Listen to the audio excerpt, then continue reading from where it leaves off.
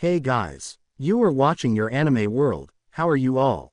Please support to subscribe this channel for watching new interesting stories. So in this video, we will see what if Deku got a second chance and was reborn as a vampire. Here is short summary. After losing his life in a tragic accident, Deku is given a second chance, but not as the hero he dreamed of. Reborn as a vampire, he must fight his monstrous nature to protect others from the shadows. Can a creature of the night still be a symbol of hope? But before we start, if you want more stuff like this, then be sure to subscribe and like this video. And if possible, share this video with your friends. Now let's start the story. Can somebody without a quirk be a hero? Can someone without a quirk be like you? It's been my dream since as long as I could remember. I wanted to be like you. I want to save everybody I can with a smile on my face like you. A fearless smile that makes everybody around me feel safe, says Midoriya, completely oblivious to All Might morphing into a ball of smoke and then deflating in front of him until he looks up and immediately begins screaming. Wait, you're not All Might. Are you an imposter? I can assure you I am All Might, but in this form I'd prefer you call me Toshinori. And about this form, you know how people beep in their guts and flex at the pool? Well, it's kind of like that, says Toshinori. No way, says Midoriya. Yes way, and about that fearless smile, you should know that there is plenty of fear behind that smile. I smile to make people feel safe and to trick the fear inside of me, says All Might. Midoriya felt as if his feet had grown roots into the roof. He couldn't move at all. He was captured by the words of his hero. I need you to look at this, says All Might before lifting his shirt and revealing an intricate spider web pattern of scar tissue. It's pretty gross, right? I got this 5 years ago and due to enough surgeries to last me a lifetime. I'm alive, but I can only maintain my hero form for 3 hours a day. 5 years ago, was it your fight with the toxic chainsaw? Asks Midoriya. All Might's eyes widen before he responds, you're rather well informed, but no, it wasn't my fight with the toxic chainsaw. This fight wasn't made public. The symbol of peace cannot be daunted by evil. Kid, there are some villains that are just too strong to beat. So can you be a hero? Sorry, but not without a quirk. Midoriya felt like his whole world was coming down on him for the 4th time today. He knew All Might wasn't done talking and half-heartedly registered that All Might was telling him he could be a police officer or a doctor, but his words fell on deaf ears as Midoriya fell to his knees and began to cry. He didn't know what to do. He spent his entire life trying to smile for the world like All Might, and now he couldn't even smile for himself. When a memory came to mind. If you want to be a hero so bad, why don't you take a swan dive off the roof and pray for a quirk in your next life? I can't live anymore. Not like this. Living like this is worthless like me.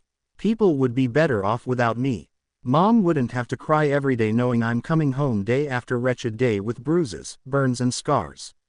I need to do this. I can't go any further, thinks Midoriya. When Midoriya looked up, he realized he worked his way over to the edge of the building. This is it, thinks Midoriya.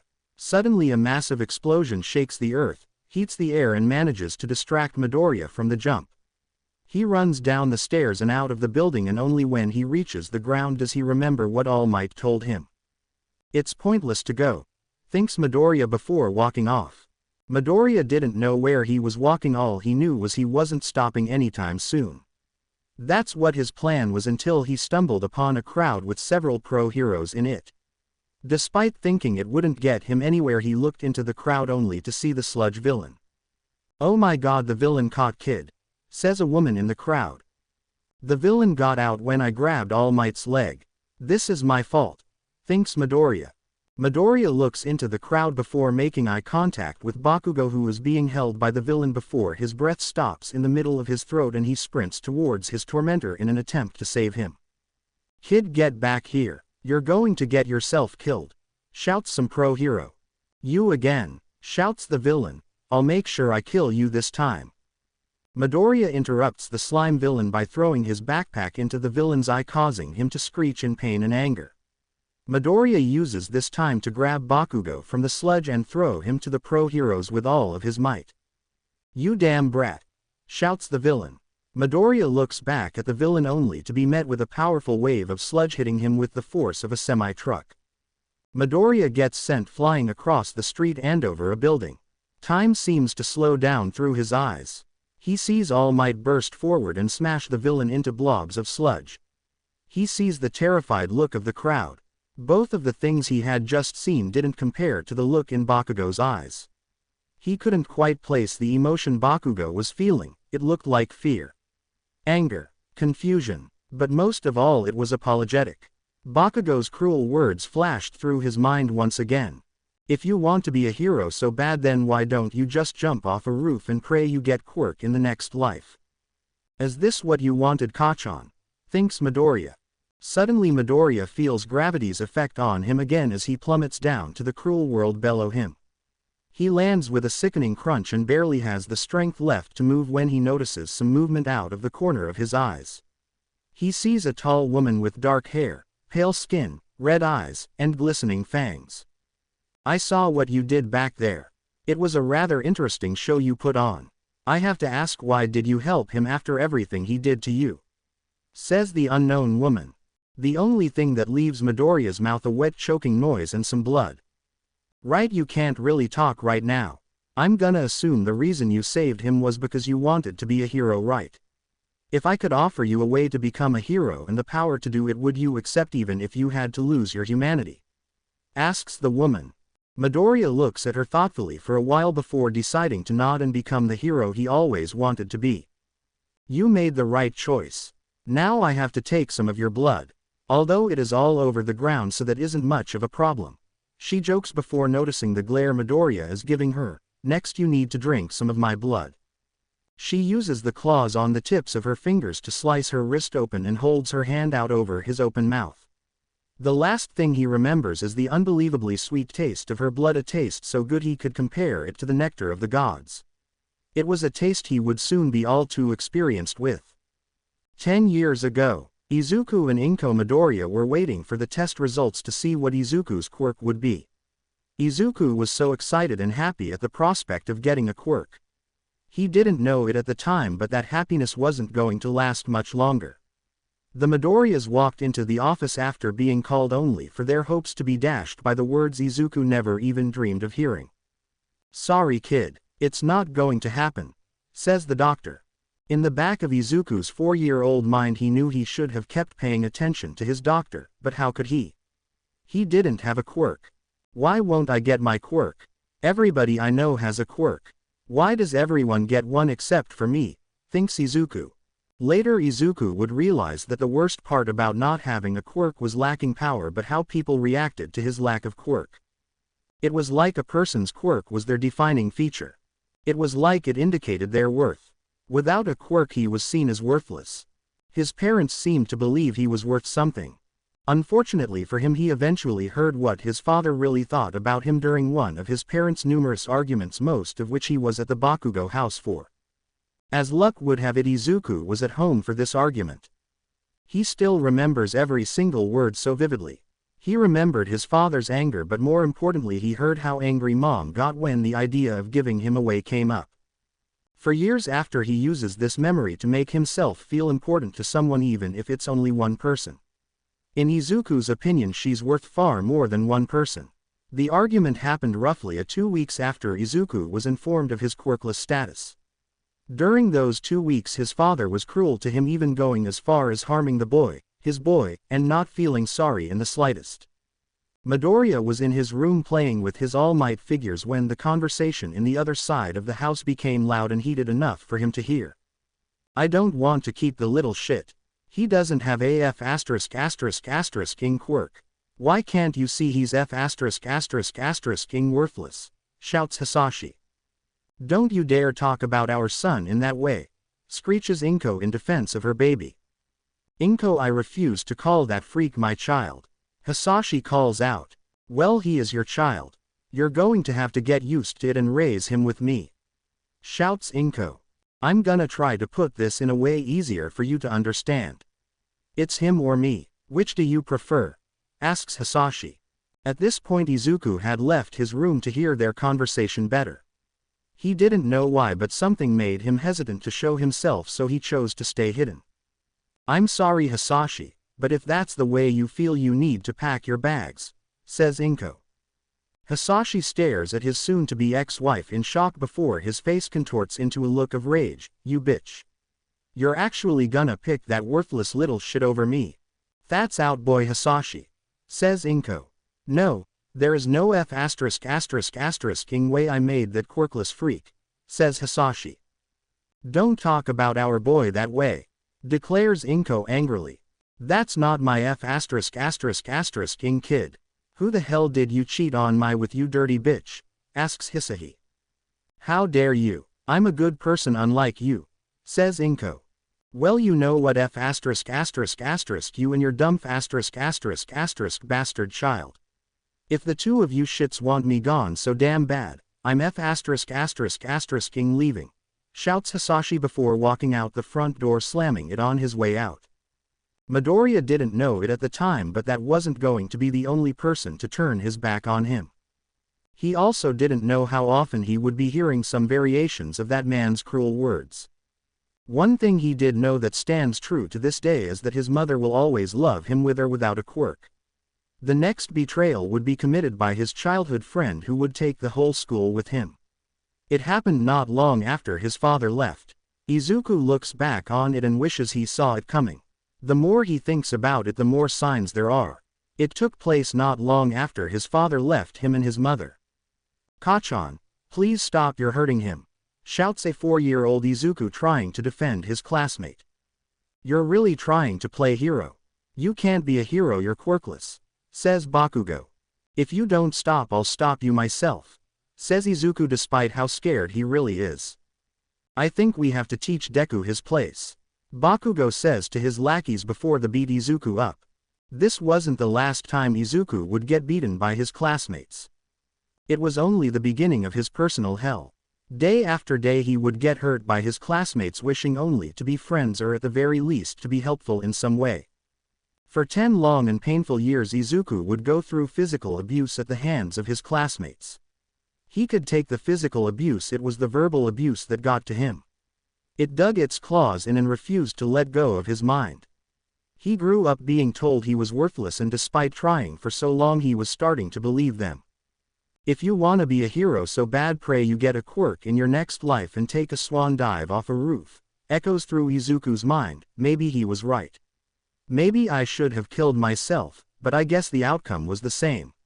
Maybe he was right about reincarnation. If I'm lucky I will wake up with powers of my own. With Inko. When Inko heard about what had happened to her baby boy she was shocked, confused, but most of all she was terrified.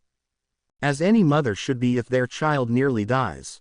Inko didn't care about what was happening in the rest of the world, all she needed to do was see her baby. She got to the hospital with a speed that would put All Might to shame and demanded to see her baby. When she got to see him he looked so pale she would have thought he was dead if it weren't for the nurse's doctor's reassurance that her boy was still alive. She was told he was in a coma and should wake up within a month. So she waited day after day until a week passed. I should have never disregarded his dreams like that.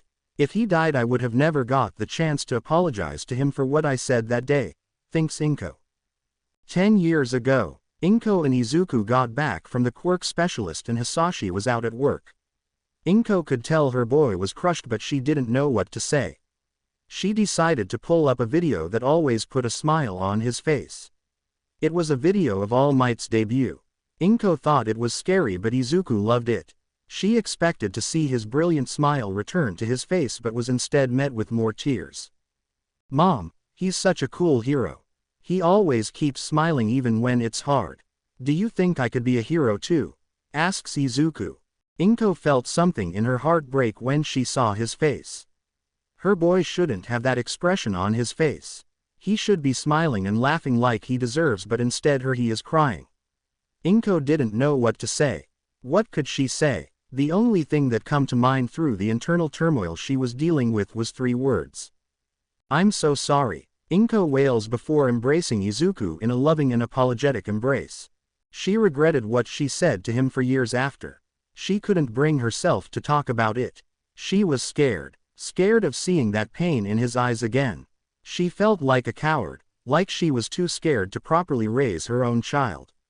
Unbeknownst to her, Izuku still and always will believe that he has the greatest mother in the world, and nothing including All Might himself would ever begin to change that. Back to present. As soon as he wakes up I'm going to hug him and apologize for everything, thinks Inko. Inko wouldn't know until several minutes later, but her boy's awakening was sooner than she imagined. After making sure she was ready to talk whenever he woke up, she began to patiently wait by his bedside as he has been doing for the past week. She heard a low groan come from her boy. All she could do was stare at her boy with her eyes widened from shock. Izuku opened his eyes and glanced around a little bit before making eye contact with his mom. "Mom," Izuku says questioningly. "My baby boy, I'm so glad you're okay," Inko shouts. "Mom, I'm alive," says Izuku while looking shocked. "How am I alive?" asks Izuku. "If you'd like I can answer all your questions while doing my checkup," says a slightly familiar voice. Izuku turns his head with some irritation and a slight crackling in his neck to see the woman who promised to keep him alive and give him powers. "It's you," says Izuku with a surprised tone of voice. "Izuku, do you know her?" asks Inko. "I was nearby when the villain attacked. I got him to the hospital," says the woman. "Oh, thank you so much. I don't think I could repay you for saving my baby boy," says Inko. "There is no need to pay me. It is my job after all," jokes the woman. "Well, thank you anyways," says Inko. "As much as I would love to talk more, I need to make sure your boy is recovering fully," says the woman. "Then I'll give you some room to work and be back in a couple of minutes," says Inko before stepping out of the room. "All right, Mr. Midoriya, I'm sure you have lots of questions about what I told you when we first met. So ask away," says the woman. "Well, I'd like to know your name," says Izuku. "My name is Ruby Rhodonite, but you can call me Ruby. Both my first and last name are shared with gemstones." "Anything else?" says Ruby. "How long have I been asleep?" asks Izuku. "You've been asleep for a week," says Ruby. "A week?" shouts Izuku. "I understand this is surprising, but please try to keep it down. We are in a hospital," says Ruby. "Right. Sorry. What did you mean about giving me the power to be a hero?" asks Izuku. "Well, this is where the explanations get harder. Do you know what a vampire is?" asks Ruby. "Like the bat?" questions Izuku. "People are so obsessed with quirks they completely forget all about us vampires," says Ruby indignantly. "I'm sorry, but could you please explain what a vampire is?" requests Izuku. "Oh right. A vampire is an undead being with some form of powers that differ from vampire to vampire. My powers are mental and let me move things with my mind along with messing with other people's heads. The only real downside to being a vampire is we have to drink human blood exclusively," explains Ruby. "But what does this have to do with me?" asks Izuku. "You're a vampire now," states Ruby. "I'm a vampire?" asks Izuku. "Yup," says Ruby. "What kind of powers will I get?" questions Izuku. "Your guess is as good as mine. We'll find out when you first use them," says Ruby, causing Izuku to deflate a little. "Wait, am I gonna have to drink human blood?" asks Izuku. "Yeah, we do. It's why I chose to work at a hospital. I get to take some blood. I probably could have done the same in the hero industry, but that's too much work," explains Ruby. "I can't drink human blood. I was just a human a week ago," says Izuku. "You can try to fight it, but the bloodlust will move your body eventually. I recommend finding something that gets you blood without getting you trouble," says Ruby. "I don't have a choice. How am I supposed to become a hero like this?" asks Izuku. "You could just take blood from villains," says Ruby. "How am I supposed to not take blood between now and the time I'm a hero?" asks Izuku. "Well, you could become a vigilante," says Ruby. "I can't do that, it's illegal," says Izuku. "Okay, fine. But it's gonna catch up to you eventually," says Ruby. "Well, I'm gonna fight it for as long as I can," says Izuku. "It's harder than you would think, but from what I've seen about your determination, you just might be able to fight it for a while." "Any more questions?" says Ruby. "When do I get to leave the hospital?" asks Midoriya. "You should be able to leave after I finish my checkup," says Ruby. "Okay," says Izuku, excited to go home because despite the fact he hasn't been awake very long, he already feels like he wants to curl up in his bed and sleep the stress away. Oh, I should give you my number in case you have any more questions about being a vampire, says Ruby. I normally do have lots of questions. I guess I'm just tired right now, says Izuku. That makes sense, the transformation process is very tiring, but you should have retractable fangs and claws now, says Ruby. I should test those later, but I'm too tired now, Izuku says with a yawn. Then I should get to work on my checkup and send you on your way, says Ruby. After the checkup, Izuku and Inko were leaving the hospital. Izuku didn't think he would be able to stay awake for the entire ride back. He was right. The last thing he remembers before falling asleep was looking up to the full moon shining brightly in the darkness around it. Before Izuku knew it, he was being woke up by his mother so that they could go up to their apartment. Izuku groggily got out of the car and up the stairs to the apartment. Izuku wanted to go straight to bed, but Inko told him to shower first. Knowing that he put his mother through unbelievable stress quite recently, he decided to oblige her. Izuku ran the water for his shower, but when he stuck his hand in to check the temperature, he felt a burning sensation that traveled up his whole arm. He looked down at his hand to see some skin had been burnt away despite the water being cold. He didn't know what it meant, so he decided to ask Ruby. Hey, it's me, Izuku Midoriya. I wanted to know if I might have any reactions to touching water, asks Izuku.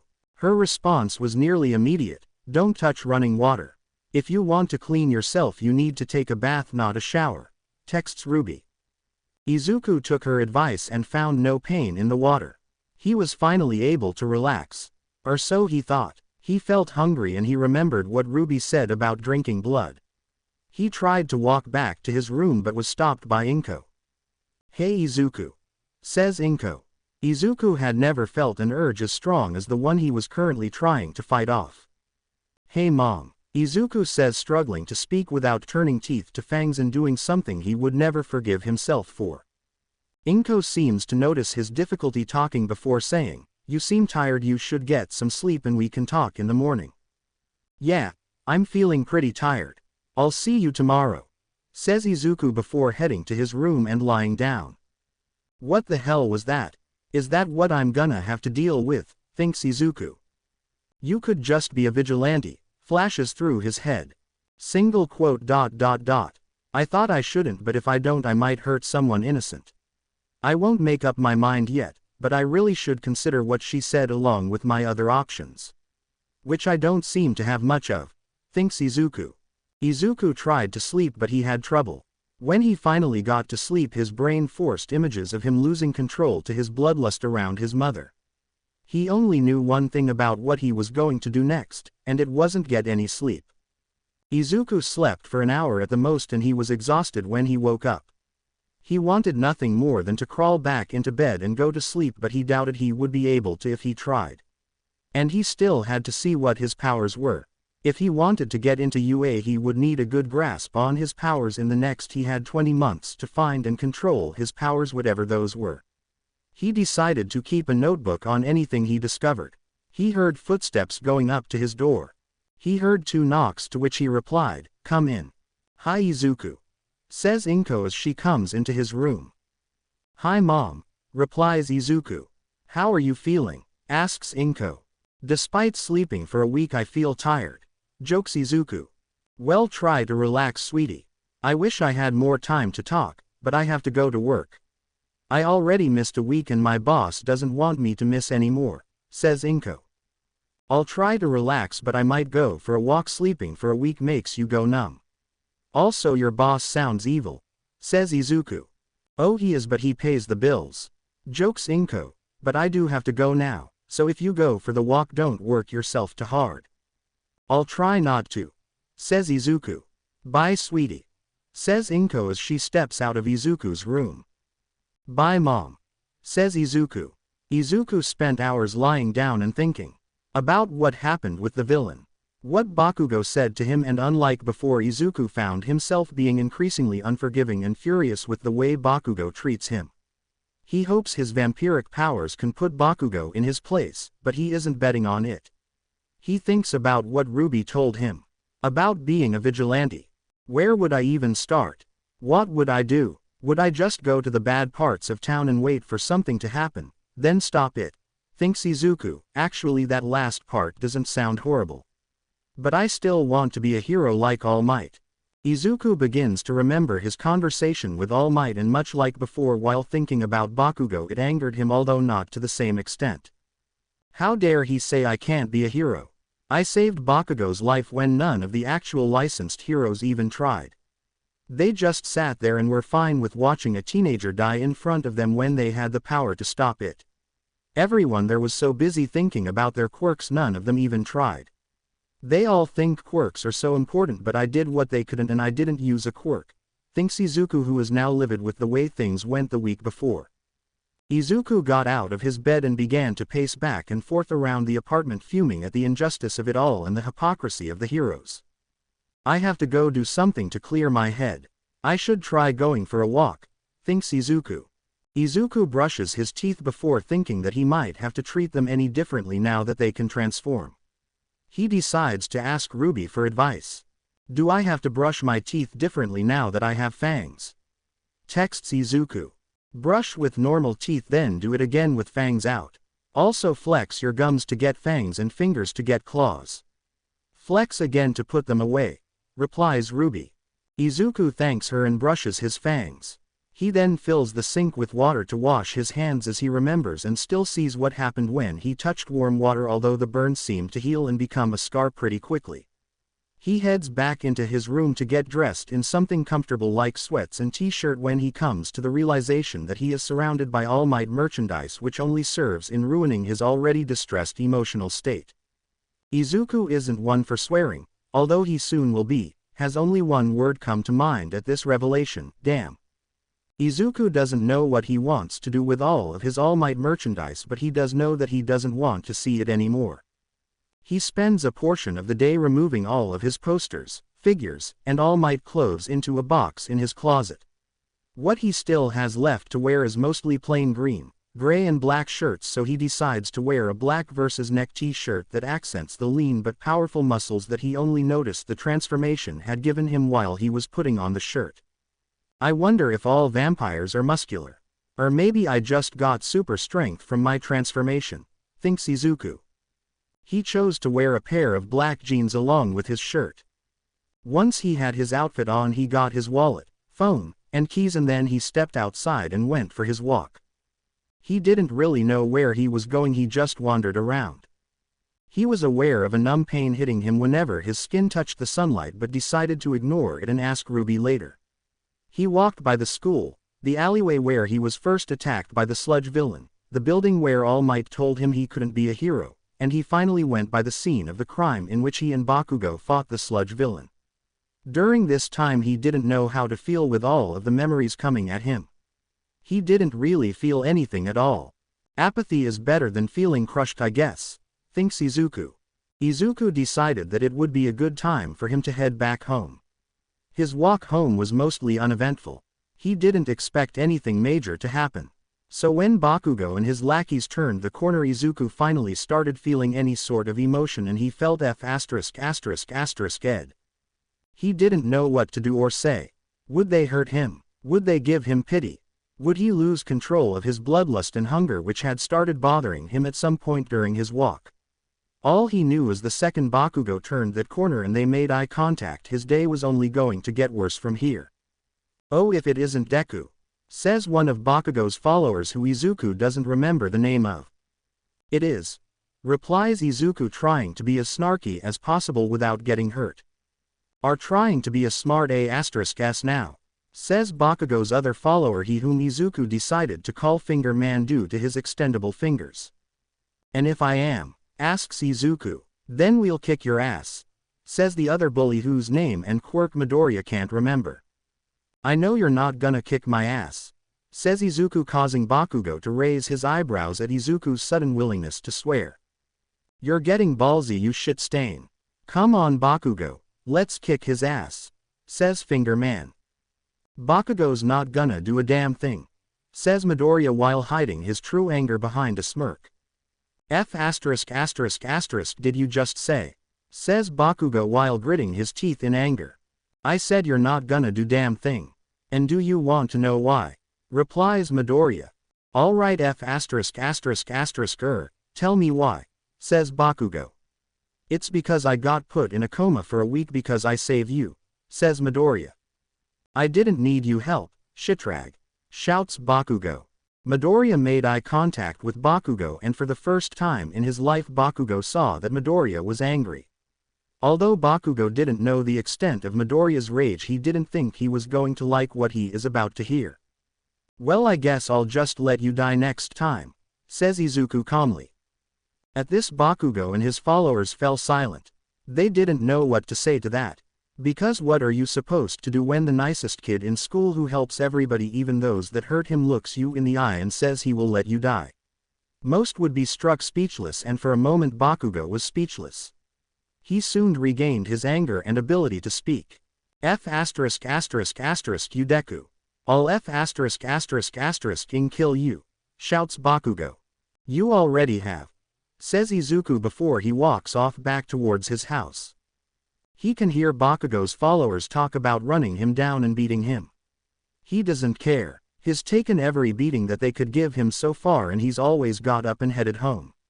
He hears Bakugo say it doesn't matter and that he just wants to get down to the 7-Eleven and get his protein bars. I honestly expected to get hurt by something today, but I guess the emotional pain from that conversation will have to cover for my daily physical pain intake. Geez, that was sort of morbid. But I guess that's what happens to somebody when they die and wake up.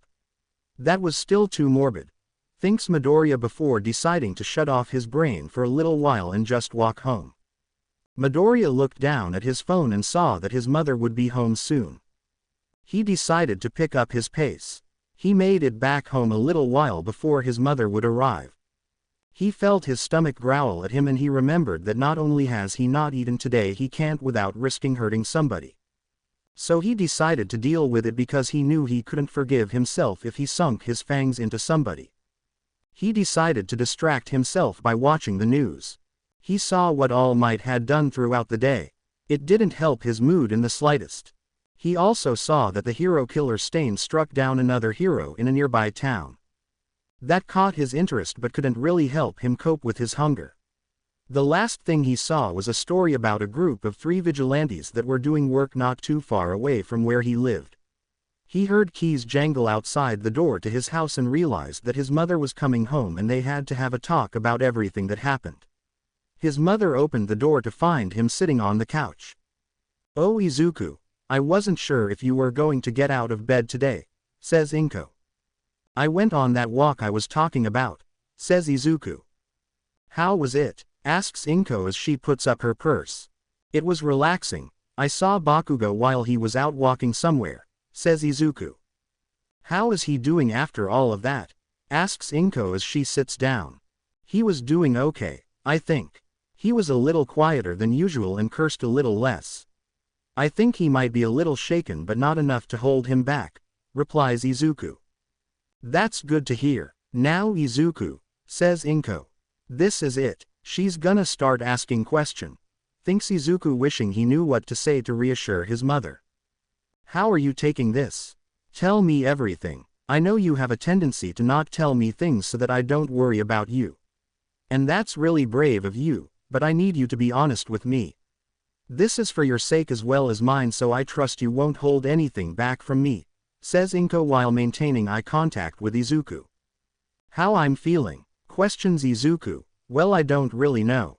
I feel so many different emotions but I'm not able to figure most of them out. It's like I'm awake but nothing feels real. Like I'm still dreaming that I can come back, but nothing feels real. I'm scared that my vision's going to fade into darkness and I'm gonna be in that coma again and all of this is going to be a dream. But most of all I feel this new tiredness that I've never experienced before that seems to refuse to go away. Oh, Izuku, that must be so hard to deal with. You shouldn't have to go through that all on your own. Nobody your age should have to go through that.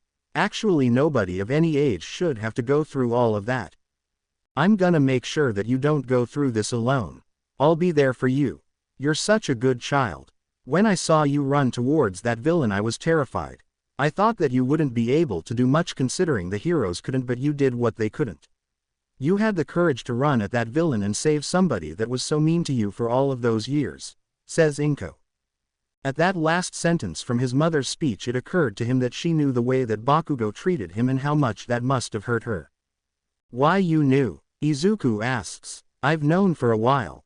I've tried to get Mitsuki to stop him and she has tried too, but they just can't control him. I've spent so much time trying to avoid your problems. Well, I'm done just standing around and hoping things will get better for us. I'm going to be there for you. I'll go and slap Bakugo if that's what it takes, says Inko with determination. I appreciate that sentiment, but I don't think you'll have to hit Bakugo. I'm done. Do you mind if I swear? Asks Izuku. I'll allow it just because I know this is stressful for you, says Inko. I'm done taking his shit. If he speaks to me in a degrading way, I'll talk back, and if he hits me, I'll hit back, says Izuku. I'm glad that you're going to stand up for yourself, but please try not to get into fight, says Inko. I'll try not to, but knowing Bakugo I might just have to fight, says Izuku. Only when you have to, says Inko. Only when I have to, confirms Izuku. There's one more thing I want to talk about, says Inko. What is it? Asks Izuku. I'm not sure if you remember this, but when you were younger and you just found out that you were quirkless, you asked me if you could be a hero.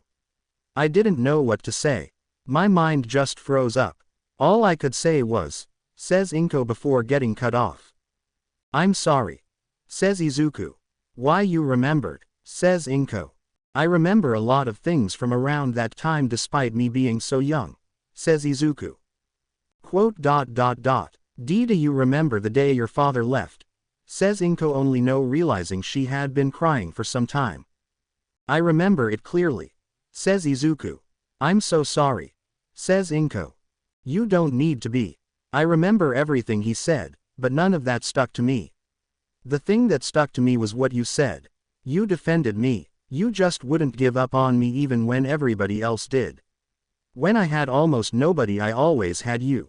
You sent away your own husband just to keep me, says Izuku. Thank you for having so much faith in me, says Inko. You deserve all of it, says Izuku. Is there anything else we need to talk about? Asks Inko.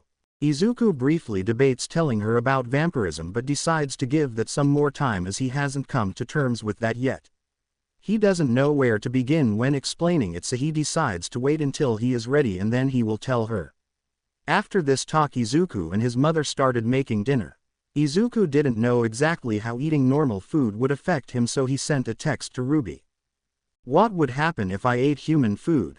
Asks Izuku. It would completely disintegrate in your stomach and you wouldn't get any nutrition from it. So basically nothing happens. Also, food will lose all taste in your mouth or it will just taste bad. It depends on the food, says Ruby.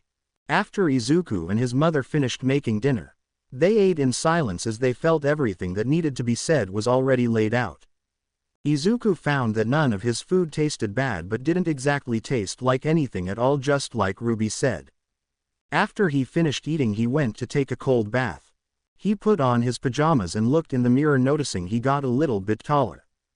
Izuku and his mother usually go to sleep very early, but Izuku decided to lie down, look at the news on his phone, only to see more of All Might. He once again realized how hungry he was and wanted to find another distraction from the ever-present pain that had suddenly spiked. He figured that he should go to sleep soon because there was nothing that he wanted to see. He was about to go to sleep when he got a text from Ruby. Have you had anything to drink? Asks Ruby. I haven't drank yet, replies Izuku. You need to drink soon. If you keep doing this to yourself, you're gonna lose control. Don't do something you might regret, says Ruby. I know I should drink, but I want more time, says Izuku. You don't have more time, says Ruby. Do you have any suggestions? Asks Izuku. I was gonna ask you to meet me tomorrow to talk about the powers that all vampires have. We can talk more about it then. Meet me by the hospital around 9 o'clock, says Ruby. Okay. Good night, says Izuku. Good night, replies Ruby. Izuku woke up with a pain in his stomach that refused to go away. He knew it wasn't healthy to avoid eating, but he knew that he would regret feeding himself even if he eventually got over it. He didn't know what to do. He could smell blood from all around him, whether it be his mother's or that of someone in an apartment near his. He decided to get out of bed and look for something that could distract him from his hunger. He brushed his teeth and then his fangs. He took a cold bath hoping to get a distraction in the frigid water, only to find his stomach growling louder and with more passion than before. He looked at his clock and found out that it was still only 6 in the morning. He knew his mother would wake up soon. He was uncertain if he should be happy for a distraction or scared by the possibility of losing control around his mother. When his mother woke up, she began to converse with him. "How did you sleep?" asks Inko. "I slept well, but I wish I slept more," replies Izuku. "And how are you feeling?" asks Inko. "Stiff. Still shaken up. I think I need to clear my mind some more. I'm gonna go for another walk," says Izuku. "Okay. Take your phone and keep in touch with me," says Inko. "I will. Bye, Mom," says Izuku before grabbing his phone and heading out the door. Izuku began walking around. Much like his last stroll, he had no destination in mind. He was panicking a little. Tomorrow is Monday and he doesn't want to spend a whole day at school with Bakugo. He just wants to find a way to get rid of his hunger that doesn't make him feel guilty to think about. He keeps these thoughts in mind as he strolls for hours. Every hour he texts his mom the name of the street he is on and tells her that he's fine. He walks his way down to a beach that he sees is called Dagoba Municipal Beach Park. The entire beach is covered in garbage, but he doesn't seem to notice the smell. He walks into the beach and manages to climb his way up to a chair on top of a pile of garbage that is high enough for him to look out into the horizon and watch the waves come into shore. He can see the water ripple in the distance with influence of the moon overhead. He wonders if the sun feels so much hotter than usual is because of his vampiric body. He sends a text to his mom and ponders his humanity or lack thereof. He decides to work his way down the pile of trash. When he gets to the bottom, he hears a loud series of bangs behind him and sees a refrigerator falling on him. He puts his arms out in a desperate attempt to save himself when he finds that the fridge was stopped by his hands and seems to weigh nothing in his hands. "I've got super strength," thinks Midoriya. He tries to push the fridge off of his arms and sends it flying into the pile of garbage. "Holy shit, I've got super strength," thinks Midoriya again. "I've got to test the limits. How much can I lift? How hard can I punch? How hard can I kick? How fast can I run? How far can I jump? Does this come with added durability? Will drinking blood increase my current strength? Will me avoiding drinking blood make me weaker?" Midoriya spent the rest of the day figuring out his powers. He could lift 1 truck loaded with appliances, 1 fridge, 1 washer, half a dryer, 3 microwaves, 8 toasters, and a motorcycle. The motorcycle actually still worked, and he made the decision to hide that away in the rocks that people without strength and mobility enhancing powers couldn't get to the top of. Speaking of mobility enhancers, he could jump about 8 times as high and as far as a truck with a refrigerator, oven, washer, dryer, dishwasher, and an entire light pole. The light pole baffled Midoriya. How did it get on the beach? And who left a working motorcycle here? Well, if I did choose to be a vigilante, that motorcycle could be useful. Although none of those thoughts are as interesting as how someone managed to drag an engineless truck out to this beach, thinks Midoriya. He also found a speed gun.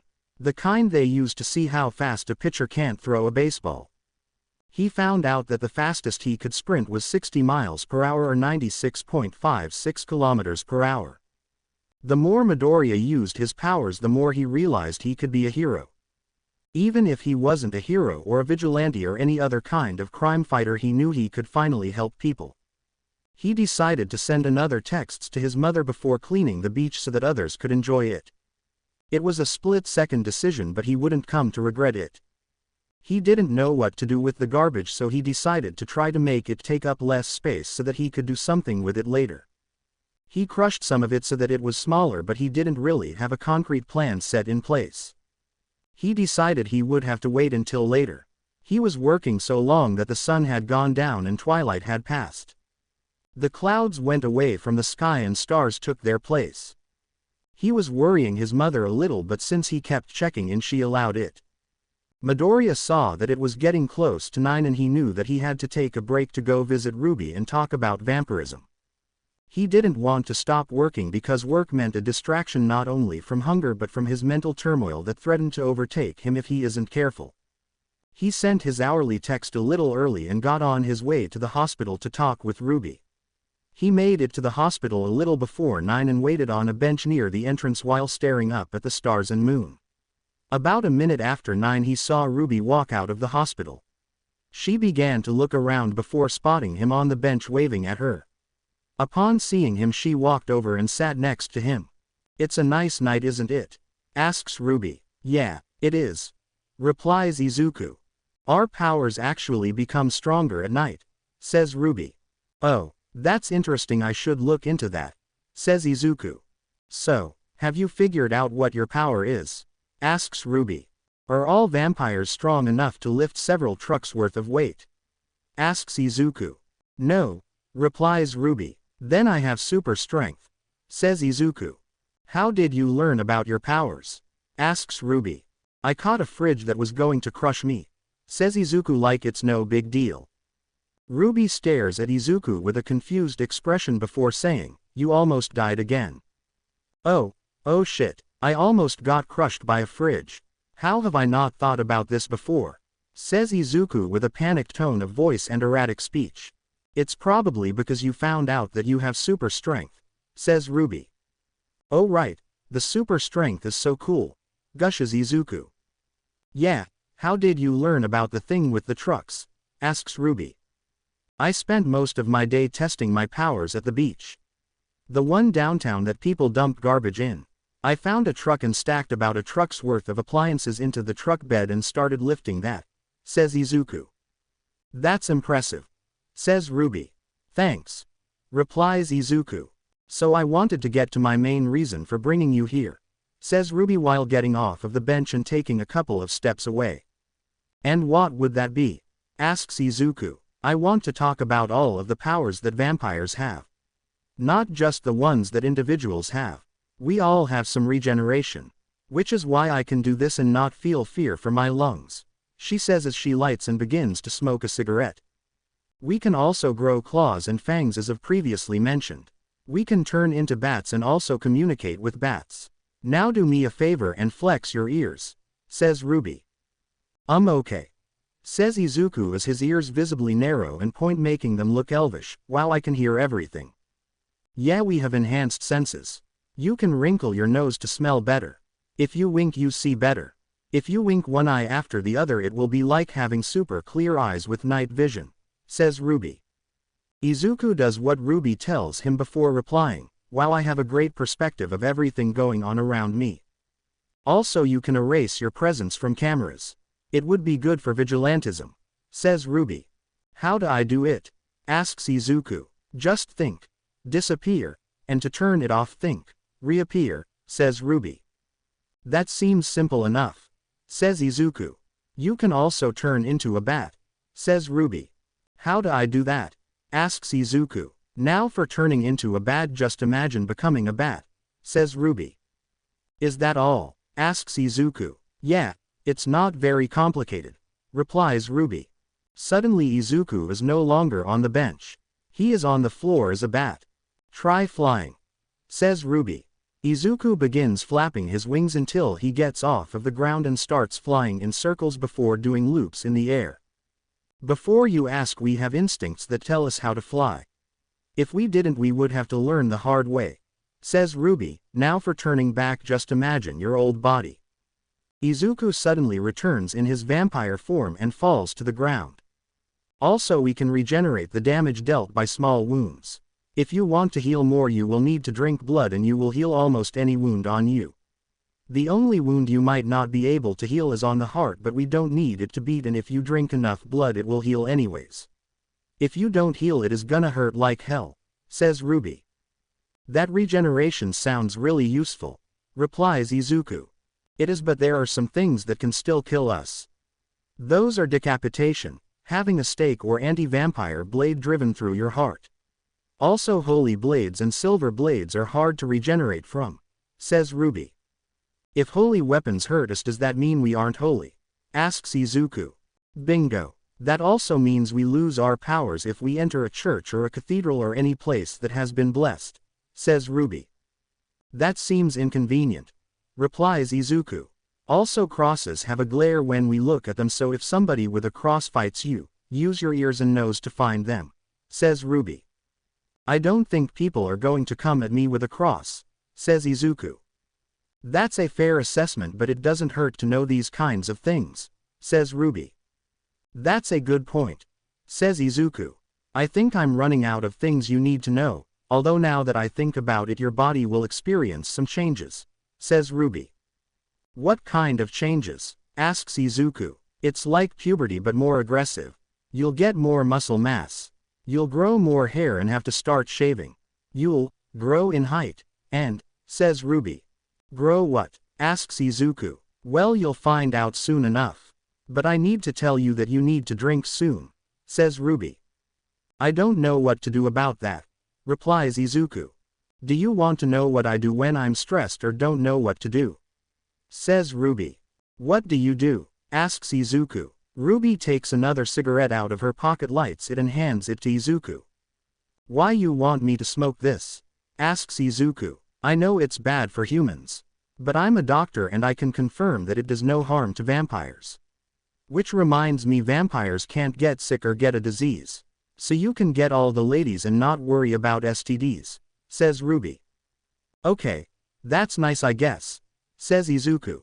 I try to be the fun aunt figure with all teenager or children, says Ruby. Well, that explains the cigarettes, says Izuku. Speaking of which, you haven't tried it, says Ruby. Well, what exactly does it do? Asks Izuku. It makes your brain release dopamine, which makes you happy, says Ruby. Oh, and there are no repercussions for me smoking this, says Midoriya. None at all, replies Ruby. Well, I guess I could use some dopamine. But how do you do it? Asks Izuku. You hold the orange part in your mouth and you breathe in the smoke, then you breath out. If you repeat these actions you'll get the dopamine. Also vampires can't become addicted, says Ruby. Izuku tries the cigarette and blows out smoke. I thought I would start coughing, says Izuku. You don't need oxygen so you won't cough, says Ruby. Well, I have to go now. See you soon. Yeah, see you soon, says Izuku. Ruby and Izuku both go on their way home. Izuku texts his mom again to let her know he was out with a friend and that he would be home soon. Izuku was walking home and working his way through a cigarette. He finished the cigarette, made sure it wasn't still burning and put it in a trash can in the park he was walking through. He kept walking home when he heard a high-pitched scream from the alleyways between the buildings lining the park. Izuku immediately runs to where he heard the scream to see a sleazy-looking man kicking a woman in the ribs. You dirty whore, give me what I came for, says the criminal. Izuku runs in and grabs the man. He pulls the man away from the woman and the man pulls out a knife. Run! Shouts Izuku. The man tries to stab Izuku with the knife, but Izuku had gotten a good sense of reflexes from dealing with Bakugo for years and stepped back to avoid the knife. He then punched the man across the alleyway into several trash bags. He realized that the man was unconscious. The fact that what he had just done was vigilantism barely registered through his mind. The only thing he could focus on was the smell of the blood leaking from the man's mouth. It smelled similarly to copper and the scent was intoxicating. The smell was heavenly in a way Izuku never can and never will be able to explain.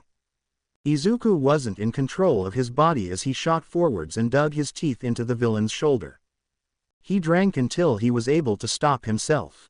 Midoriya panicked and not knowing what to do ran home. When he got home he saw his mom on the couch asleep. He assumed she was waiting for him. With guilt weighing him down he carried his mother to her bed and took a cold bath, trying to wash the blood off of himself long after it was gone. He finally got to bed and he realized one thing about the whole event. He felt alive. He felt happy. It's been so long since he's felt truly alive and he finally has that feeling back. I've got to do that again, says Midoriya before succumbing to exhaustion and falling asleep. When Midoriya woke up, the events that unfolded last night ran through his head. He could still taste the sweetness of the villain's blood. He could still feel the rush of that fight, and the pride he felt not only for saving a woman but beating a villain and in just one punch. He never thought he would be strong enough for that in his wildest dreams. He was on a high of emotions, and as soon as that high hit, it left just as fast when he realized what he had done.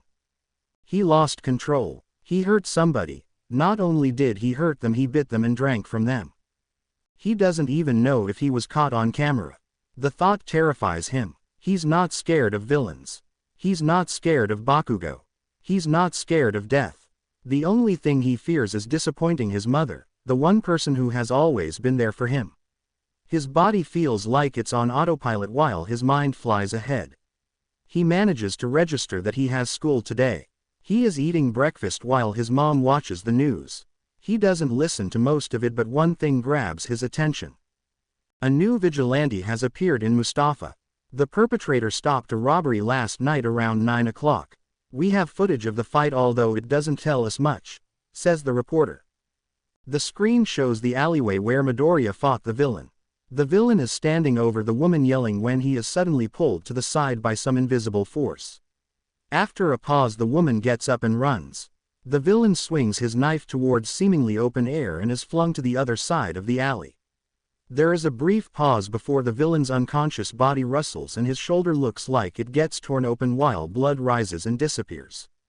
I activated my incognito mode thing without realizing. Actually, incognito mode is a good name for that. I'll stick with it, thinks Midoriya. While the vigilante doesn't show up on cameras, the woman who was attacked say and heard the vigilante, says the reporter. The screen changes to a different reporter outside of the alleyway with the girl Izuku saved. Can you tell us what happened? Asks the reporter. I was walking home from my friend's house and the villain asked if I needed an escort home. I told him I would be fine by myself. I turned and kept walking when I heard him step towards me. I turned around and saw him trying to push me, which he succeeded in, and screamed as he knocked me over. He told me to give him my wallet. I told him no and he started to kick me. He yelled something about giving him what he wants. Then I noticed he wasn't standing over me. I looked up and saw the vigilante grabbing him and pulling him off of me. The villain pulled out a knife and the vigilante yelled, "Run," so I did. As I was running, I saw the vigilante step back and dodge the villain's knife, and then he sent him to the other side of the alley with one punch, says the woman while doing a punching movement to demonstrate. Can you describe the vigilante? Asks the reporter. Yeah, he was kinda short, says the woman. Rude, thinks Midoriya. He had red eyes. They were like a cat's with the slit, and how angular they were. I couldn't get that good of a view because it was dark and I was on the ground or running away, says the woman. If you could say one thing to the vigilante, what would it be? Asks the reporter. I would have to say thanks for saving me, says the woman. Hey Izuku, says Inko. Yeah, Mom, says Izuku. If you ever see something like that, run away. Okay, asks Inko. Of course, that would be scary and dangerous, says Izuku. Well, as long as you understand, then we're good. Also, you should be getting ready for school, not looking at the TV, says Inko. Oh right, I'll get back to that, replies Izuku. Izuku goes through the rest of his routine and wonders if Ruby has seen the news yet. Although he's pretty sure she will text him when she does. Izuku grabs his bag and begins the walk to school. As he walks through the schoolyard, he makes sure to keep his head up high. He would normally keep his head down and try to avoid any attention. This isn't to say that he wants attention, he just wants to let people know that he took the worst the villain who beat Bakugo could do and get up and keep moving. As he walked to his first period class, he heard people talking about him. But he didn't care anymore. If they have something to say, they can say it to his face, and if they won't say it to his face, then he won't listen to the cowards. He makes his way to class and actually makes eye contact with students, and for the first time in years he isn't the one shying away from contact. He makes it to his first period and sees Bakugo glare at him as soon as he enters the room. Deku, growls Bakugo. Bakugo, replies Izuku. Hey, what happened to you calling him Kachan? Asks one of the students towards the back of the class. I'm coming to realize that he doesn't deserve it, says Izuku. The F******, do you mean I don't deserve it? Says Bakugo. I mean, nicknames are reserved for friends and you're not my friend, says Izuku. Oh, you fight and lose to one villain and you think you're hot shit, says Bakugo. No, I saved you from one villain and I don't need you to tell me who or what I am. That doesn't even mention that you lost to the villain too, says Izuku. What was that? Asks Bakugo menacingly. I said, you lost too, says Izuku. I'll F******, kill you, says Bakugo lividly. Go right ahead, says Izuku smoothly. Not only do these words stun Bakugo, they stun the entire class, who happens to be shocked silent. Well, I've asked, says Izuku, are you going to do it or not? Bakugo just continues to stand there glaring at Izuku. Izuku grabs Bakugo's hand and guides it to his own chest and firmly places Bakugo's hand over his unbeating heart. Your quirk is explosion. It lets you shoot explosions out of your hand. They hit with enough force to break through boulders and even metals. They could easily blow a hole in my chest, so as I said earlier, go right ahead, says Izuku. Bakugo finally manages to say something. Are you F******, insane? No, I know that you won't kill me. The reasons being you want to be a hero. I saved you, this isn't a good place for a murder, and even if you did kill me I wouldn't care, says Midoriya before leaning closer and whispering, maybe I should pray for a quirk in the next life and take a swan dive off a roof. Bakugo is silenced by Midoriya for a third time since the sludge incident, and Izuku walks back to his seat, making sure to hold eye contact with anybody who looks at him until they become uncomfortable and look away. Midoriya takes his seat near the back and plugs his phone into the outlet so that he could use his phone in class. He wasn't that concerned with how the classes went. He made sure to study ahead because the teachers didn't like helping him. Because of all of his studying, he had a strong grasp of all of the concepts he would need to know for the rest of the year. He stays on his phone looking for some way to get rid of the garbage at Dagoba Beach. He doesn't notice his teacher start his class, and he doesn't notice the first couple of times the teacher tries to get his attention. Until the teacher tries to use his stretchy arm quirk to whack him and tilts his head to the side out of pure instinct and looks up to meet the teacher's gaze. Can I help you? Asks Izuku. Can you share with the class what you find so interesting? Asks the teacher. Oh, it's just that the leader of the Mustafa School Board has a quirkless child, and if he learned how you treat the quirkless children that you teach he would probably fire you. Especially since you just tried to hit me. Actually, that might lead to an arrest.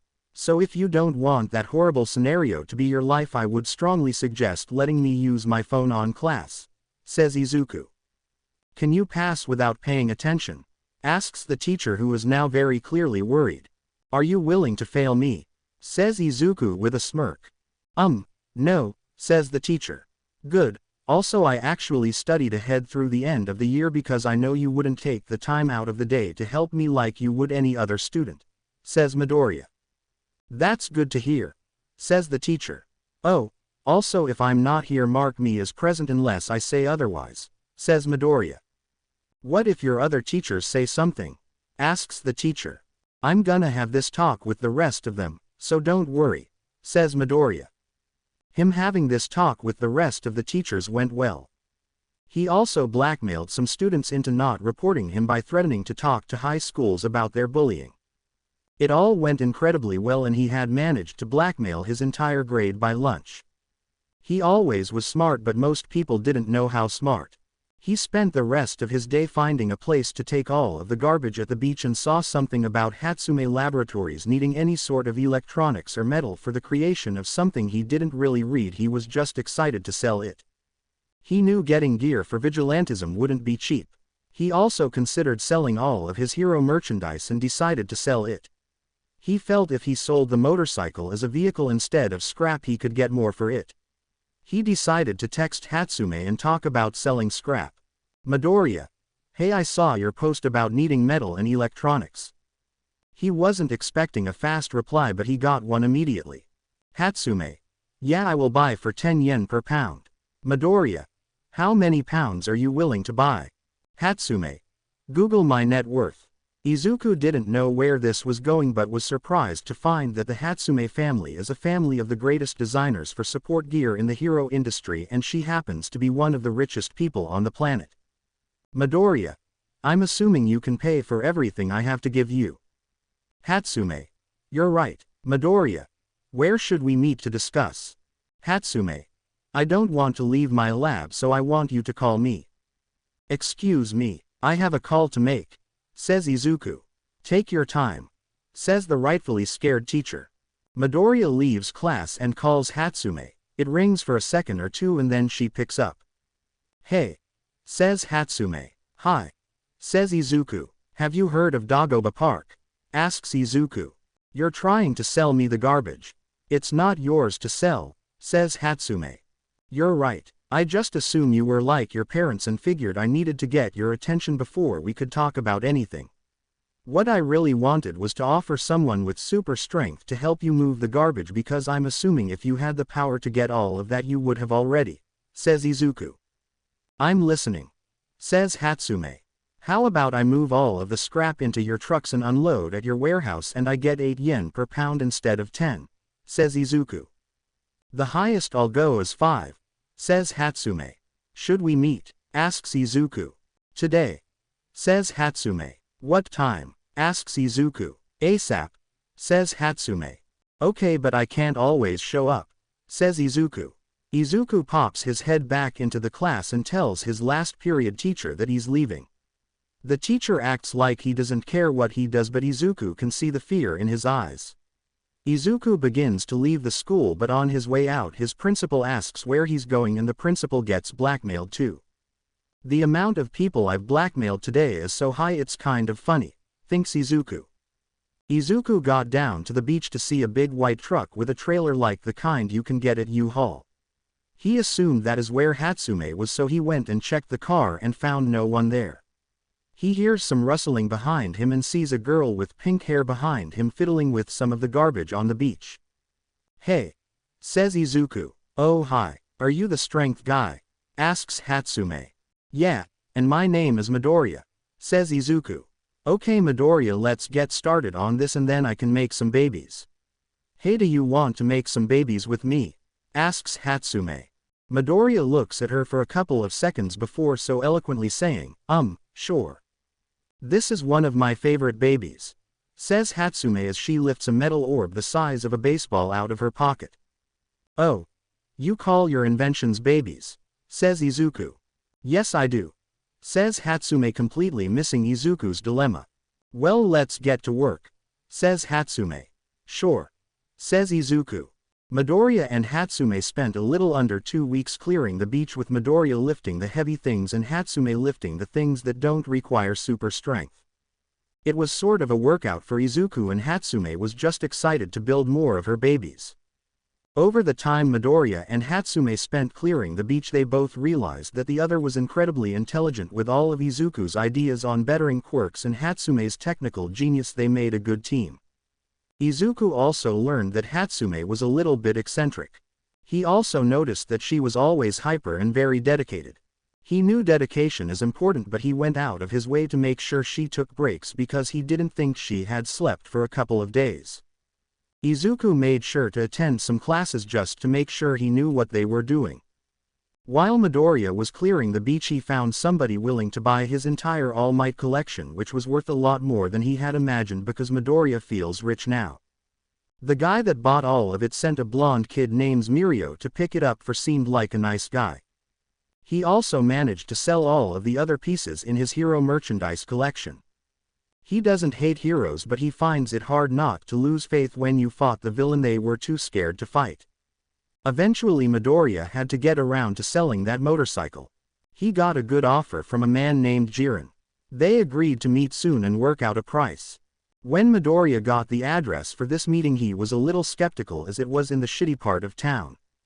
He then realized that if he was going to be a vigilante, he would need to patrol where heroes didn't. He knew the bad parts of town were the place for him to be. That is how Izuku is finding himself walking through the slums of Mustafa under the dead of night under the pretext of studying at the library to make it look like he was staying ahead of his classes like he always does. Midoriya gets odd looks carrying a motorcycle on his back and people look at it as if they want to steal it. Thought they decide not to because they believe it's broken, because if it worked why would he carry it? He finally finds the address for the place and he thinks it looks kind of shitty with all of the broken windows and damaged paint, but he knows it's the right place because the sign out front says Jiren's. He stepped into the building to see that it wasn't as bad as it looked. It was only one room as the walls had been torn out. It had a desk with 2 monitors, several drawers off to the side and a safe behind the desk. Midoriya could smell air coming from somewhere, so he registered that there is a secret back way out. He sees a sleazy man in a tacky purple suit behind the counter smoking a cigar. "You must be Jiren," says Midoriya. "You must be the vigilante," says Jiren. "You must be Jiren," says Midoriya. "You must be that vigilante," replies Jiren. Midoriya tries not to visibly panic. He makes sure he's ready for a fight by extending his claws and fangs, then he sharpens all of his senses. "I'm an information broker," continues Jiren. "I want to help you fight villains because you can get rid of the guys that are in my way." Midoriya didn't lower his guard, but he became visibly less tense. "If you're a villain, I should just catch you right now," says Midoriya. "I have no doubt that you could if you tried. But you have so much more to gain from me staying out of jail," says Jiren as he motions to a seat on the other side of his desk. "Like what?" asks Midoriya. "Well, for starters, if you get me arrested I'll tell the police that your name is Midoriya," says Jiren. "That's enough to stop me, but I can tell you have a lot more reasons, so continue," says Midoriya. "All right, but before I continue, do you want a smoke?" asks Jiren while holding out a cigarette. "Okay, sure," says Izuku as he grabs the cigarette. Jiren pulls out a revolver and before he knows it he has one hand around his wrist holding the revolver and the other around his neck. "Don't do this to yourself," says Izuku. Jiren pulled the trigger and a small flame comes out of the barrel of the gun. "That's for lighting cigarettes, isn't it?" asks Izuku, to which Jiren nods. Midoriya lets go of Jiren and lets him light his cigarette before apologizing. "It's fine, kid. I would react the same way if someone pulled a gun on me." "I should have said it was a fake," replies Jiren. "So what were those other reasons?" asks Izuku while blowing smoke and making sure the smoke doesn't hit Jiren. "I can get you gear. If you need a uniform, I can get you one. If you need weapons, I can get weapons. I can also point you in the directions of all the small gangs around," says Jiren. "That sounds pretty good, but what's in it for you again?" asks Midoriya. "I need you to get rid of some gangs for me. Some are in town and some are a bit further," says Jiren. "How am I supposed to get around from town to town while dressed as a vigilante?" "I can't take the train," says Midoriya.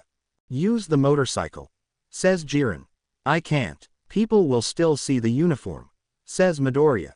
"Then would you like to trade the motorcycle for an older car with tinted windows?" asks Jiren.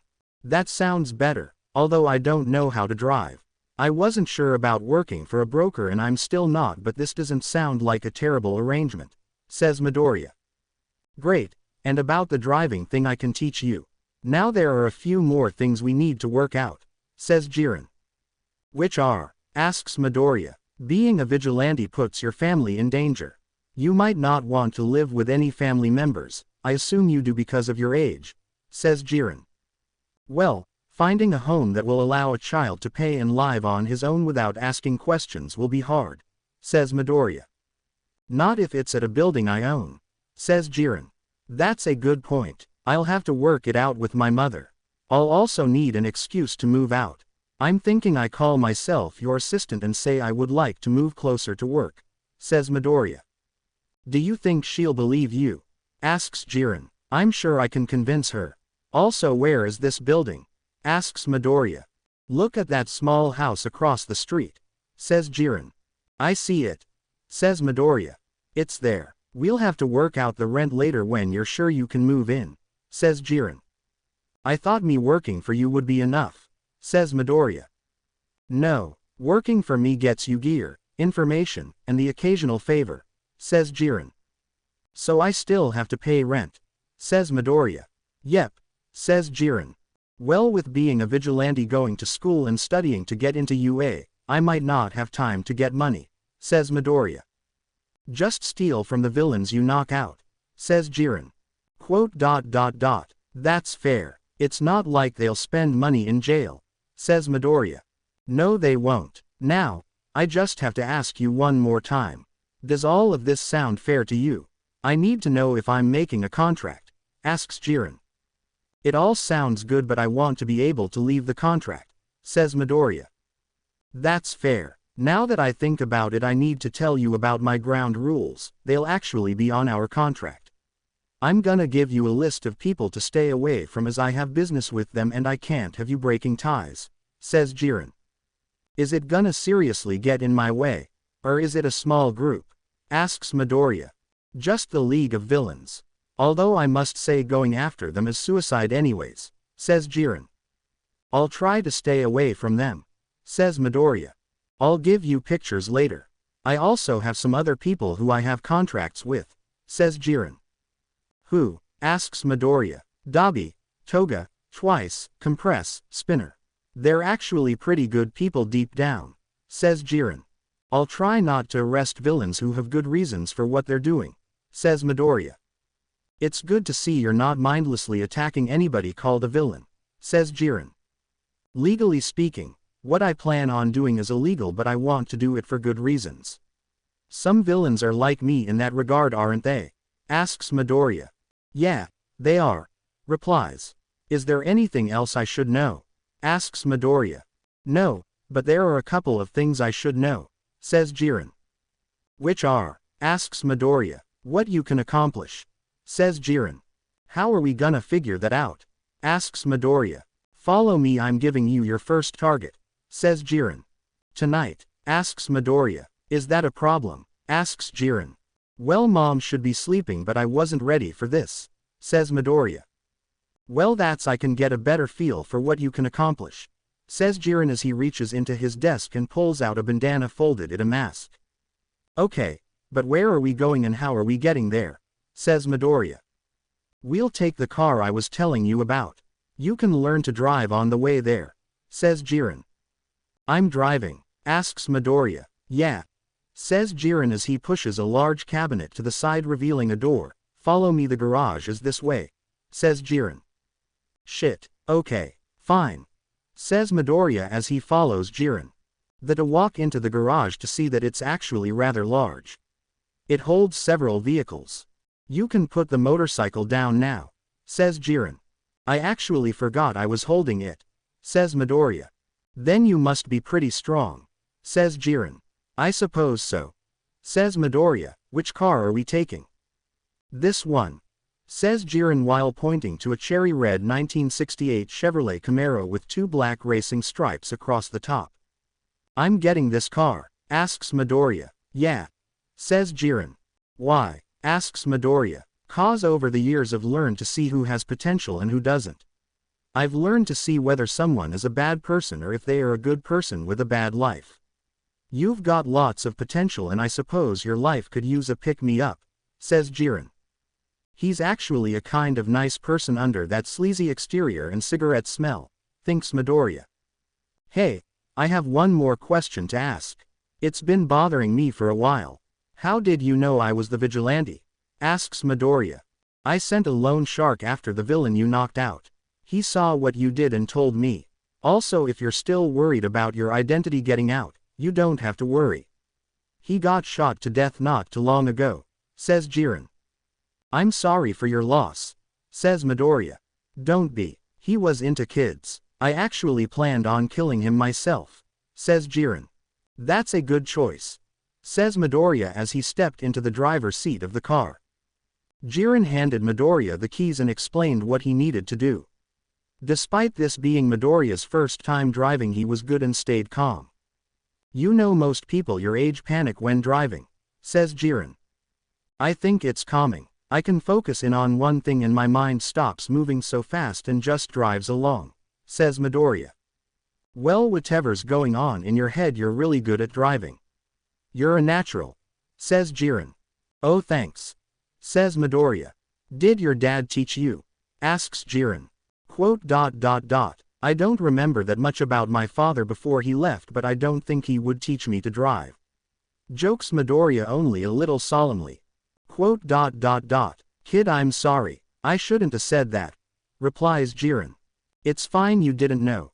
Says Midoriya. Although Jiren can feel the tensity in the air, he's certain if he was smoking it would be thick enough to stop the smoke. Jiren stops Midoriya from driving around and learning and starts directing him to the villains. The two park the car in an alley and walk out. Can you jump high? Asks Jiren. Yeah. Replies Midoriya. Jiren pulls a mask on and tells Midoriya to do the same. Erase your presence from cameras and get us on that roof, says Jiren while pointing at a nearby roof. Midoriya complies and soon him and Jiren are looking down through a warehouse window with 3 people asleep inside. They both noticed that 2 were awake and looking around to make sure no heroes were coming. Jiren grabs the window sill and takes a seat on it. Alright, get to work and I'll see what you can do, says Jiren. You got it, boss, says Midoriya before climbing down through the window and landing behind some empty crates. Midoriya enhances all of his senses and extends his claws and fangs. He looks around to see if any of them have visible quirks. He notices one of the sleeping villains has a quirk that gives him a scaly body with a long snout. Midoriya assumes he's an alligator or a crocodile. He can't tell the difference. He notices one of the awake guards has blades coming from his elbows. Midoriya decides to take out the patrolling guards first.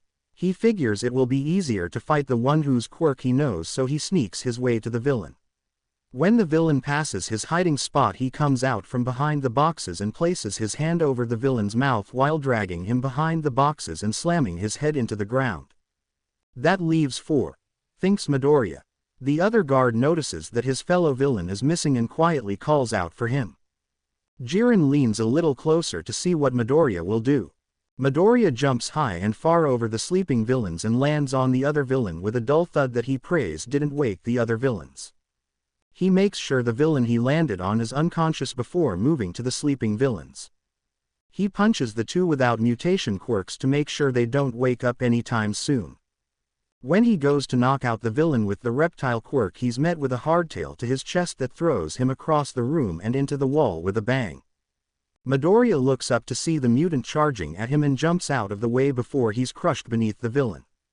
He thought the villain looked big while sleeping, but now that he was standing it occurred to Midoriya that this guy was almost 7 feet tall.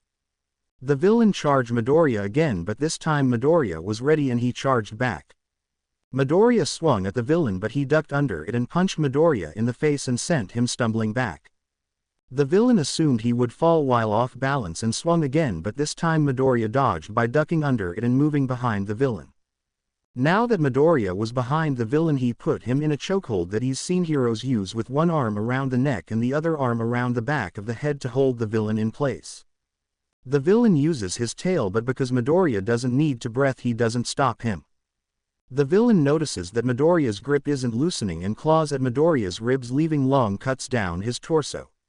Midoriya lets go and punches the villain in the back of the head and knocks him over.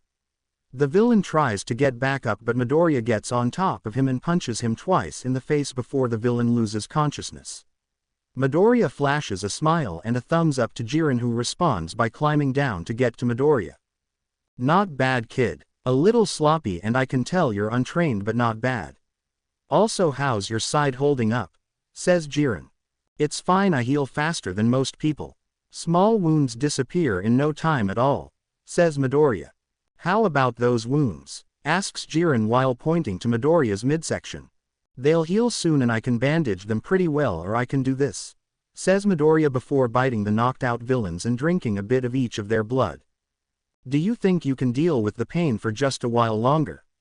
Asks Jiren. Yeah, I'm used to dealing with pain, says Midoriya nonchalantly. And although you didn't see it under my shirt, my wounds closed when I drank the blood. Jiren looks a little concerned for a second because even he feels bad hurting children. Alright, well, I want you to meet someone, says Jiren. The two walk back to the car together and Jiren insists on driving because Midoriya's injured. They drive in silence, just both of them blowing cigarette smoke out the windows and watching the city roll by. They pull up to some house and step out of the car. This guy's quirk is knowledge transfer. He's an old retired villain that owes me a favor for making sure he retires without any hiccups. He's going to transfer knowledge on how to fight to you, says Jiren. That's such a cool quirk. And thanks for using it on me, but why me? Asks Midoriya. Do you know how often it is I get to do something good? Asks Jiren. No sir. Says Midoriya. It's not often, but if I help you help people maybe I can ease my conscience even if it's just a little, says Jiren. For what it's worth you're one of the only two people to ever really be kind to me, says Midoriya. Once again Jiren looks concerned but feels like he shouldn't push his boundaries until they know each other better. Jiren knocks on the door. Hey, isn't it like 3 in the morning? Are we sure this guy's awake? Asks Midoriya. Suddenly the door opens and an old man walks out. Jiren, you here to call in that favor? I was just about to get to sleep, says the man. Yeah sure, just teach this guy how to fight. Also teach him a couple of languages while you're at it, says Jiren while motioning to Midoriya. Sure, says the man before putting his hand on Midoriya's head. There, now bye. The man walks back inside and leaves Midoriya a little confused. Did it work? Asks Midoriya. It won't come to you until you sleep. So let's go back to my place, work out a contract and send you home, says Jiren. The two do exactly as Jiren says, and Izuku needs to find a way to convince his mom that he needs to move to the shitty part of town for a job. He decides to call Jiren at a later date and ask for advice. He's about to head home and sleep when Jiren calls to him. You're gonna be one hell of a fighter, kid, says Jiren. Midoriya gives him a smile and a thumbs up before heading out into the night, feeling more like the vigilante he longs to be. Midoriya got home safely from Jiren's office at around 4 in the morning, but he didn't feel tired. He got through his morning routine, which now included an hour-long workout session. Midoriya found himself needing less and less sleep with his transformation. He assumed that the extra time would eventually come in handy. After getting ready for school he turned on the news around the time his mom came in at the same time the sun rose. Oh, hi Izuku, I hope you have been having a good morning, says Inko. My morning's been going pretty good. How is yours? Asks Izuku. It's going great. I slept well. I can't help but notice that you're up so early. Did you have trouble sleeping? Asks Inko. No, I just happened to wake up not too long ago, lies Izuku. The newscaster that has faded into the background until now says something about a vigilante and catches the attention of both of the Midoriyas. Mustafa's vigilante struck again last night downtown. He managed to subdue 5 villains and call the police to pick them up. Unfortunately we weren't able to catch any of this on camera. Professionals recommend that the vigilante stops and lets the pros do their work before someone gets hurt, says the reporter. The mug shots of the villains he helped arrest show up on screen. He notices a dark spot on the crocodile villain's scales that he assumes is a bruise. He's already prepared to go to school so he can just sit back and watch the news. He finds that people collectively agree based on statements from the villains that he has a strength-enhancing quirk, is a male, is around 5 feet and 9 inches tall as he has been growing recently. He even went out and bought bigger clothes with his mother. After realizing that the only thing people knew about him was his body type and that they thought his eyes were slitted like a predator's, he thought he wouldn't be found out anytime soon. He decided to go to school today and get the work he's missing. He had a lot to do but he knew how to do it. He finished his work and a couple of tests. When school ended he asked Jiren if he could come over.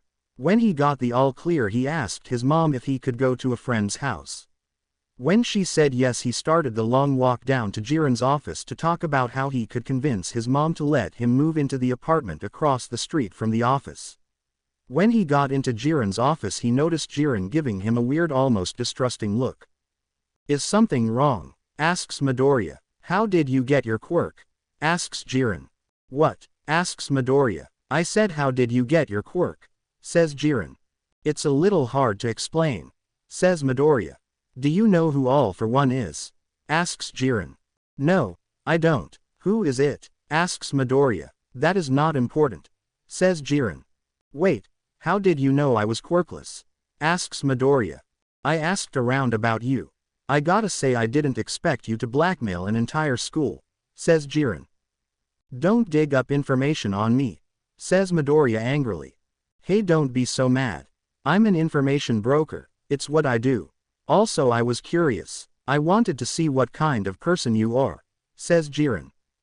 Don't look into my past, says Midoriya with a fire in his voice. I'll promise to never tell anybody a thing about you that would be compromising if you tell me how you got your powers, says Jiren. You promise? Asks Midoriya. I won't say a word, says Jiren. While Jiren said that Midoriya had his enhanced senses activated looking for a heightened heartbeat or any other signs that point to Jiren lying and found nothing that points to him lying. I got my quirk from the time I died, says Midoriya. What? Asks Jiren incredulously. Well, it's not actually a quirk to begin with, says Midoriya under his breath but loud enough for Jiren to hear. Have you ever heard of a vampire?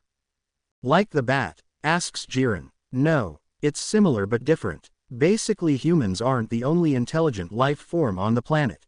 Vampires coexist with humans and look just like them. To become a vampire, you have to be drained of all of the blood in your body and drink a vampire's blood, says Midoriya. Kid, I know you aren't lying to me, but I find this hard to believe, says Jiren. So did I, but I died and woke up later like nothing happened, so it was not too hard for me to believe, says Midoriya. So if I understand this correctly, you've died before, says Jiren. Yeah, I have. Nothing has really been the same since then. Living has felt like dreaming and I can't seem to wake up. Maybe even a nightmare. I only seem to feel happy when I'm fighting, says Midoriya. That must have been awful, says Jiren. Yeah, it is, but I've been through much worse. I can take it, says Midoriya. That's really concerning and I normally don't care about people at all, says Jiren. Well, then let's take your mind off of how depressing I am and direct it towards our work. I still need my costume and maybe some support gear, says Midoriya. That is true, says Jiren. I've actually been thinking about what tools you might want to bring into a fight with you, says Jiren. And what types of weapons do you think I might need? Asks Midoriya.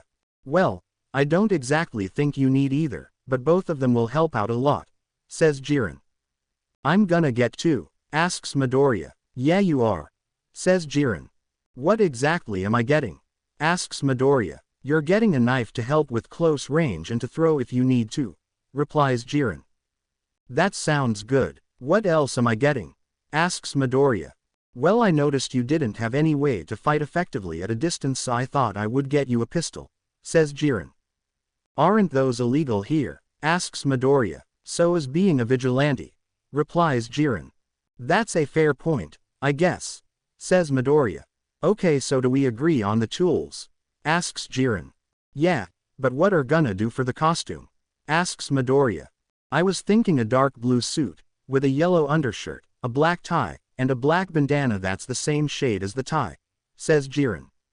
First, I don't know how to tie a tie. My dad wasn't around to teach me.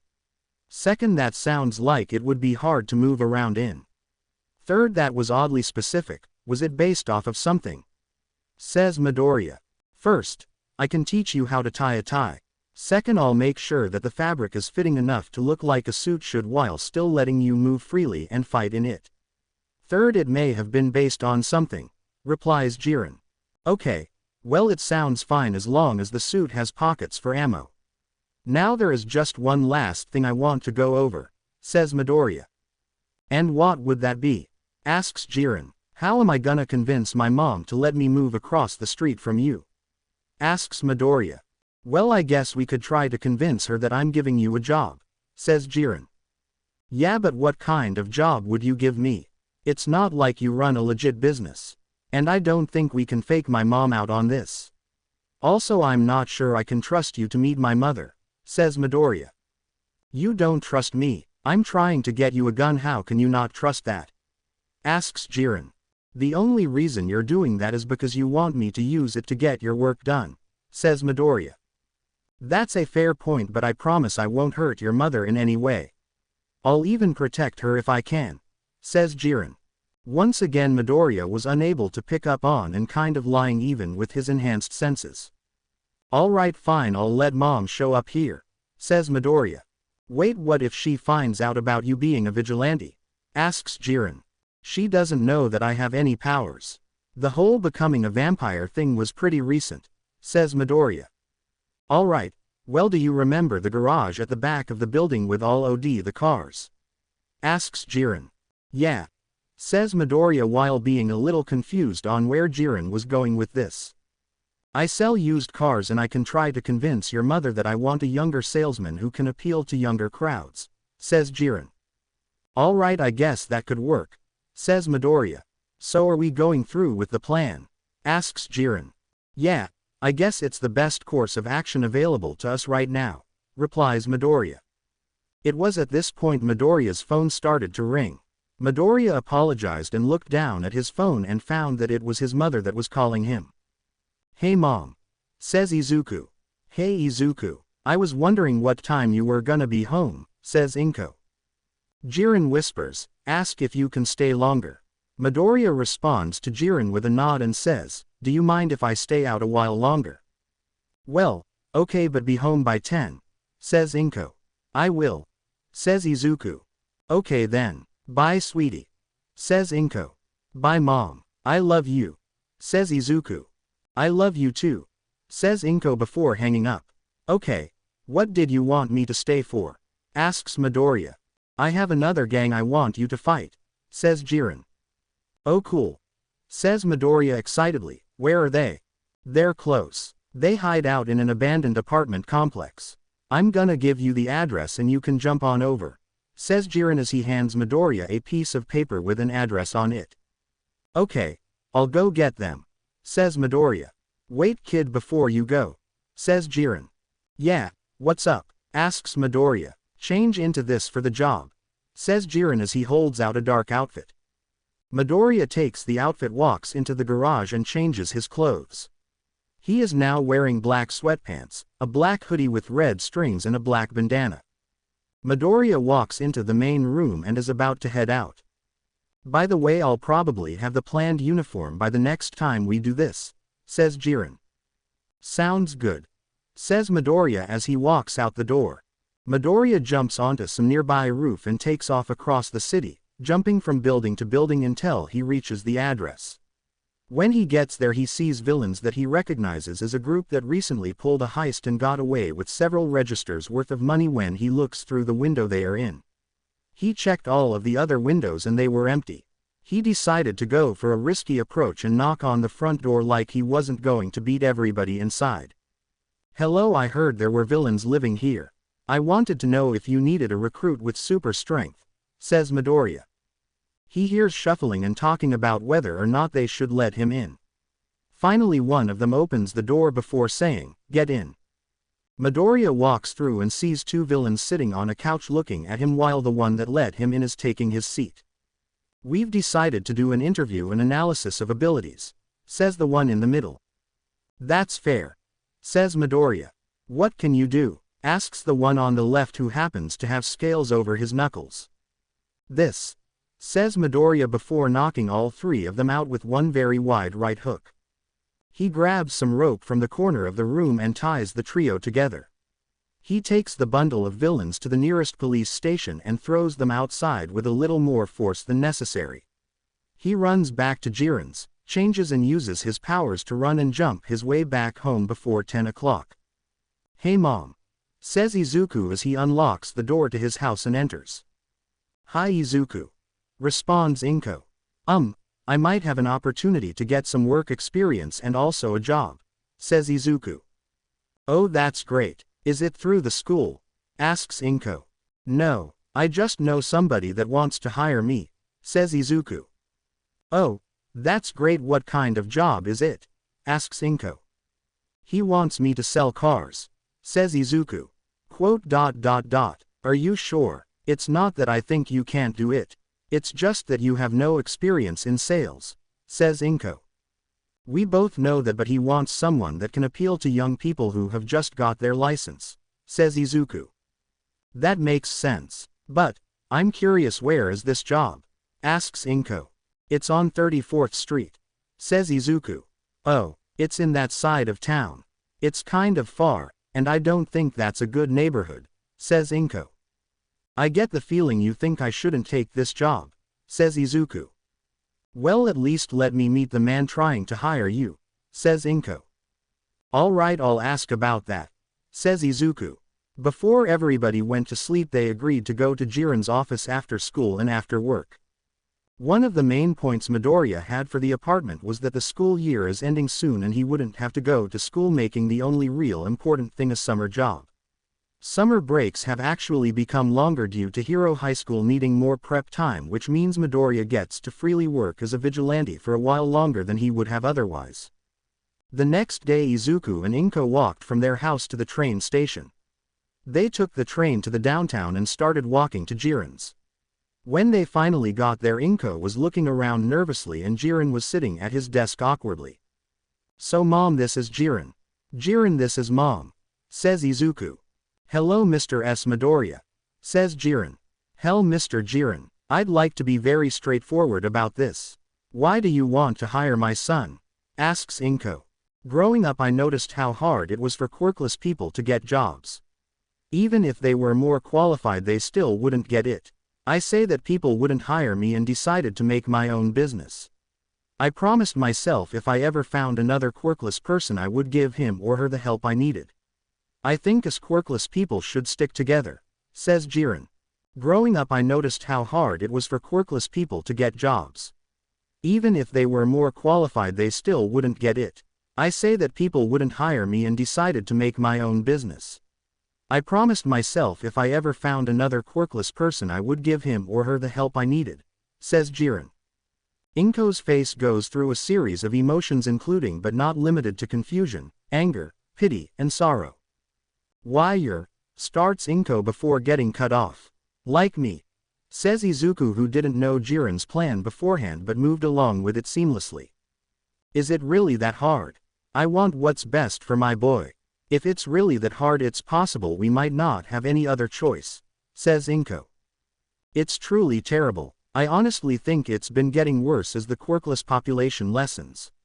I don't think that any quirkless kids these days are going to have any chance of getting a job unless they work together like me and your son, says Jiren. Well, I'm very glad to see you looking after people like Izuku. I think it's super great that people can have each other's backs through similarly difficult situations like yours, says Inko. Yeah, Jiren has been great to me, adds Izuku. That's good to hear, says Inko. I have to ask one last time. Do you think there is any chance of my boy finding a job? I'll answer your question with one of my own, says Jiren. Have you ever compared statistics between the quirkless and the quirked population? Do you mean like employment rates? Asks Inko. That and other things, replies Jiren. The population of quirkless people hired, even on a scale that fits the population gap, shows quirkless people being several times lower, with a number that is still plummeting even further down. It's not just that either. This is a topic that might not be easy to talk about, but have you ever looked into the suicide rates of people without quirks? I have not. Are they high? Asks Inko, hoping he says no but expecting him to say yes. They're so high, it's not fair, the way people get treated because of a quirk. I think one of the contributing factors to that number is the stress of never being able to get a job, says Jiren.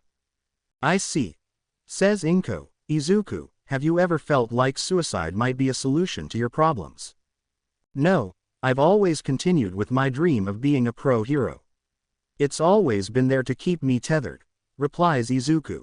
Izuku, been, means past tense. Are you done with your dream? Asks Inko. Yeah, but I'm not going anywhere anytime soon. I don't know if I have any plans for the future or what it holds for me, but I'm not going to throw my life away. And besides, even if I don't become a pro hero, there are plenty of ways I can keep helping people. Even if I'm not a government-registered hero, I can still be my own kind of hero.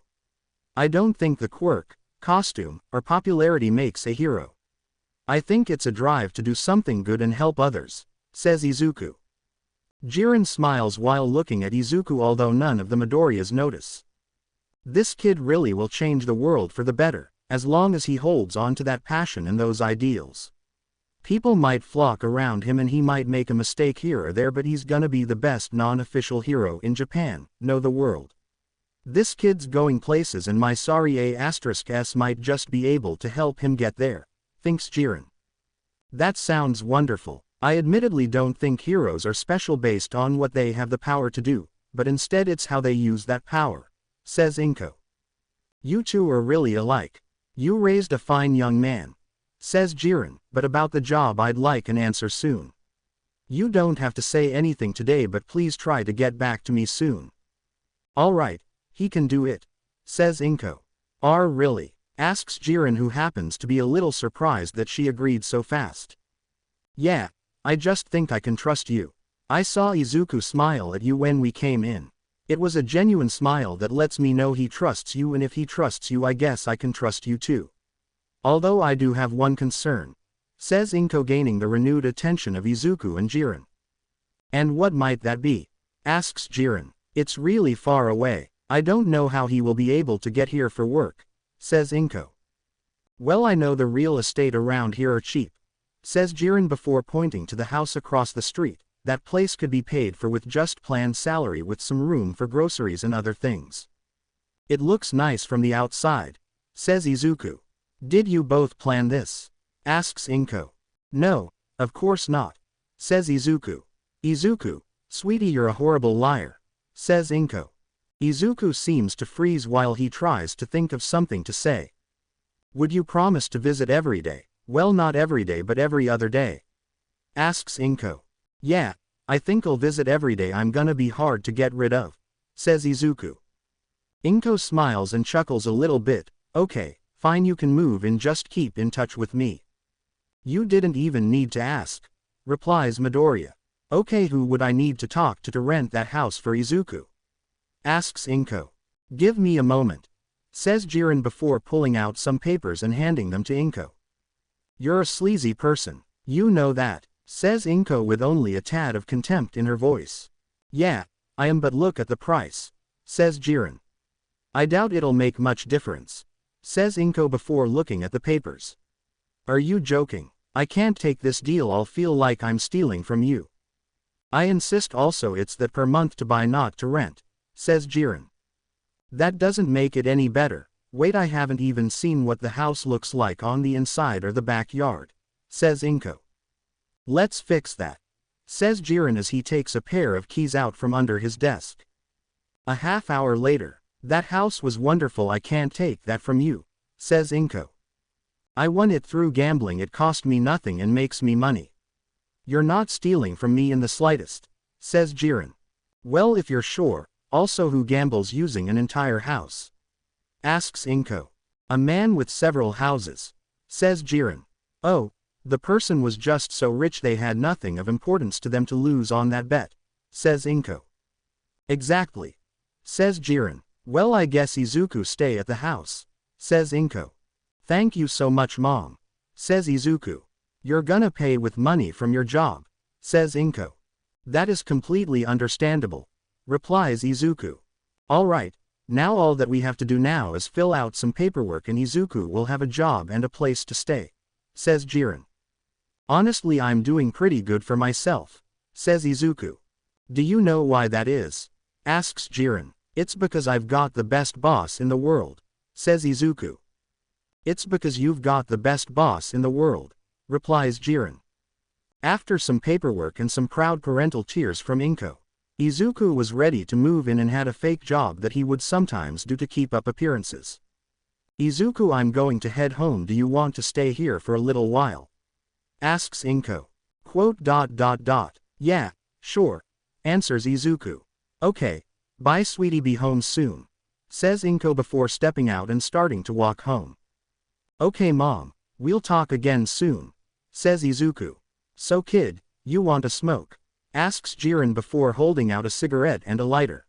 Sure, Midoriya while lighting his cigarette. Do you want a celebratory drink?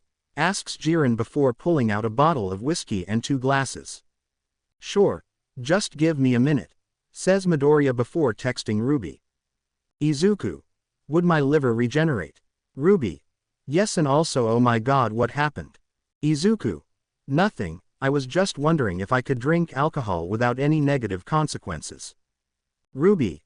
Yeah, you'll be fine, although alcohol will still get you drunk, but you should have a high tolerance. Izuku. Okay, thanks. Ruby. You're welcome. Thanks for the drink. Says Midoriya before downing the entire glass of whiskey like it was nothing. Quote.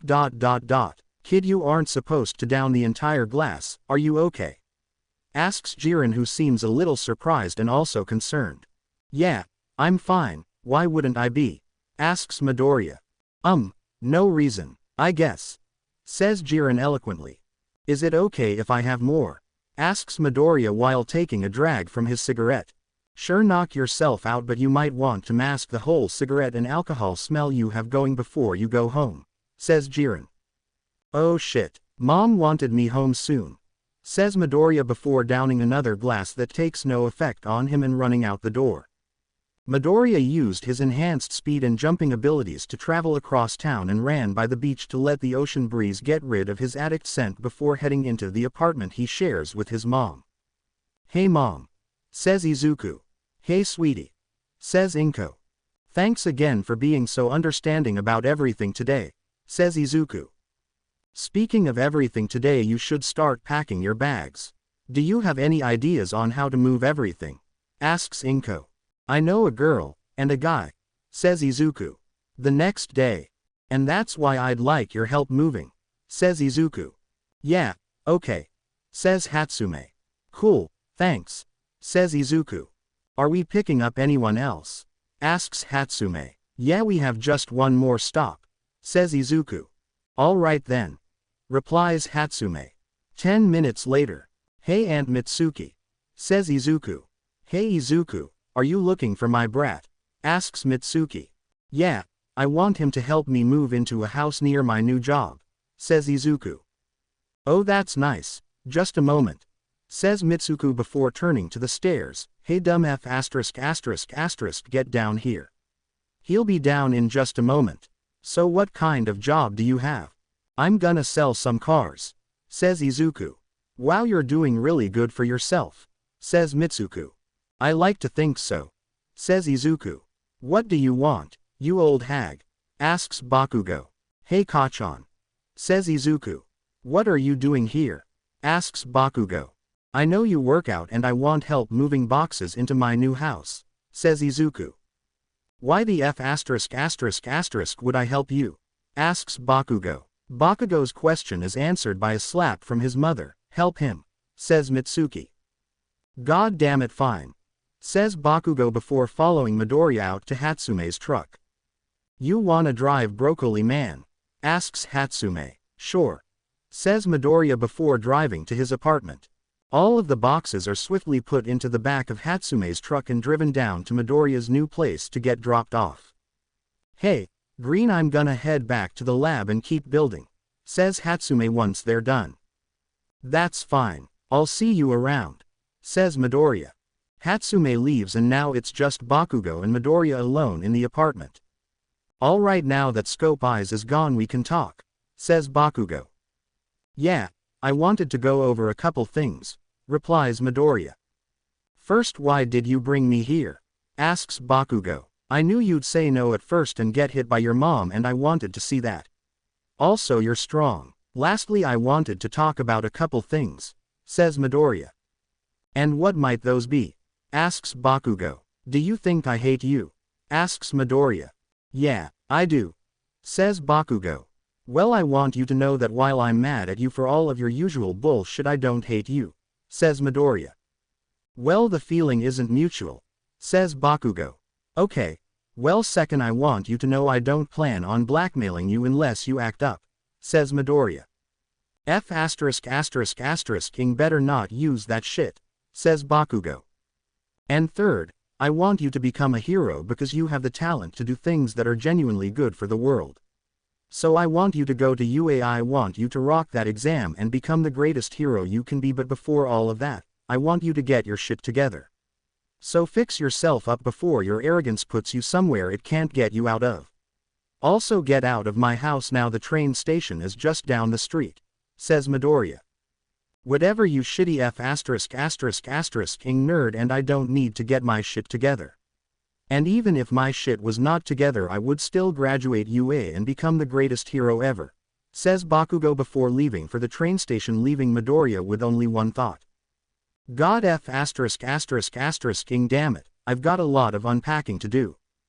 After Midoriya, Hatsume, and Bakugo moved all of Midoriya's boxes to his new house, he began to unpack his essentials before going to sleep to make sure he got a good night's worth of rest before unpacking everything else. He woke up and decided he would make a new morning exercise routine. He went out wearing tights, shorts, and a tight-fitting, started with a long run using his enhanced speed so that it didn't look like a quirk but just looked like he is an exceptionally fast runner. He finds himself enjoying walking or running. He loved the mindless movement that cleared his mind. He ran past the beach he cleaned, Hatsume's workshop, his old apartment, and finally back to his new home. He went around unpacking his belongings, most of which were things he didn't need but his mom insisted he have on hand. When he finished unpacking, he watched the news and looked at some heroes and some villains that have been active recently. He made sure to memorize the faces of the villains in case he ran into any of them. He was shaken from his memorization by a growling stomach. He knew he should eat something soon. He thinks he can manage some time without drinking blood. Even with all of the villains he already fought, he would not take their blood unless he felt his hunger tighten his stomach.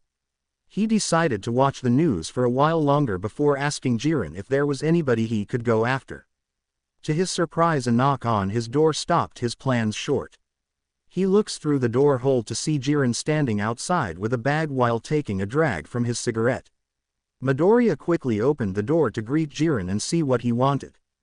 "Hey Jiren, what's up?" asks Midoriya. "Not too much, but there is one thing of note and that just happens to be in this bag," says Jiren as he holds out a bag to Izuku. Izuku opens the bag to see 2 full bottles of the whiskey he drank with Jiren the other day and 5 packs of cigarettes. "With a job as stressful as yours, I'm sure you will need those," states Jiren. "I'm sure I will," says Midoriya. "You seem to like the whiskey a lot, so I thought I'd get you some more of it. Also, if you are looking for more beer, cigarettes, or any kind of drug, call this number," says Jiren as he holds out a slip of paper that Midoriya takes and thanks Jiren for giving him. "It's no problem, kid, so whatcha watchin'?" "I'm just watching the news to see if anything is useful," says Midoriya while gesturing to his couch before Jiren takes a seat with Midoriya. "The information gathering is my job. If you do your own work, what do you need me for?" asks Jiren jokingly. "Well, without you how am I gonna get my cigarettes and whiskey?" asks Midoriya. "You little shit, I do more than bring cigarettes and whiskey, I plan on bringing some pizza eventually," says Jiren with a smirk. "I can't taste food and I don't get any nutrient from it," says Midoriya. "Wait, then what did I give you whiskey for?" asks Jiren. "I can still get drunk. My vision was going blurry the last time we drank and I felt real relaxed," says Midoriya. "It's good to see you're not an angry drunk, or else I'd fear for my life giving you that whiskey," says Jiren. "Yeah, super strength and anger issues are one hell of a combination," says Midoriya. "So do you have any plans for today?" asks Jiren. "Yeah, I was hoping I could go on a job for you. If you remember me drinking blood, I need to do that every once in a while or else I attack indiscriminately at anything I can take blood from, and I'd rather that not happen. So if you could send me on a job to get more blood, then that would be great," says Midoriya. "I thought you would never ask," says Jiren. "Come back to my office, I have all of the information you would need in there." "Great, let's head over and come up with a plan before I get to work," says Midoriya. After a quick walk across the street, the two are in Jiren's office looking at files that describe a person's personality, quirk, and fighting style along with a picture of the target. "So do you have any idea for the stretchy arms?" asks Jiren. "If I can bite his arms and drain his blood, his increased mass and sudden blood loss will heighten the effect of blood loss and should cause him to pass out quickly and shrink back so I don't do any real damage," says Midoriya. "Okay, that's good, but what do we do about the guy with the long metal tongue?" asks Jiren. "Are there any other parts of him that are made of metal?" asks Midoriya. "Yeah, there is his jaw." "Why do you ask?" asks Jiren. "Well, I can hope they are magnetic and place a magnet on his tongue so that it gets stuck inside of his mouth and then I beat him senseless, says Midoriya. Okay, but what if it isn't magnetic? Asks Jiren.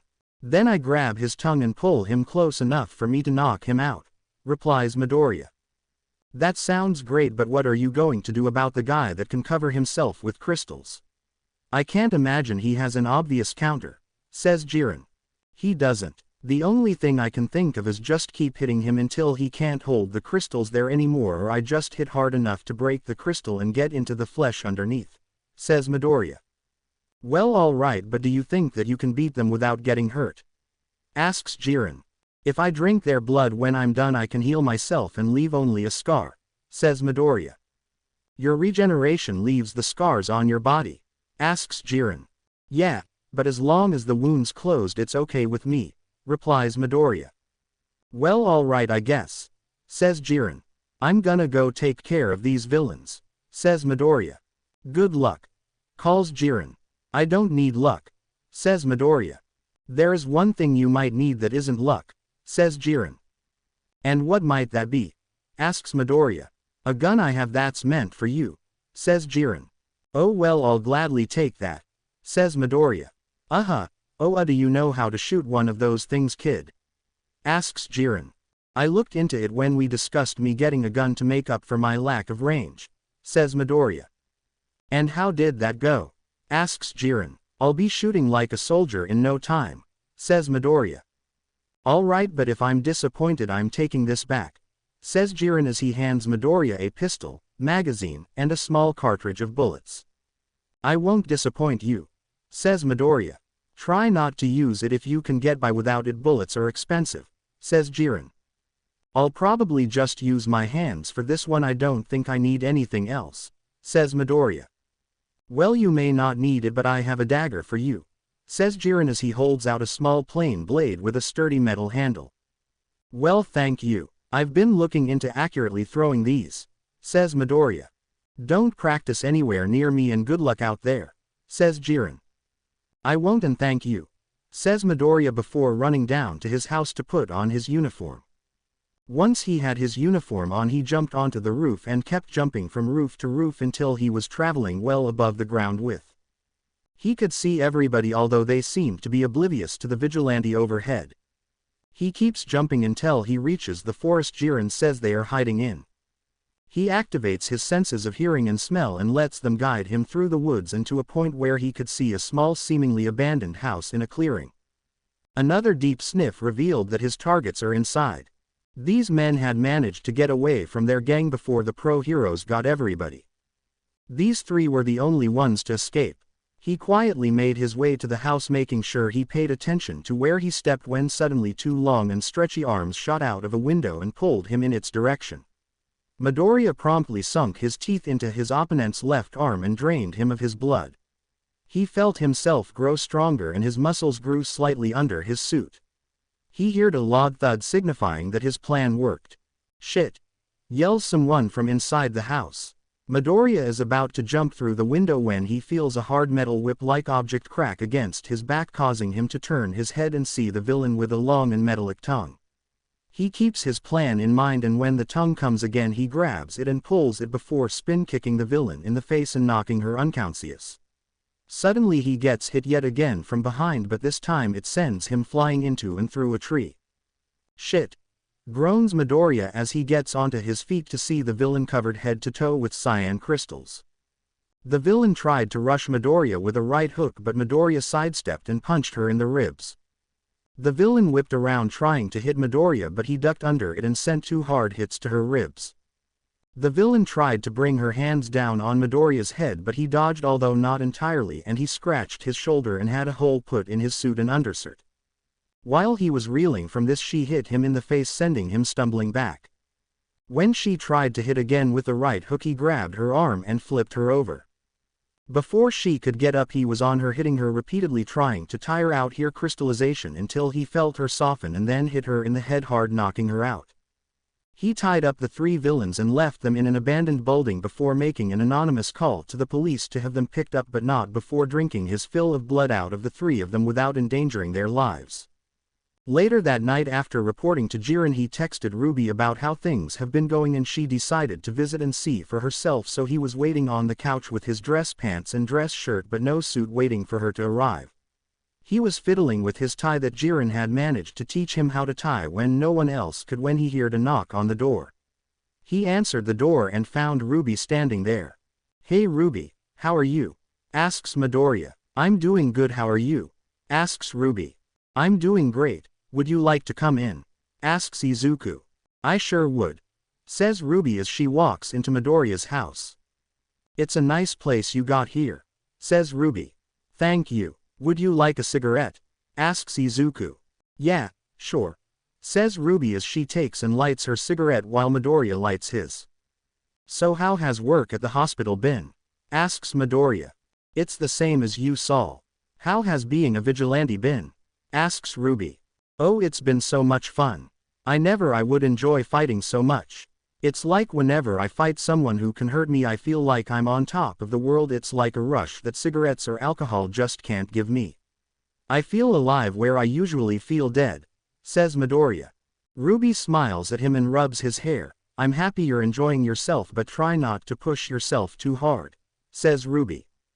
"I'll try not to," says Midoriya. "So who is the strongest person you've fought so far?" asks Ruby. "Oh, it's really hard to decide between two villains. One of them had a crocodile quirk that made him hard, strong, fast, and gave him claws, and another could cover her body in cyan crystals that hurt when I hit them, and I got cut when it hit me," says Izuku. "Okay, but which one was stronger?" asks Ruby with some interest.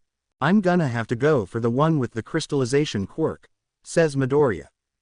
"And why is that?" asks Ruby. "She managed to bang me up even after a quirk was used to make me a better fighter," says Midoriya. "How bad were you banged up?" asks Ruby. "I had a cut on my shoulder and a bruise on my face," says Midoriya. "Well, as long as it's nothing serious, it's all right," says Ruby. "So have you been drinking blood?" asks Ruby. "I had some to drink today when I fought the crystal villain," says Midoriya. "Have you been drinking with every criminal you capture?" asks Ruby. "Well, no, I've been drinking when I'm thirsty," replies Midoriya. "You need to drink blood with every criminal you capture.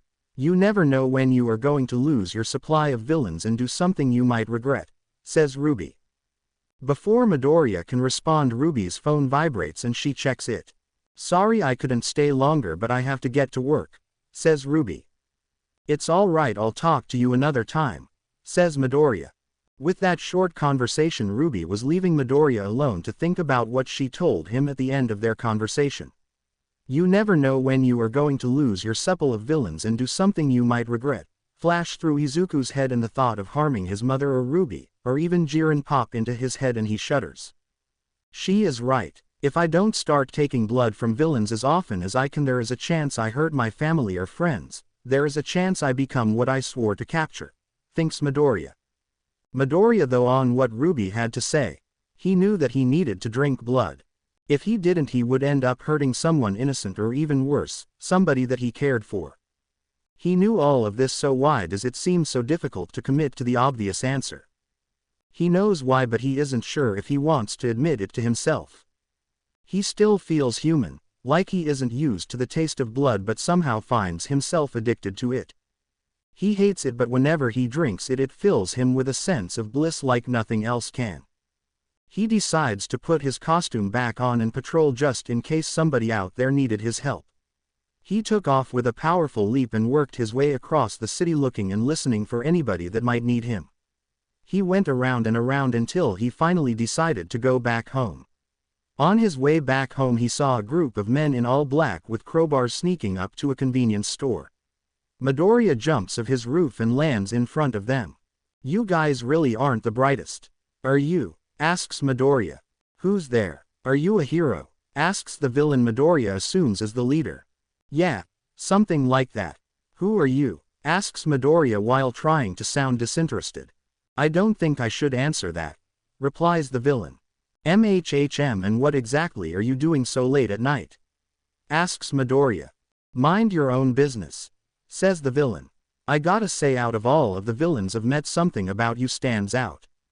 It might be that I think you're a buffoon, says Midoriya. That's a possibility, replies the villain.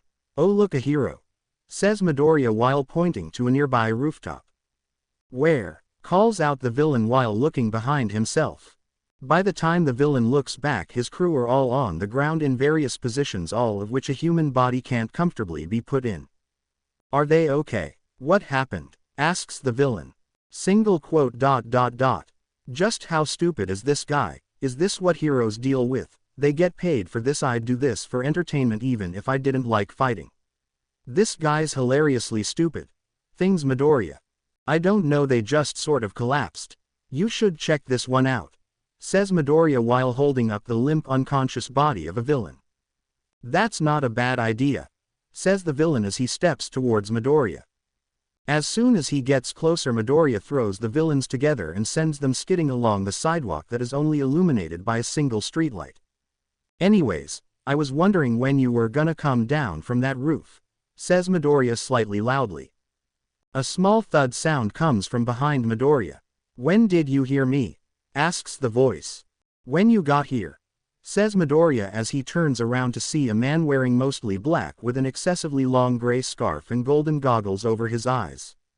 I gotta say, I feel like I know you from somewhere, says Midoriya. I think I've got an idea who you are too, says the mystery man. I think you are the eraser hero Eraserhead, says Midoriya. I am, and I think you're that vigilante I've been hearing so much about, says Eraserhead. And if I am, asks Midoriya, then I have to apprehend you, although I understand why you do what you do, says Eraserhead. Well, due to the fact you are one of the only heroes I truly respect, I'd like to warn you that I fight like I'm not human, says Midoriya. You're too cocky, says Eraserhead. I never said I was going to win, says Midoriya. Well, I stand corrected, says Eraserhead, but you are still coming with me.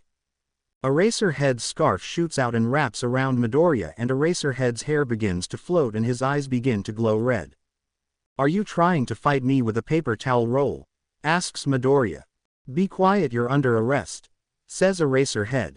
No thanks, replies Midoriya before ripping through Eraserhead's capture weapon like it was made of paper. Midoriya's strength, despite Eraserhead being sure that he erased his quirk, startled Eraserhead. Eraserhead started in confusion for a moment before throwing a fast and powerful right hook that Midoriya stepped back and ducked to dodge. Eraserhead seemed surprised that this vigilante seems to be dealing with him with either no difficulty or he just looks like he fights effortlessly. I really don't want to fight you. I just want to go home now, says Midoriya while yawning, but before I leave there is something I have to do. Midoriya sinks his teeth into the closest unconscious villain and drinks his blood. What are you doing? Asks Eraserhead. I'm drinking blood. I have to do this or else I can't control my body and I have to lash out at anything trying to get blood. If there are children nearby, I'll be stuck with the knowledge that I attacked them and I couldn't help myself, which is why I take blood from these villains, says Midoriya while trying to drink blood from the villains he knocked out and talk at the same time. Maybe I could find a way to help you with that, offers Eraserhead. Midoriya glances to Eraserhead and smiles under his bandana. That's what I like about you.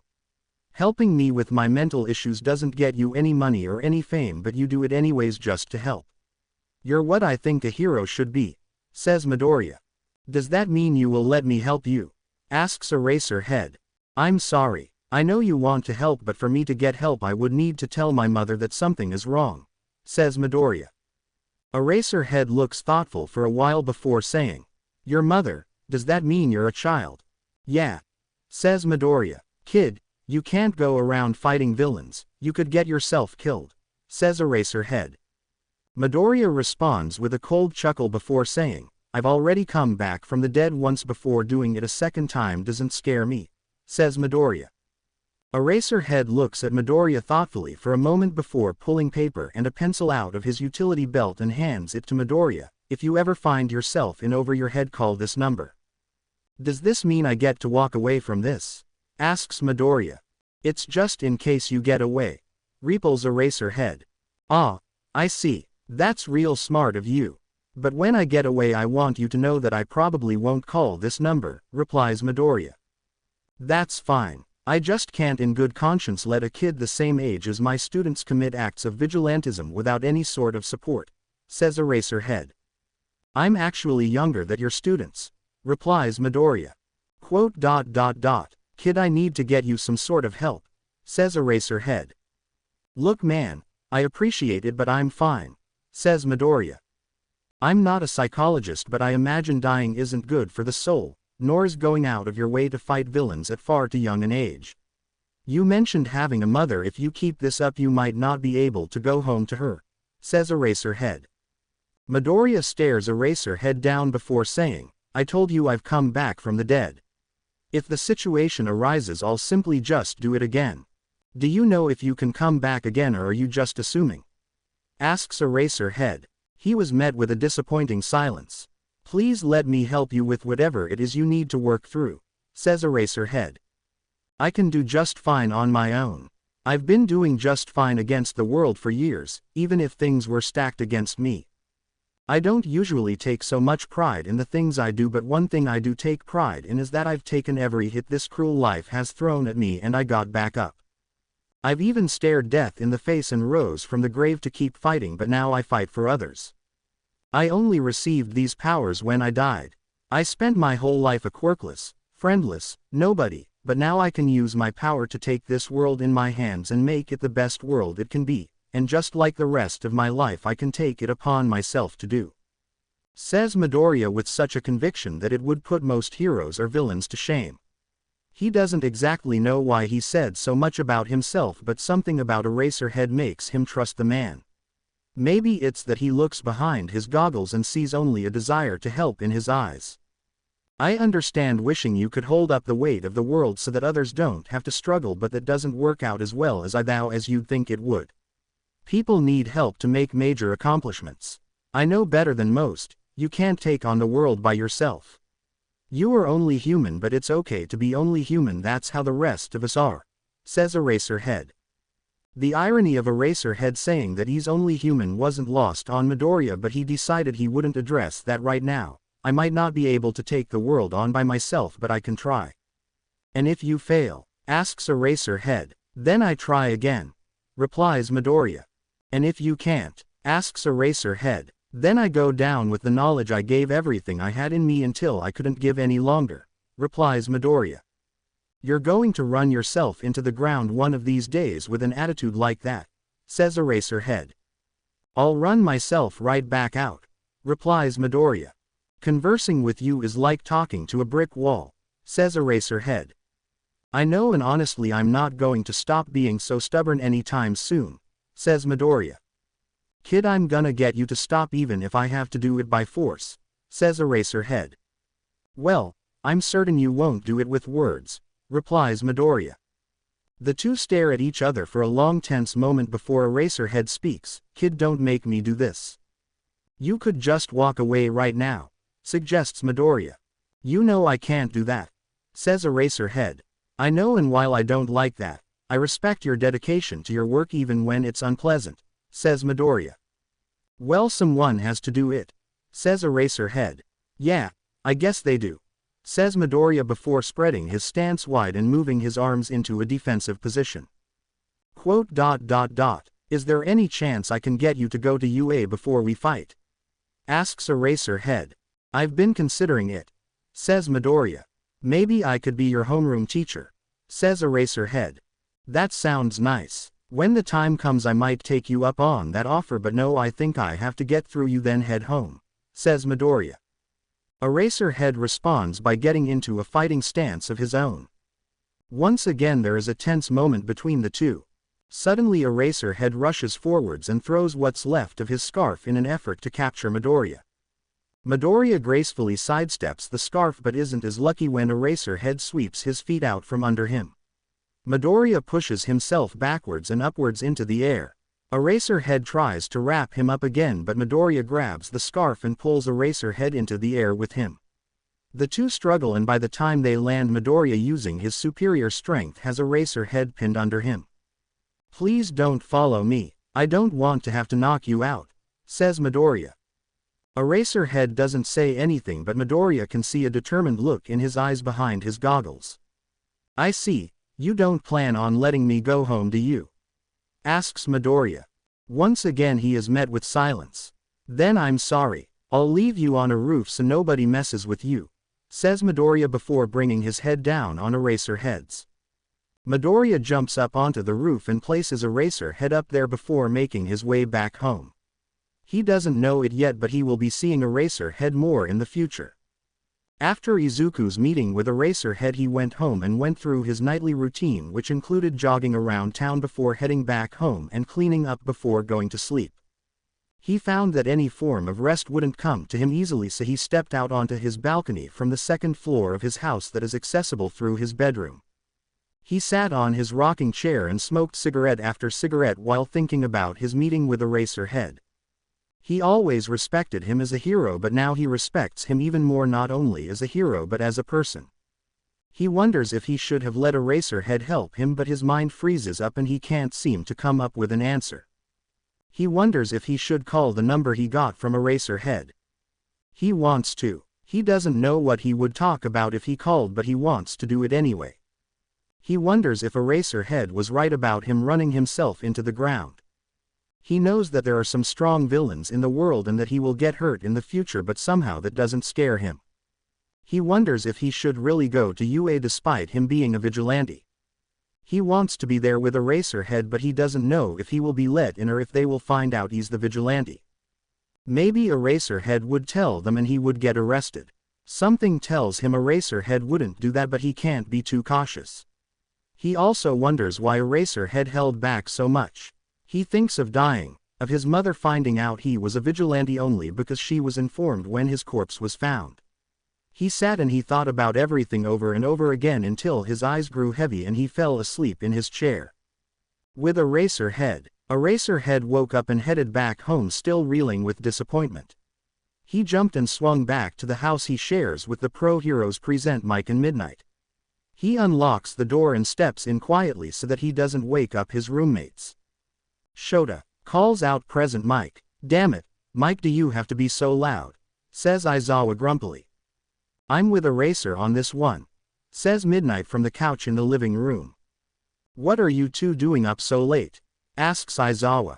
We were worried you didn't come home around your usual time. At first we assumed you were beating some villains up, but it took you a while longer than usual and we started panicking, says present Mike. Sorry for worrying you, Aizawa says with a sigh. What happened anyway? Asks Midnight. I met that new vigilante that people have been talking about, says Aizawa. Oh, good job apprehending that guy, says Midnight. He knocked me unconscious and left me on top of a roof of a nearby building, says Aizawa. Are you okay? Asks present Mike. I'm fine. He didn't want to hurt me, says Aizawa. Oh, it's a man, says Midnight while licking her lips. It's a child, says Aizawa. Midnight looks thoughtful for a while before saying, how young? Too young, replies Eraser while he and present Mike give her a disgusted look. Wait, actually, how young is he? I'm a little concerned, asks present Mike. I don't know for sure, but he's younger than our students, says Aizawa. Oh, that's not good, says Midnight. I know. I tried to help him, but he's stubborn and he has suppressed emotional baggage that I'm not entirely qualified to deal with, says Aizawa. Well, maybe we can help. Why don't you tell us about it and maybe we can see if Nezu will help us, says Midnight. Well, for starters, his quirk looks like a strength and speed enhancer. He has claws, fangs, pointed ears, and his eyes are slitted like a cat's. His hair is either green or black. It was dark and hard to tell the difference.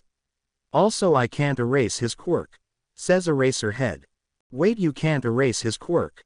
Why not? Asks Midnight. What do you think is the best way to capture him would be? Asks present Mike. I don't know why I can't erase his quirk. I think the best way to capture him would be to use your quirk, Mike. Then I could wrap him up long enough for Midnight to use her gas and knock him out, says Aizawa. Are we sure that's going to work? Asks present Mike. His ears were pointed. I think he has an enhanced sense of hearing, which is why you would be good for it. I also think he has enhanced sight and potentially smell, says Aizawa.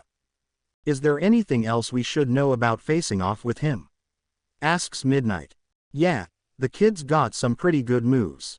He can compete well as a martial artist, but I don't think he's as good as me unless he held back too, says Aizawa. Why did you hold back? Asks Midnight. I didn't think he would be as good as he was and I lost because of it, but I'm sure we will get him the help he needs, says Aizawa. You mentioned him having some emotional problems he should work through. Could you tell us about those? Asks Present Mike. Well, for starters, he has to drink human blood regularly or else he loses his mind and bites anybody around him, which makes him think he's a danger to his family, says Aizawa. So he doesn't have his family to use as a support group because he thinks he will hurt them. Asks Present Mike. That's right, says Aizawa. I wish we had some way to talk to him, says Midnight. He can call me, but I don't think he will, says Aizawa. Okay, he's got your number. That's good, but I'm gonna have to ruin the mood and ask if there is any other information we should know, says Midnight. Yeah, there is, replies Aizawa. He said he came back from the dead. Because of that he's not afraid to die, but he also doesn't know if he can come back a second time or not. That must be haunting, says Midnight. We have to help him, says Present Mike. That's honestly not the most concerning part. I wish it was, but it isn't, says Aizawa. Quote.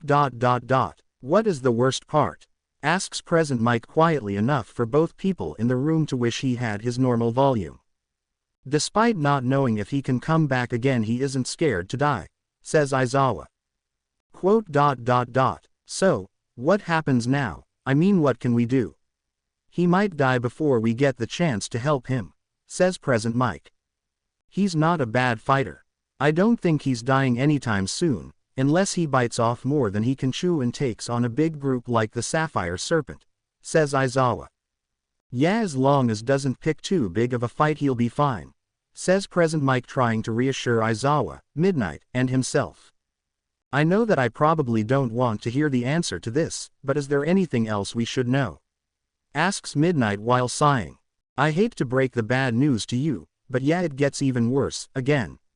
I think he used to be quirkless before he died for the first time, says Aizawa. What do you mean? Asks Present Mike. He didn't have his strength or speed. He didn't have any enhanced senses. And I think he didn't have to drink blood to survive. This is all new to him. He must be so lost and confused. I wish he would just call already, says Aizawa. Before anybody could say anything else, they were cut off by Aizawa's phone ringing. With Izuku. Izuku jerks in his chair and falls to the floor. His nightmare was still fresh in his mind. In his nightmare, everything Eraser had said about him running himself into the ground and dying came true. That part hurt to watch, but nothing hurt him the way his mother's reaction to his death did. It wasn't real. It was only a dream. If it isn't real, then why does it hurt so much? Izuku knows the answer but doesn't want to think about it. He doesn't want to think about it because it might be more than just a dream before he realizes. He wonders if Eraserhead got home. Or if he even woke up. He decided he would call just to make sure he got home safe. The phone rang once, it rang again. Hello. Comes Eraserhead's gruff voice. Hi, is this Eraserhead? Asks Izuku. It is. Is this the vigilante I met earlier? Asks Eraserhead. It is. I was just wondering if you had woken up and gotten home or back to your patrol or whatever it is you were going to do, says Izuku. Yeah, I'm back at my house, you don't have to worry, says Eraserhead.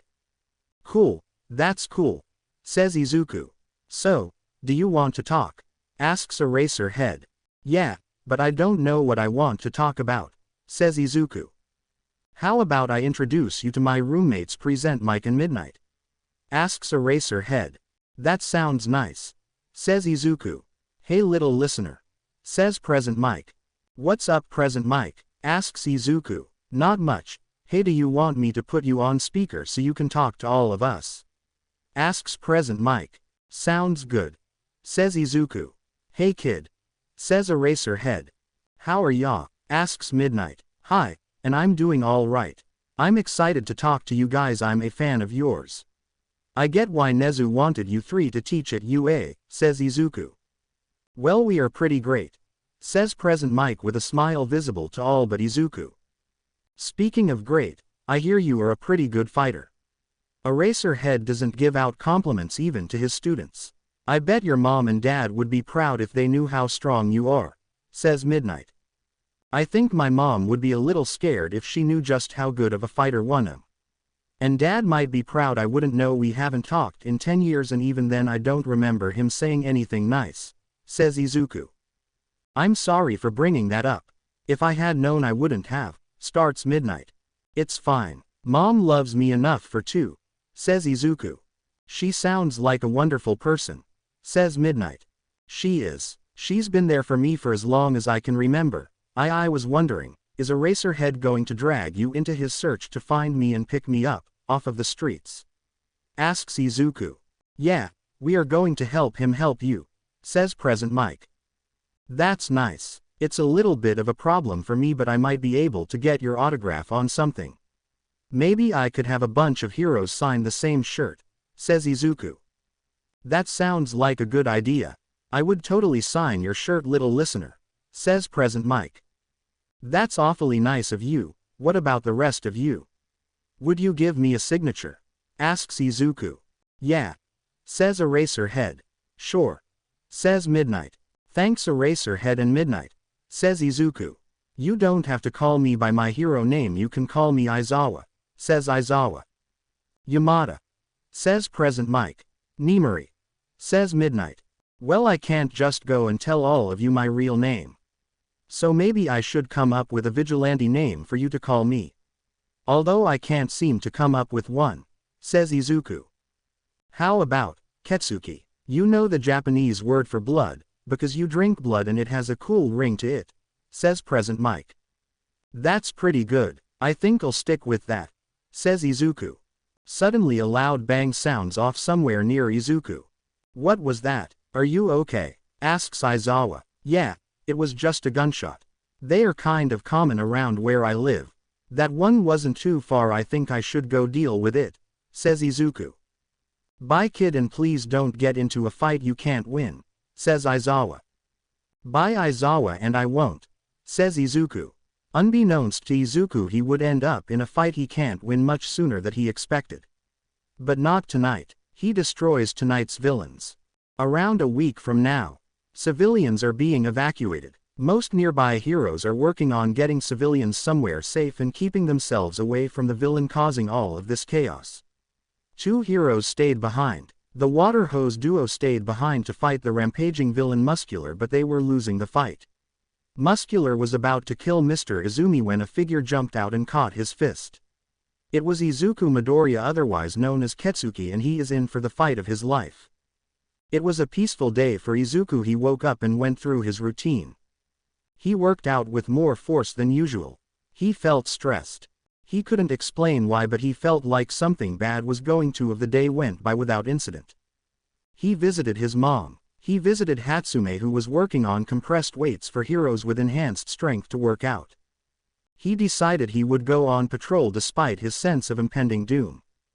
Him sitting around wasn't going to help with this feeling. If anything, it'll just make him feel like a sitting duck. It was dark out by the time he went on patrol. The patrol was calming.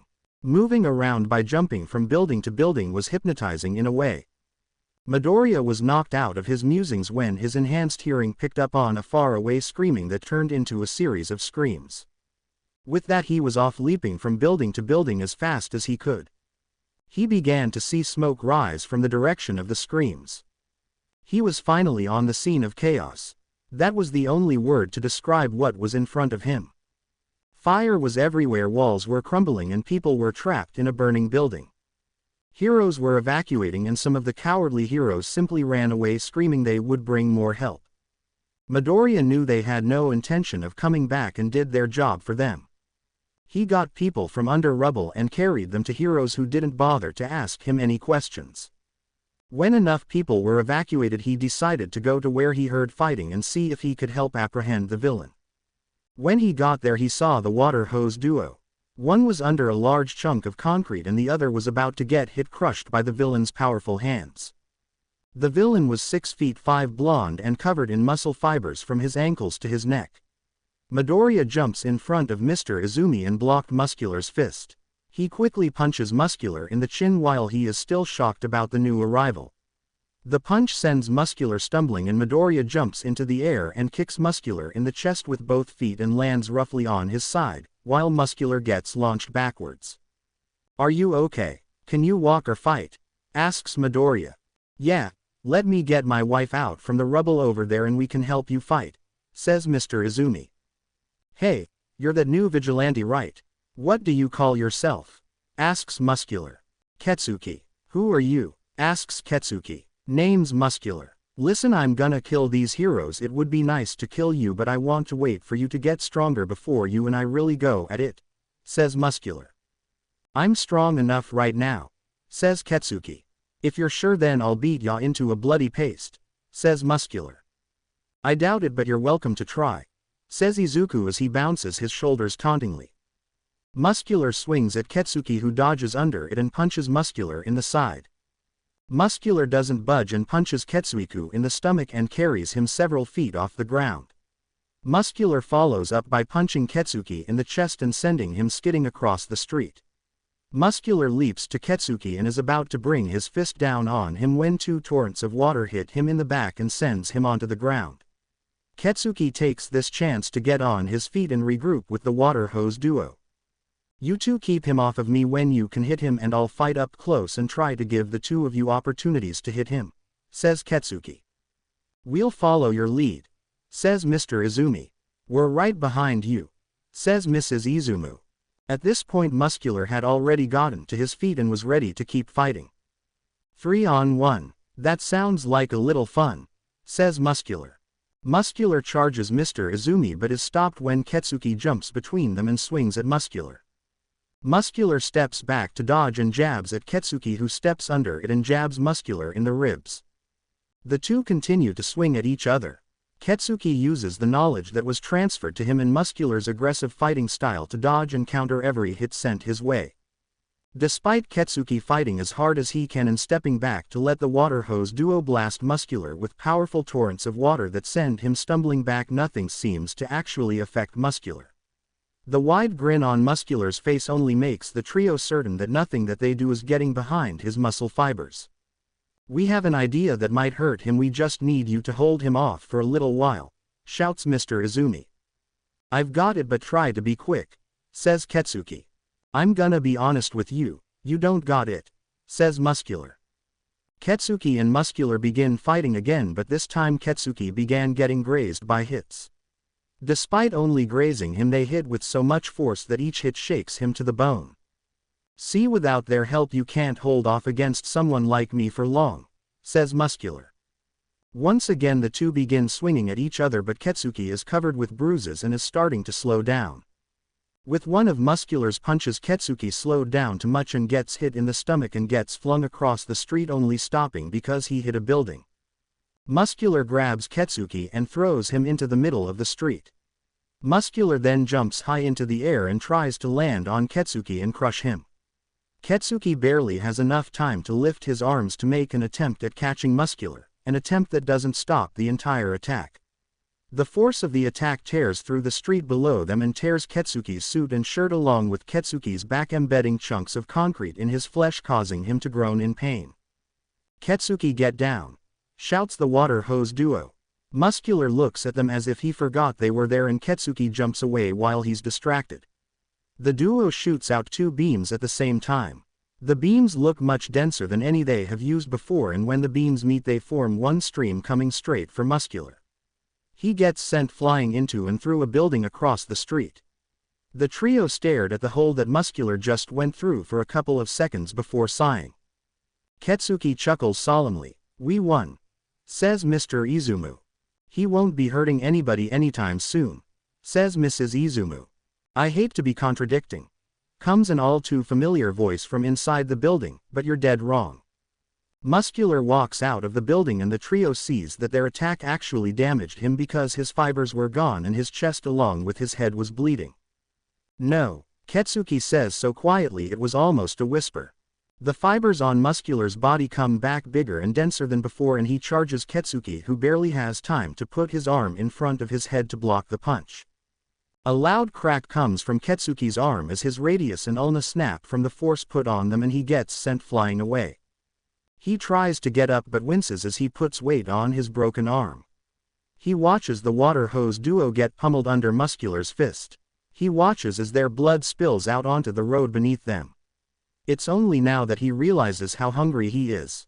Hungry isn't the right word, he's starving, he needs to drink, but he looks the water hose duo in the eyes and knows he can't take theirs. He sees Muscular turn and look at him. You know you're not put up a pretty good fight. You're real slippery and hard to hit. I had fun, it's a shame you're done, says Muscular. I'm not done yet, says Ketsuki as his eyes begin to glow as if there's a flame in his eyes. Oh, you've still got some fight left in you. You really are great, says Muscular. Suddenly Ketsuki jets forward far faster than he had been moving before and brings his fangs down on the side of Muscular's face. He feels his fangs pierce Muscular's eyes and he feels himself tear through Muscular's ear. When Muscular finally manages to throw Ketsuki off of him, he's missing an eye and an ear. While Ketsuki's wounds normally heal when he drinks blood, something else happened. His muscles expanded and his skin rippled, throwing off the rest of his already torn shirt and suit. He charges forwards along with Muscular, whom is currently howling with anger and pain. Muscular expects to overpower Ketsuki, but Ketsuki catches Muscular's fist and punches him in the ribs, and this time Muscular feels it. The two begin trading blows and Muscular starts losing ground and actually losing the fight. It seems Ketsuki has won the fight when his muscles begin to go back to their normal size and he gets beaten thoroughly. Muscular throws Ketsuki to the ground. Ketsuki feels beaten, like he can hardly move, but with the strength he has left he throws his knife at Muscular. What surprises Ketsuki is that the knife pierces his shoulder.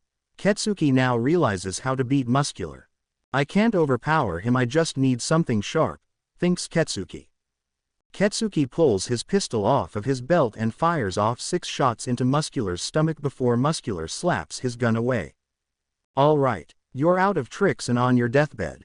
I don't hold it against you. Taking my eye and ear, I mean. I wanted to kill and you wanted to protect. You gave it a good run, but I'm gonna have to kill you now, says Muscular. Before Muscular can prove his claims to be true, he receives a hard kick to the ribs. Ketsuki looks to see who did it and sees the rabbit hero Maruko standing proudly. Muscular throws a large piece of concrete at Ketsuki that Maruko kicks into pieces. While Maruko is distracted, Muscular jumps away. Maruko gets ready to jump after him. Wait, says Ketsuki. I'm not helping some vigilante, says Maruko. You don't have to help me, but get them to a hospital, says Ketsuki as he points to the water hose duo. All right, says Maruko as she picks up the water hose duo and jogs off to get help. Ketsuki gets up and limps over to his pistol and puts it back in its belt. It may be the conclusion or the loss of blood, but he can't seem to remember how to get home. He decides to wander until he finds it. He leaves a trail of blood behind as he tiredly stumbles through the streets of downtown Mustafa looking for home or a familiar face. He stumbles around for what seems like hours. He limps until he can limp no more. He collapses onto the middle of the sidewalk and rolls over to see the stars above. This isn't too bad of a view to die to, is it, Ruby? Thinks Ketsuki. Ketsuki was certain he was going to die as soon as he fell unconscious. Before he lost consciousness, he heard 2 voices. One was light, bubbly, and energetic. The other was deep, emotionless, and tired. Jiren said we should look for him around here, says the light voice. Yeah, Jiren said that, but I doubt we'll find him, says the deeper voice. Well, if we just keep looking, I'm sure we'll find him, says the light voice. Hey, the guy had green hair, right? Asks the deep voice. Yeah, why? Asks the lighter voice. And he would be wearing blue pants with a black tie and mask, right? Asks the deeper voice.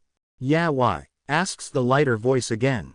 I think that's him, says the deeper voice. Oh, good job, Dobby, calls out the lighter voice. Yeah, whatever, Toga, let's just take him home and patch him up, says Dobby. Dobby grabbed Midoriya's limp body by the legs and Toga grabbed him by the shoulders as they carried him back to their base. His arms dangled limply but seemed to tense up whenever Toga leaned down and licked the blood off of his face. When the trio went under a streetlight right outside the abandoned building Toga and Dabi lived in, they finally saw the state he was left in. His left arm was bending the wrong way. His head was bleeding profusely. He had one of his ribs slightly protruding from his chest. He left a trail of blood back to their base as it dripped from his back, which was torn to shreds. His left shoe had a nail running through it that he stepped on in his concussion-induced march through the city. His pants were soaked in blood and torn by his ankles, revealing a gash in his right leg. His mask and tie were starting to look crimson as they loosely hung onto his body. His torso was bruised in different shades of purple, blue, and green. His arms had a series of bruises and cuts going up and down. His knuckles were split open and bleeding. His eye bags were so deep from his lack of sleep that they were darker than some of his bruises. In every sense of the word he looked dead. Jesus F*** in Christ. We need to fix this guy up, says Dabi. Can I clean his cuts? Asks Toga excitedly. You want his blood, don't you? Asks Dabi as they make their way inside. Yup, says Toga happily. Their home is poorly lit with candles that burn with a blue flame. It is dusty and there isn't much for furniture. Just a beat-up couch, table with only one chair and 3 other doors. One door had a large T cut into it, the other had a B and the last door had a D. Dabi and Toga set Midoriya on the table and Toga runs into the B room and comes back with a first aid kit. Toga gets to cleaning all of the gashes on Midoriya's back as soon as Dabi pulls out the pieces of concrete with tweezers. It takes a while, but all of Midoriya's wounds are empty and disinfected. Toga happily looks at her bloody cloth while Dabi works on stitching Midoriya's back. Once Dabi finishes that, they flip him onto his back and work on the cuts and bruises along his arms and legs. They have Toga clean them before Dabi stitches them shut. Toga, call Jiren and tell him we found his guy, says Dabi. Yep, says Toga cheerfully. Toga calls Jiren and puts him on speaker before setting her phone down and getting back to work. Hey, did you find him? Asks Jiren. Get over here, says Dabi, and the line goes dead. Once they get rid of all of the wounds on his arm, Dabi bandages Midoriya's head wound and hopes he doesn't. What's next? Asks Toga. I don't know, says Dabi. What do you mean? Asks Toga. I don't know how to fix bruises or set broken bones, especially not bones that are sticking out of the body, says Dabi, seemingly uninterested in what he's doing. A knock on the door snaps the two out of their conversation. Dabi walks over to the door and peers out of the peephole in the door and sees Jiren pacing worriedly. Dabi opens the door and says, Hey, where is he? Is he okay? Asks Jiren as he pushes his way past Dabi and into the house. Hey Jiren, says Toga. Jiren ignores her and rushes to Izuku's side. Shit kid, Jiren mutters before speaking at a normal volume, although it was done frantically. Do either of you know how to set broken ribs? No, says Dabi. Sorry boss, says Toga. Damn it, whispers Jiren. Jiren reaches over to check Midoriya's pulse. He waits for a while with his hand on Midoriya's wrist and feels nothing. He sighs deeply and painfully. Shit kid, I wanted you to be a vigilante because you were a good person who deserved better than what they had. I never meant for this to happen to you or your mother. I'm so sorry, whispers Jiren. Toga gently wraps her arms around Jiren in an attempt to comfort him. Dabi puts his hand reassuringly on Jiren's shoulder. Neither of them had seen the man express emotion. It was hard to believe that he could. They both wondered what made this vigilante so special that it actually hurt Jiren to lose him. It's going to be okay, whispers Toga. Yeah, he never said it, but I think this is what the kid wanted deep down. He was such a wonderful person. He was easily the purest person I've ever met. If life had been kinder to him, he would have made the world around him a brighter place. His smiles lit up a room even though they were fake. His smile actually made me feel something. If they were real smiles, I doubt even I'd be able to say no to him, says Jiren. Once again Toga and Dabi found themselves shocked at the way Jiren was talking about this guy. They wished they could meet him. The sound of a phone ringing cut through the air like a bullet. Jiren found that the source of the ringing phone was Midoriya's pocket. Jiren looked at the phone and noticed two things. One is that the phone was cracked and the other is someone named Auntie was calling. What should I do? Asks Jiren. Answer it, says Toga. I can't answer it, says Jiren. Of course you can, says Toga as she reaches up and answers the call. Hello, calls out a feminine voice. Hi, says Jiren uncertainly. This isn't who I thought it was, says the voice. Oh well, I guess you have the wrong number, says Jiren. Are you Jiren? Asks the voice. I am, says Jiren. Well, I know Izuku is a vigilante and that you are his informant, says the voice. Who are you? Asks Jiren. I'm Ruby. Now tell me where Izuku is. I saw everything on the news. How hurt is he? Asks Ruby. He doesn't have a pulse, says Jiren. Yeah, he never has a pulse, says Ruby. Wait, so is he still alive? Asks Jiren a little too loudly. I'll check soon to make sure. Where are you? Jiren tells her the address and she makes her way over. So is he alive? Asks Dabi. He might be. Someone he knows is coming over to find out. He doesn't have a pulse no matter what he's doing. He might just be unconscious, says Jiren. From what I know he's tough. I'm sure he'll make it, says Dabi. Yeah, does she know how to set ribs? Asks Dabi. I don't know, I've never met her before, replies Jiren. Oh, says Dabi. Are you sure it's okay to bring her here? Asks Toga. Not really, but she was saved in his contacts, so she probably will be, says Jiren. A knock on the door alerts them to the elder vampire's presence. Jiren looks through the peephole and sees a tall, black-haired woman in her 20s. He opens the door and greets her. Where is he? Asks Ruby. Over here, says Jiren as he guides her to the table. You did a pretty good job with the stitching, says Ruby. Thanks, says Dabi. Ruby looks back at him in surprise as she hadn't noticed him or Toga. Is he okay? Asks Jiren. Ruby puts her hand over his head. Her hand seems to vibrate and her eyes dilate. She suddenly aggressively pulls her hand away from him. What did you do? Asks Jiren. I looked for any brain activity, says Ruby. And, is he okay? Asks Jiren. Ruby sighs deeply before saying, I'm sorry but he's dead. No, says Jiren in shock. He won't stay dead, Ruby reassures. Jiren looks at her for a moment before leaning in and whispering, did you turn him into a vampire? Yeah, says Ruby. So how do we bring him back? Asks Dabi. He needs my blood to be willfully given to him, says Ruby as she cuts her wrist with her claws and lets her blood roll off of her fingers into his open mouth. What now? Asks Jiren. We wait for him to wake up.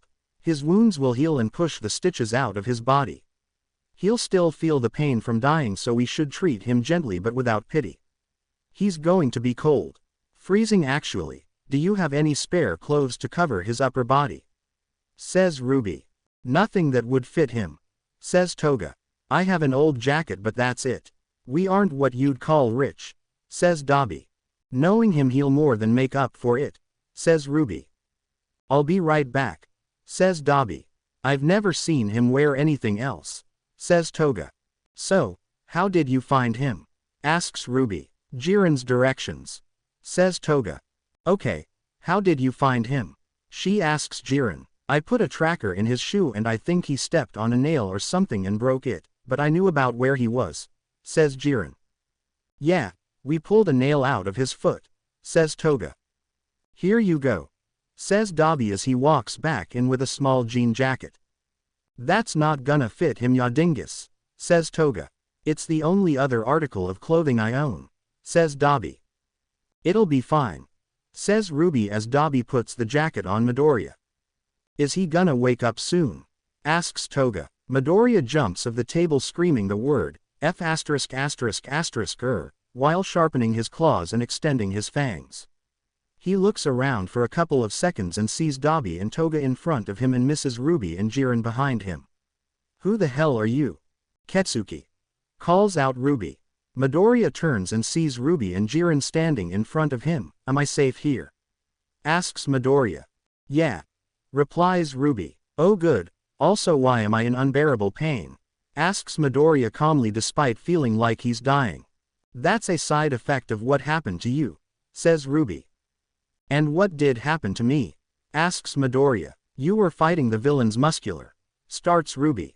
After that I heard two voices then I blacked out, says Midoriya. Those may have been our voices, says Toga. Okay, you were the light voice, says Midoriya. Am I the deep voice? Asks Dabi. Yeah, you are, says Midoriya. Okay, so I blacked out, then what happened? Quote. You died again, says Ruby. Everyone in the room pauses to process this information except Midoriya. Alright, well I'm tired and dead both inside and out so I'm going home, says Midoriya. Well there are still a lot of things I need to tell you, says Ruby. Can we wait until we get to my house? Asks Midoriya. Yeah, but what are you in such a rush for? Asks Ruby. I left my cigarettes in my old suit also I want whiskey and cat videos, says Midoriya. That sounds fun, can I come? Asks Toga. I guess, says Midoriya. Dabi, are you coming too? Asks Toga. Hey, you both look really skinny. When was the last time you ate? Asks Midoriya. It's been a while, says Dabi. You're both coming to my house getting food and getting out of this freezing abandoned building and warming up. It's the least I can do cause you saved my life and all that, says Midoriya. Sounds good to me, says Dabi, who finally shows a little excitement. Hooray, says Toga. The four of them went back to Midoriya's house and Midoriya played cat videos on his laptop that he set up to his TV. He was in the kitchen cooking some of the meals his mom taught him how to make. He was gonna make a buffet for them. Hey kid, says Ruby. Hey, replies Midoriya. So we have to talk, says Ruby. Do we? Asks Midoriya. We could just drink, smoke, and watch cat videos. Yeah, as great as that sounds we do need to talk, says Ruby. Alright, but I'm gonna repress my emotions and use vigilantism to vent my frustration and I hope you know that, says Midoriya. I expected it, says Ruby. Good, says Midoriya. So what do we need to talk about? We need to talk about the effect dying has on your soul, says Ruby. And what effect is that? Asks Midoriya. It chips away at your soul. You'll start to lose your emotions, then you'll lose your morals.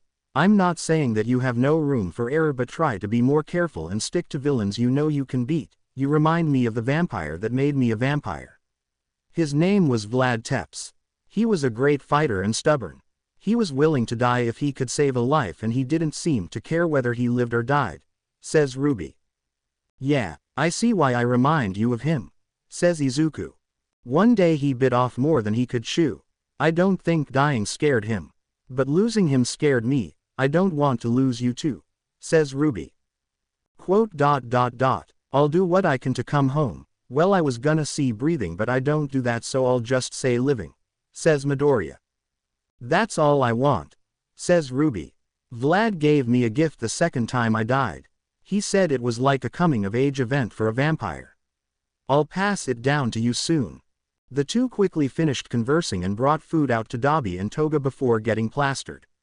Midoriya didn't know at the time, but Dabi and Toga were basically moving into his house, and he wouldn't get rid of them for all of the peace and quiet in the world. Dabi, Toga, Ruby and Midoriya, who was still going by Ketsuki because he doesn't know if he could completely trust Dabi and Toga, were watching cat videos on Midoriya's TV. Toga was leaning into Midoriya but he didn't notice due to the fact he was busy disassociating. He was thinking about his fight with Muscular. Try as he might to distract himself with cat videos and alcohol, he couldn't seem to take his mind off of the fight. The image of Muscular standing over him. The smell of the smoke in the air mixed with the scent of blood that he normally enjoys. The taste of Muscular's blood, eye, and ear as they traveled through his mouth and down his throat. Most of all he remembered the pain, his ribs snapping and his back getting torn to shreds while he gets pummeled into the ground. The hits to the head, the concussion. It still terrifies him. The thought of fighting Muscular a second time. If he had to breathe, his breath would be rapid and painful, but just like always his chest didn't move and all of his pain turns to emptiness once again. Midoriya was roughly snapped out of his musings by the sound of his phone ringing. I'll be right back, says Midoriya before stepping into the kitchen where he left his phone. See ya Ketsu, calls out Toga. Midoriya smiles at his new nickname but doesn't respond otherwise. He gets into the kitchen and checks his phone. Aizawa is calling. "Oh shit," says Midoriya before answering and heading up to his room. "Hey," says Midoriya. "Hey kid, are you okay? What happened? Why did you think you could do that? You should have left it to the pros. Oh my god, are you okay?" Kid says something. Says Aizawa in one breath. "Hey, calm down. Breathe. Are you good?" asks Midoriya. "I'm fine. What the hell happened to you?" asks Aizawa. Says Midoriya. "What happened?" asks Aizawa. "Well, on the bright side, I can keep coming back from the dead," says Midoriya. "Oh my f*** in God," says Aizawa. "Yeah, it's crazy. I'm immortalish," says Midoriya. "I don't even know what that means," says Aizawa. "Neither do I, not really anyway," replies Izuku. "Well, when you learn, try to explain it to me," says Aizawa. "I will, but I just found out today, or last night, I don't know how long I've been out," says Izuku. "Well, are you okay?" asks Aizawa. "Oh yeah, I'm fine. But that's enough about me. How are you doing? Ya got any cool hero stories?" asks Izuku. "Kid, I'm trying to have a serious conversation here," says Aizawa. "So am I, and I'm failing and I'm sorry for that," says Izuku. "Well, can you just try a little harder? I know I don't look the part, but I care about your well-being," says Aizawa. "Well, that's something I haven't really experienced before.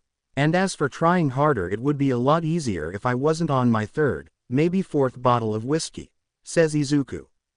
"You're an alcoholic. Not only do I have to worry about you being a crime-fighting teenager. Not only do I have to worry about whatever issues you ever had with your father.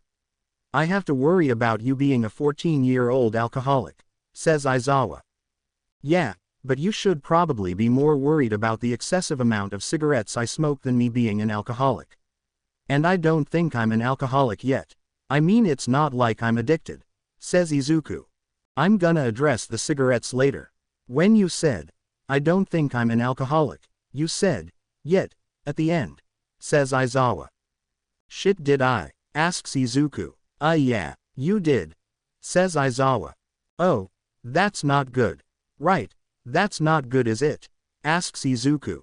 "Well, it's good you told me, but I'm far more upset than I was when I called you and I didn't think that was possible," says Aizawa. "Well, that has to be stressful for you," says Izuku. "Oh, it is," says Aizawa. "Damn, that's rough," says Izuku. "Yeah, I noticed," says Aizawa. "If it makes you feel better, I'm probably gonna take some time off the whole vigilante thing. I'll wait until my joints don't feel sore or stiff. I'll probably work out while I'm on my little vacation. So when I do come back, I'll be stronger and faster. Although I might seek out Muscular and go for a rematch," says Izuku. "Okay, I'm glad you're taking a break, but please, for the love of everything on this cursed rock, don't go after Muscular," says Aizawa. "Yeah, you're probably right. I shouldn't look for him. I think the pain coursing through my body is enough of a reminder that I'll stick with small fries for now," says Izuku. "You said, 'for now,'" says Aizawa. "I'm digging my own grave here, aren't I?" asks Izuku. "Yeah, you are," says Aizawa. "Well, I guess I just have to make sure you don't catch me," says Izuku. "You can't stay away from me," says Aizawa. "Then I guess I have to find Muscular before you find me," says Izuku. "You might be able to slip away from me every once in a while," says Aizawa. "That's a relief. I'd probably have to get myself killed if I couldn't," says Izuku. "How do you joke around when all this stuff happens in your life?" asks Aizawa. "All my jokes are cries for help," says Izuku. "Can't your jokes be jokes and your cries for help be cries for help?" asks Aizawa. "Nope. But my cries for help can be jokes," says Izuku. "That's what you said earlier, but in reverse," says Aizawa. "Damn, I really am drunk, huh?" asks Izuku. "Yeah, are we ever gonna have a serious conversation about this? You know when you aren't plastered," says Aizawa. "Plastered is a strong word," says Izuku. "And whiskey is a strong drink," says Aizawa. "That's fair," says Izuku. "Listen, just call me when you're sober," says Aizawa. Hey Dad, I'm home. Calls a voice from behind Aizawa. Whoa, you have a kid? Asks Izuku. Yeah, but you can't talk to him drunk, says Aizawa. What if I was sober? Asks Izuku. Then I might let you speak to him, says Aizawa. I'm gonna put my regeneration on high for a little while and make myself sober, says Izuku. You can do that, says Aizawa questioningly. There is a pause in the conversation. Yeah, I can, and I'm sober now and that beeps, says Izuku. Yeah, but now I'll let you talk to my son, says Aizawa. Well, that doesn't beep, says Izuku. Shinso, can you come here a minute? Calls Aizawa. Sure. Calls a voice that Izuku categorizes as Shinso. Izuku hears some rustling and footsteps. What's up? Asks Shinso. I have someone who wants to meet you, says Aizawa. Am I on speaker? Says Izuku. Yeah, says Aizawa. What's up, Lil Zawa? Says Izuku. I thought you said you weren't drunk, says Aizawa. I'm not, says Izuku. I'm sorry to interrupt, but who is this? Asks Shinso. I'm the vigilante Ketsuki. I met your dad a little while ago while fighting villains. We've been friends ever since, says Izuku. We aren't friends. You need help and I'm a hero, says Izuku. Wow, you get killed by one super villain and suddenly you have the attention of a couple of heroes. What is this world turning into? Says Izuku. Stop being stupid, says Aizawa. Kids love stupid, says Izuku. He's your age, says Aizawa. Shinso just continues to stand there feeling the full weight of this incredibly awkward conversation. Well, that explains why his voice is so deep. I just sort of imagined that he was like an 8-year-old with a teenager's voice, says Izuku. Why did you think that?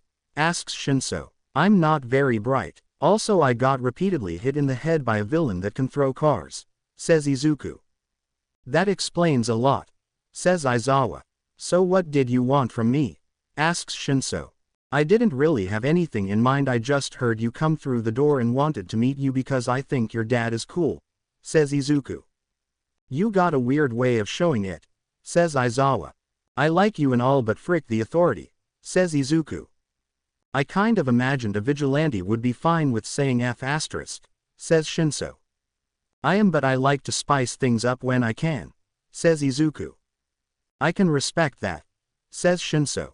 I can tell from just a couple sentences that you're a solid guy, says Izuku. Thanks, says Shinso. So are you single? Asks Izuku. Wait, what? Asks Shinso, whom currently sounds completely baffled. Stay away from my son, you demon, says Aizawa. I wouldn't call myself a demon. I'm like a half demon. A mini demon. Demon Junior. But not a whole demon. And besides, I was just kidding, I hardly know the guy, says Izuku. You are a confusing person to talk to, says Aizawa. I'm gonna be honest, I'm using this conversation to act like a dumb A*s so that I can distract myself from the constant mental pain of sobriety, says Izuku. Dad, your friends are cool, says Shinso. Hell yeah, Shinso. Tell the man, says Izuku. But this guy is just weird, says Shinso. That is not what I wanted you to tell him, but I respect your honesty, says Izuku. He is funny though in a weird way, says Shinso. I'll take what I can get, says Izuku. Okay, you guys are getting way too close for me to feel comfortable. I think you're going to get my son killed one of these days. And I really don't want to worry about both of you, says Aizawa. You are going to have to worry about us because I am gonna become your son's best friend, says Izuku. Yeah, whatever, just don't get him in any trouble. I'll give him your number in case he wants to keep talking with you, says Aizawa. That's really cool of you, says Izuku. Yeah, okay, my roommates are coming home, I'll call back later, says Aizawa. Yeah, I'm not ready for present Mike's enthusiasm. You and Shinso have that perfect level of dead inside with a will to live to be perfect to talk to, says Izuku. Well, we try, says Aizawa. That's good to hear, says Izuku. Well, I gotta go now, bye, says Aizawa hurriedly before hanging up. Izuku started going back downstairs when he heard muttering. He activated super hearing so that he could understand what they were saying. Ketsu is so cute, says Toga. You think so? Says Ruby. Yup, I really like how he looked when he was all covered in blood. I don't think all of it was his, but that just makes him cuter, says Izuku. You think you could get him to take you on a date? Asks Ruby. I want him to take me out, says Toga. You go for it, I can put in a good word for you, says Ruby excitedly. Really? That's so nice of you. Dabi, did you hear? Asks Toga. Dabi grunts in confirmation as he sips from his whiskey. I wanna cover both of us in blood, says Toga.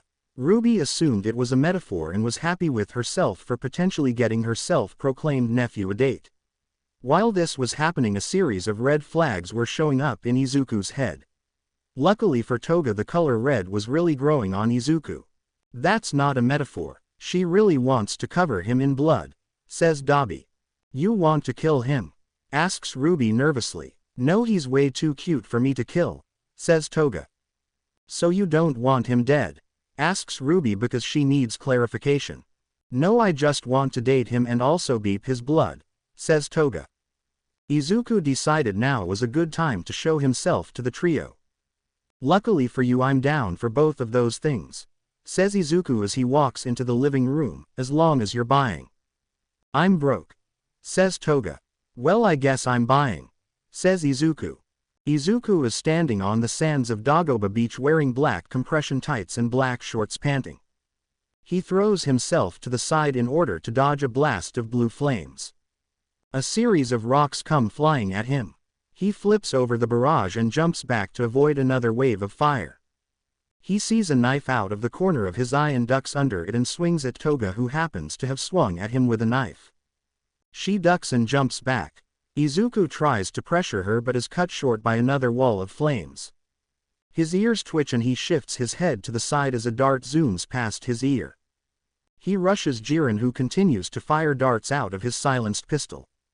Izuku dodges until he's right in front of Jiren. Right before he hits Jiren, a rock slams against his head. He glances to the side to see Ruby telepathically gathering more rocks to throw. He looks back at Jiren to see a pistol in his face. He bends over backwards right before Jiren shoots. He sweeps Jiren's legs out from under him. He jumps back again to dodge a stream of fire. While he's in the air, he gets pummeled by a series of rocks. He loses his balance as a particularly large rock hits him in the face. He falls on his back. Before he can get up, he feels a weight on his chest. He looks up to see Toga sitting on him with her knife pressed against his neck. Damn, pants Izuku. Good shit, kid, says Jiren. You lasted a little longer than usual, adds Dabi. I can see you're really improving, says Ruby. Thanks for the encouragement. On a side note, are you gonna get off of me? Says Toga. Will you give me blood? Says Toga. Sure. I think a rock broke somewhere over my ribs, says Izuku. Toga looks down at a cut in Izuku's torso and begins beeping blood out of it. Hey kid, calls Ruby. Yeah, asks Izuku. I gotta get to work. I'll see you later, says Ruby before turning to leave. Alright, bye, and thanks for the workout, calls Izuku. No problem, kiddo, says Ruby before leaving. Yeah, I gotta get to work too, says Jiren. Alright, I'll see you around, says Izuku. Izuku and Toga both look at Dabi expectantly. What are you looking at me like that for? Asks Dabi. Are you gonna leave? Asks Toga. Yeah, we kinda thought that you would leave with everyone else, says Izuku. Nah, I don't have anything to do, says Dabi. What exactly do you do? Asks Toga. Yeah, I know you're a villain, but I don't know what you do. I know Toga's thing is murder and that's a little off-putting, but I get why she does it, says Izuku. I'm a villain because I want to change things. I think heroes should live up to the word. I know that there are heroes who use their position to do things far more villainous than anything I've ever done, says Dabi. Wait a minute, I'm gonna stop your conversation really quick. Ketsu, what do you mean when you said, I get why she does it? Asks Toga. You and I have quite a bit in common. Like you, when I don't drink enough blood I sort of lose my mind and attack whatever's close to me. The first time I did it I was lucky enough to position myself near a villain to attack, says Izuku. Me, says Toga. No, replies Izuku. Wait. So both of you are bloodthirsty psychopaths? Asks Dabi. Yup, says Toga. Not by choice, says Izuku. I'd probably still kill people if I wasn't a psychopath, says Toga. The more time I spend with you, the more red flags I see. Luckily for you, red is my favorite color, says Izuku. The two of you have a really ed up relationship. That being said, you are perfect for each other, says Dabi. Thanks, we know, says Toga. We haven't been on a single date yet, says Izuku. Oh come on, we gonna go out later today, says Toga. You're gonna have to work a lot harder than that to land someone like me, says Izuku. No she's not, mouths Izuku. Dabi can't help but smile and suppress a chuckle at Izuku and Toga's playfulness. So what are you guys gonna do anyway? Asks Dabi. We're gonna watch a movie, says Izuku. It's gonna be a really good one where people get cut up and blood goes everywhere, says Toga. So Ketsuki, I'm guessing you picked the movie, says Dabi sarcastically. Yup, I just love watching people get cut to pieces, replies Izuku just as sarcastically as Dabi. The trio takes some time to chuckle to the sarcastic response. Do you guys want to keep fighting? Asks Izuku. Nope, says Dabi. I'm tired, says Toga. Do you guys want to lay down here and listen to the waves for a couple minutes? Asks Izuku. Yup, says Toga. Dabi just lays down and hums in response. The three of them just lay there and relax for a while. Toga curls into Izuku's side and Dabi lays off to the side like a third wheel. After about 5 minutes Izuku speaks up. Alright, shake the sand off, we're leaving. Don't get my car dirty. I have something to do, then we're going home, says Izuku. What are we doing? Asks Toga. You're staying in the car. I'm gonna go talk to a friend, says Izuku. A friend of yours? Is he cool? Asks Toga. Yeah, says Izuku. What's your friend's name? Asks Toga as the trio took off in Izuku's car. Hatsume, says Izuku. The drive to Hatsume's lab consisted of Toga asking a series of ridiculous questions. Izuku answering with one-word responses. Dabi was laying in the back and wasn't paying attention to anything the two were saying. Alright, we're here, says Izuku as he pulls in next to a white truck in the parking lot for a warehouse. What kind of person lives here? Asks Dabi. The kind of person who spends all of their time building, says Izuku as he turns up the air conditioning for Dabi and Toga. Izuku steps out of the car and into the warehouse. Hey Hatsume, calls Izuku. Hey Green Bean, calls Hatsume. Hatsume was currently tinkering on what looked like a bracelet. Whatcha working on? Asks Izuku. Compressed weights in the form of a bracelet, says Hatsume. It's meant for heroes with super strength to get even stronger. I came here to ask you to make me exactly what you just described, says Izuku. Sounds convenient, but why would I give these to you? Asks Hatsume. I could report on how much stronger I get using it, so when you try to sell it to a hero you have evidence explaining how well it works, says Izuku. Sounds good. Take M. These two go on your ankles and these two go on your wrists. They expand so you should be able to put them on easily. They each weigh 250 pounds each, but you can get heavier ones if you need them. But not now, I haven't made heavier ones yet, says Hatsume. Thanks, says Izuku as he puts them on. Wow, these are heavy. It's almost like I don't have super speed or strength anymore. It's a girl, shouts a new voice. Izuku and Hatsume both turn to the entrance to see Toga angrily staring at Hatsume. Izuku doesn't even think, he simply shakes off all of his weights. Toga darts forwards at Hatsume and Izuku grabs her by the back of her jacket and lifts her into the air like a cat that has been grabbed by the scruff of its neck. Is she with you? Asks Hatsume, who seems completely unfazed. Yeah, she's my friend, says Izuku. Girlfriend, shouts Toga while wildly swinging her knife in Hatsume's general direction. Izuku doesn't know what he can say at this point, so he takes a deep breath and makes a face that can't be described in words, but you can all imagine the expression. You can't talk to other girls. You have to talk to me, says Izuku. I'm not after your man, says Hatsume. Oh cool, says Toga as she wriggles out of Izuku's grasp. In that case my name is Toga Hamiko. What's yours? Hatsume-me, says Hatsume.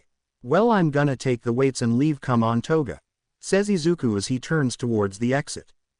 Bye Hatsume, says Toga as she skips after Izuku.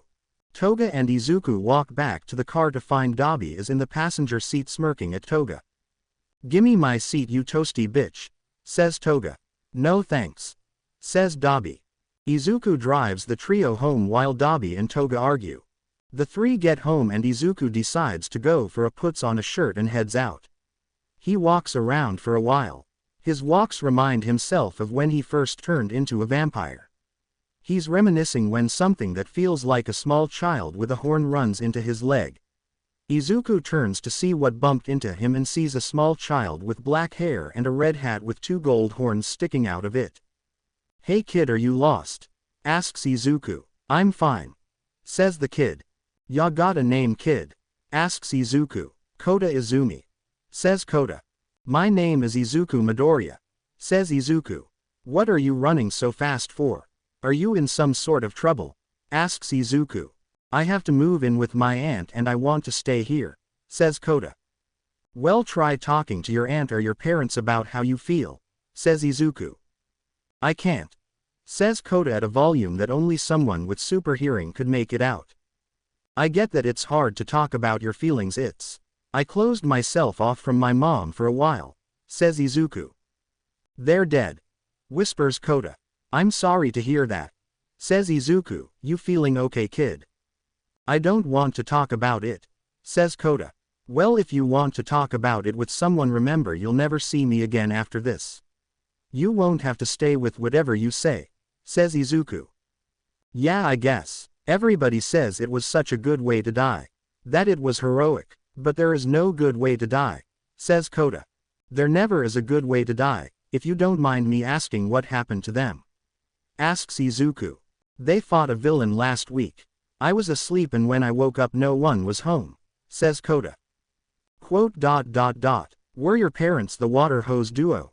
Asks Izuku. Please say no, thinks Izuku. Yeah, says Kota as his eyes well with tears. I was right there and I still failed. I gave everything I had to keep them safe and I still failed. Don't get hung up on this, help their kid, thinks Izuku. I don't think people mean that they died in a good way. I think they mean that they died doing a good thing. And people want to remember them for that good thing because so many bad things happen. They were good people and people want to remember them for that goodness. People don't get made like those two. Most people don't hold a candle to them, says Izuku. I don't understand heroes or villains. They just fight and show off. I hate them, says Kota. I'm surprised to find that I'm not the only person that hates heroes, says Izuku. You hate heroes, says Kota with a surprised tone. I think a lot of them are fakes. A lot of them are cowards. I also think that some of them are some of the greatest people on the planet, says Izuku. Why do you hate some and like others? Asks Kota. You have to learn to look at heroes as individuals and not as a group. There are good heroes and bad heroes just like there are good people and bad people. Because by the end of the day that's all, heroes are just people like the rest of us, says Izuku. Kota doesn't say anything, he just looks at Izuku. Both of their faces are blank but Kota's eyes are thoughtful. He still hates heroes but he knows his parents and his aunt are good ones. Kota, calls out an unknown voice. Kota and Izuku look over to see a woman with brown jogging towards them. You know her? Asks Izuku. That's my aunt, says Kota. Kota, where have you been? We've been so worried, says Kota's aunt. I was talking to Midoriya, says Kota. I'm Kota's new friend, says Izuku. Thanks for looking after him, says Kota's aunt. No problem. Are you Mandalay? Asks Izuku. Yeah, I am. You have good eyes, says Mandalay. It comes with my quirk, says Izuku. Mandalay looks at her watch and her eyes widen. I'm sorry but we have to go. It's no problem. Take care kid, calls Izuku as Mandalay carries Kota away. Izuku works his way back home and takes off his weights. He goes into the living room where he finds Dabi and Toga on the couch. Who's ready for a first date with their green roommate? Rhymes Izuku. Who's ready for a first date with their green roommate? Rhymes Izuku. Not me. Replies Toga bluntly. Oh, I see. Replies Izuku. Yeah, that's in an hour. Says Toga. I thought the movie starts at 7:15. Says Izuku. No, it's at 8:15. Says Toga. Then I'm gonna take a bath and put on some new clothes. Says Izuku. Can I come? Asks Toga. No, says Izuku. Izuku promptly turns away from Toga and to the master bedroom to take a warm bath and put on some new clothes. After his bath, which did wonders for his sore muscles, he got dressed. He wore blue jeans with a tight black t-shirt and Dabi's sleeveless jean jacket. Izuku has no plans on returning that jacket even though it didn't go all the way down to his hips like most jackets do. When Izuku is done dressing himself, he heads back to the living room to find Toga sprawled across the couch and Dabi sitting in a recliner while scrolling through whatever he looks at on his phone. Hey Toga. Hey Dabi. Says Izuku. Hello green man. Says Toga. Hey. Replies Dabi without looking up from his phone. So we still have a little while before we have to leave. Says Izuku. Yeah. Says Toga. So what do we do now? Asks Izuku. You wanna cuddle with me? Asks Toga. Sure, I could go for some physical reassurance. Says Izuku. Cool. Toga pats a spot on the couch to bring Izuku over. Hop on boy. Alright. Says Izuku as he takes his spot on the couch next to Toga. So what now? Toga leans into Izuku and rests her cheek on his muscular shoulder. Now we just sit here and enjoy each other's warmth and maybe get in a bite or two. This is nice. We should do this more often. Says Izuku. Yeah. Says Toga. We should. You should get a room. Says Dabi. You should get a house. Says Izuku, or at least go to a different part of mine. Nope. Says Dabi. Whack. Replies Toga. Nah, this chair is too nice for me to get up. I'll be stuck here for a while. Says Dabi. He's right, it is a nice chair. Says Izuku. Izuku and Toga stay like this for a while. Just leaning into each other. They didn't read into it. They just assumed the other needed to be held. They just talked about little things and made jokes for a while before Izuku looked at a clock and told Toga it's time to go. The two got into Izuku's car and drove down to the movie theater. When they got there, Izuku paid for their tickets. When an employee tried to tell them they were too young to see the movie, the two simply glared at him until his will crumbled and he gave over the tickets. They didn't bother getting any concessions. Izuku couldn't eat it and Toga knows how expensive it is. They went to the back of the theater where they could be alone. The audience wasn't that large, just them and a group of young adults at the front of the room. Izuku and Toga in towards each other and enjoyed the poorly written and poorly acted bloodbath on screen. They spent more time laughing uncontrollably than they did scared. What is that? What even is that? Asks Izuku incredulously as one character is murdered by a potato thrown at incredible speed. I have no ing idea. Replies Toga while laughing hard enough to lose a lung or two. The two laughed their way through the rest of the movie. Once the movie was over, the two made their way back to Izuku's car while talking about the movie. Toga's favorite death was death by potato to the head. Izuku's favorite was when a character ran over the end of a rake, causing the handle to shoot up like they do in old cartoons, except in this movie it buries itself into his head and killed him on the spot. They finally got back into their house to find Dabi hadn't moved at all from his spot on the recliner. Izuku and Toga sat back down on the couch. Toga leaned into Izuku like she was doing earlier, but now Izuku wrapped his arm around her shoulders and pressed his cheek against her head as she rested her cheek on his shoulder. They two stayed like this for a while without saying anything. Only when Dabi was asleep did Toga begin to talk. Hey. Says Toga. Hey. Replies Izuku. Thanks. Says Toga. You don't have to thank me. I had fun. Says Izuku. I'm not saying thanks for taking me out. I'm saying thanks for treating me like a person. Most people treat me like a monster. Say Toga. A man made of sludge and walls of fire passed through Izuku's memory. You're no monster. You're just as human as anyone else. I'm the real monster here. went unsaid by Izuku, and Toga didn't seem to notice his internal dialogue and dilemma. If she did notice, she didn't say anything. The two don't say anything else for several minutes. This time Izuku breaks the ice. Izuku Midoriya. It's my real name in case you wanted to know. Midoriya. She repeats. Yup. Replies Izuku. Like Midori. Says Toga. Yeah. Replies Izuku. Can I call you Midori? Because you're green. Says Toga. Sometimes ya just gotta be green. Says Izuku. Toga chuckles lightly at the stupidity to Izuku's addition to the conversation. Before either of them knew it, Toga was asleep. Izuku picked her up and laid her across the couch. He placed a blanket over her and Dabi. He went back up to his room and changed into a pair of gray compression tights and a pair of gray shorts. He grabbed a white t-shirt, but he didn't put it on. He went back downstairs. He put on his weights and began his jog down to Dagoba Beach. He noticed jogging is easier when you don't have breath to run out of. When he got out to the beach, he worked out with his own body weight and the weight added onto him. He did push-ups, sit-ups, squats, planks, and he ran up and down the beach until he was completely winded. By the time he was finished, the sun was up. Suddenly he heard something swishing through the air.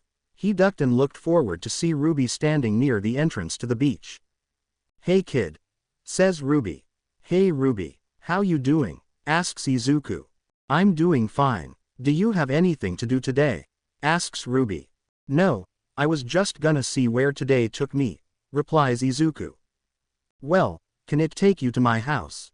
asks Ruby. "Well yeah, but I'd like to clean myself up before going over," says Izuku. "Yeah, that is fine. I just want to talk about a couple of things and I have some things to show you," says Ruby. "I'll just clean myself up and head over," says Izuku.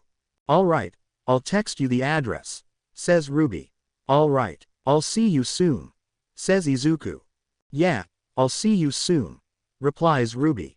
Izuku heads home and cleans himself up. He puts on blue jeans and a white t-shirt before leaving. He calls out that he's leaving again and uses the address that Ruby sent him to find her house. When Izuku reached Ruby's house, he found out her house was closer to a mansion than a house. Izuku gets out of his car and rings the doorbell. "Hey kid," says Ruby as she opens the door to let him in. "Hey Ruby, nice place," says Izuku. "Thanks," replies Ruby. "Come on." Ruby leads him through several well-furnished rooms and they end up in what looks like a lounge. There were 2 couches with a coffee table in the middle and a mini-fridge off to the side. Ruby reaches into the mini-fridge and pulls out a bottle of wine. She sets the wine on the coffee table and pulls out 2 wine glasses from under the table. She fills the glasses and slides one to Izuku, who is sitting across from her. She lights a cigarette and places it between her lips. "Ya need a light?" asks Ruby. "Sure," says Izuku as he lights his own cigarette. "So what did you bring me here to talk about?" "I want you to know you can talk to me. I think the best way to get someone to open up to you is to open up to them. So I'm going to tell you about myself and hope you become willing to do the same. And if you want to stay closed off, that's okay too." "Alright," says Izuku. "You've died twice already. That's twice as many times as I've died. In my hundreds of years of living, I've only died once," asks Izuku. "Do we age different than people?" asks Izuku. "I may have forgot to mention this, but we stop aging in our 20s, says Ruby. "I see. Another thing I forgot to mention is that we can get a tattoo and have it disappear and reappear," says Ruby. "How does that work?" asks Izuku. "Honestly, I have no idea, but look at this," says Ruby as she makes a tattoo of a cross appear and disappear on the back of her hand. "That's cool," says Izuku. "Yeah it is," replies Ruby. "What were saying before I asked about powers?" asks Izuku. "Oh right, I've only died once when I became a vampire. It was in the 1940s. I was 19 at the time. By now you probably guessed I died in the war. And you'd be right to assume that, but I wasn't a soldier. I was a civilian. I didn't do anything wrong, but I still died for no good reason. I remember when it happened, when it dropped." Ruby's expression becomes blank as she stares into her wine. "I remember how hot it was, and how bright it was. It was like the sun collided with Earth. I was mostly out of range, but I was just close enough for the blast to get me before the radiation. When I was first turned, I couldn't even see. The light blinded me. I was answering questions to some voice. It was surreal. It felt like a dream. Everything else felt real, but talking to Vlad for the first time is something I'll never forget. The two fall into a silence. Neither wants to say anything. Neither wants the silence to continue. Eventually Izuku breaks the silence. "I'm sorry you had to go through that," says Izuku. "I'm sorry I had to go through that too," says Ruby as she finishes her wine glass and pours more into the glass. "What's Vlad doing now?" asks Izuku. "Vlad passed 5 years ago," says Ruby. "We were close, but I never opened up to him. I've regretted that ever since he passed. I don't want you to have the same regrets as I do. Maybe it wouldn't hurt to talk about things a little more often," says Izuku. "That is great." Ruby looks at Midoriya for a while. "You remind me of him." "It's not a bad reminder either. It makes me think he's proud." "I'm sure he is," says Izuku. "Thank you," says Ruby. "When I fought Muscular, I put everything I had into that fight. I literally died to protect those two, and they both died anyways. I would have been fine with dying if they were safe. When I ran after the sludge villain, I got Bakugo to safety before it hit me. It made it feel worth it. This just leaves me feeling empty. I spend my whole life quirkless, and when I finally get a power, I lose just like I did when I was quirkless. The older I get, the more I feel like the same scared little quirkless kid asking Mom, when is Dad gonna come home, only for him to never show up," says Izuku. "You not a kid anymore, you're a strong vampire with a stronger will than anybody your age should have. You've taken everything life has thrown at you and you shook it off and kept going. With a power like that, you don't need a quirk," says Ruby. "Thank you," says Izuku. "I have to get to work soon, but before that I have something for you," says Ruby. "You don't have to get me anything," says Izuku. "I don't want this in my house anymore," says Ruby. "Well, I guess," says Izuku. Ruby steps out of the room and re-enters with a red bass guitar and an amp. "Whoa, that's too much. You really don't have to do this," says Izuku. "Out of all the things Vlad left, this is the only one that leaves a painful reminder, but I also don't want to get rid of it," says Ruby as she passes the guitar to Izuku. "Careful, it's sharp. Imagine Marceline the Vampire Queen's guitar axe." "Why is it also an axe?" asks Izuku. "Vlad had interesting tastes," says Ruby. "I like it," says Izuku. "Please take it," says Ruby. "I don't know how to play," says Izuku. "Vlad said it was magic or something. Just mess with it and you'll be playing like a rock star in no time," says Ruby. "That sounds a little too convenient," says Izuku. "Well, you deserve some convenience," says Ruby. "Oh shit, I gotta get ready for work." "Alright, I'll get out of your way," says Izuku as he makes his way back to his car. "Feel free to stop by anytime," says Ruby. "I will," replies Izuku as he gets in his car and drives home. Izuku was messing with the bass guitar Ruby gave him. He watched videos on how to play and used an app on his phone to tune it. He's been trying to learn how to play for a couple days. He hasn't slept at all. He just keeps playing. It's soothing. It's calming. And most importantly, while he's playing, he's too busy concentrating to think about anything else. He supposes that being unable to think would make him happier, but he doesn't like thinking about that, so he just keeps playing. He's really getting the hang of it. It's complicated enough for him to need to think about it, but it also feels instinctual. It just feels natural. He finishes the little tune he's making up when his phone starts ringing. He sees that Ruby is calling. He wonders what she wants to talk about. "Hey Ruby," says Izuku. "Hey kiddo," says Ruby. "Whatcha callin' for?" asks Izuku. "I forgot to mention a couple things about the guitar," says Ruby. "And what might those be?"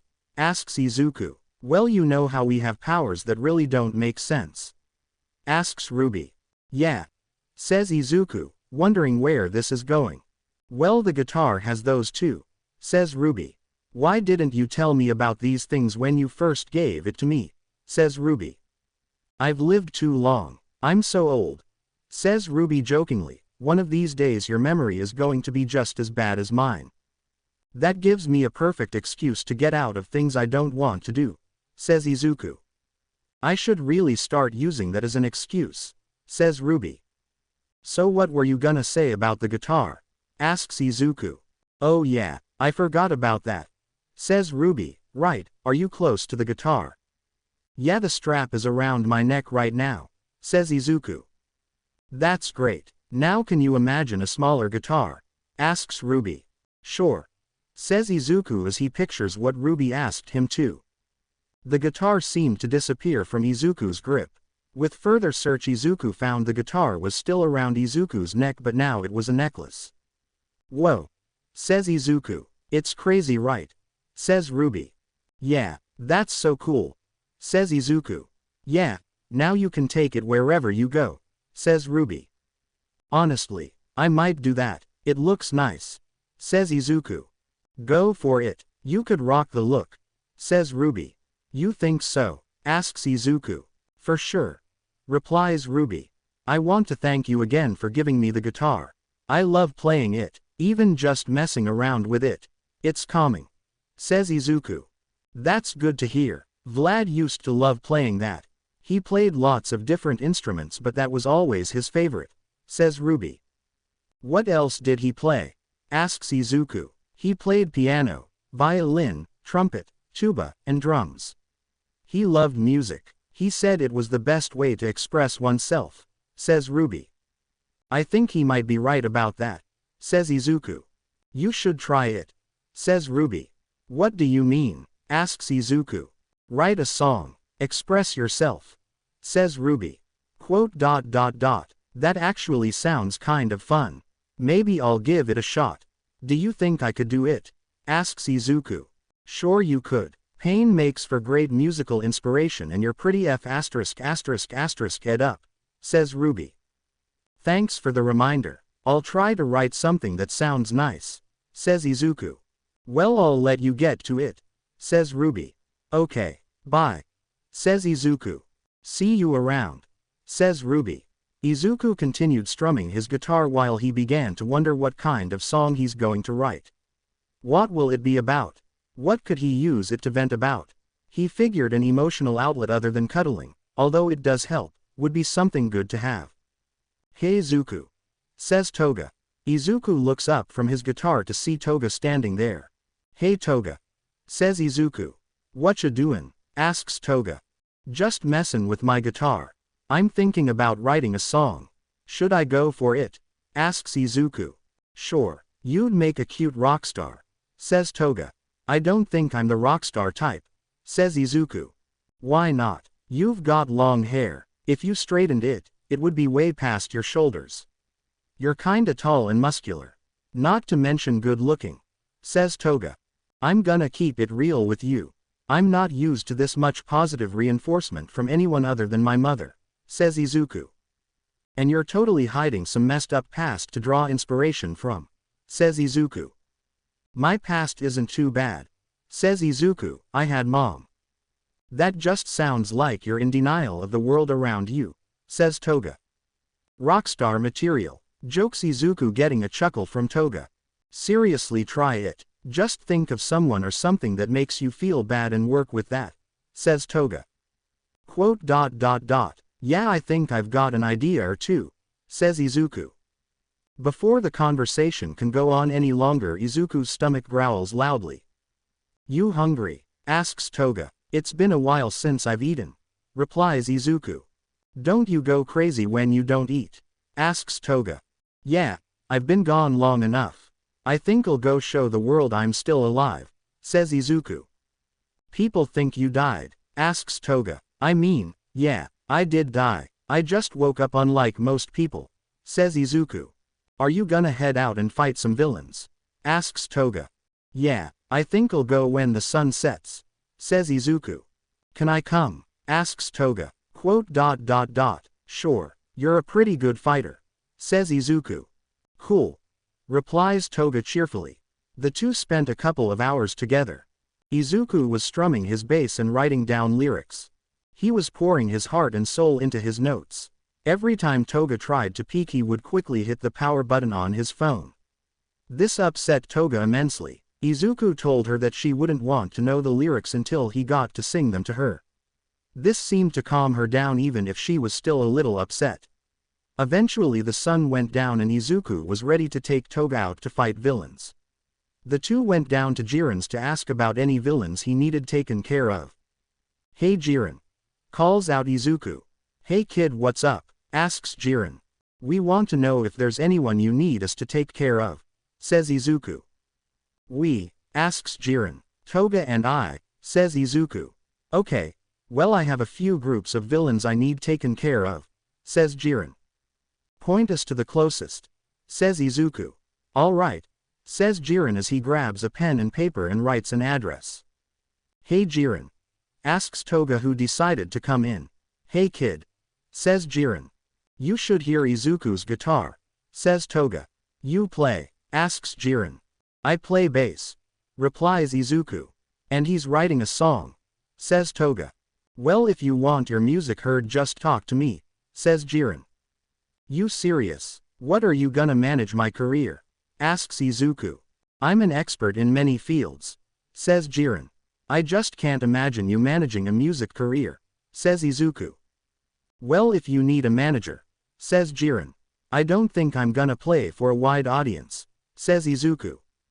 "Boo," jeers Toga. "Okay, I'll consider it," says Izuku, "but for now just tell us about who we're gonna go fight."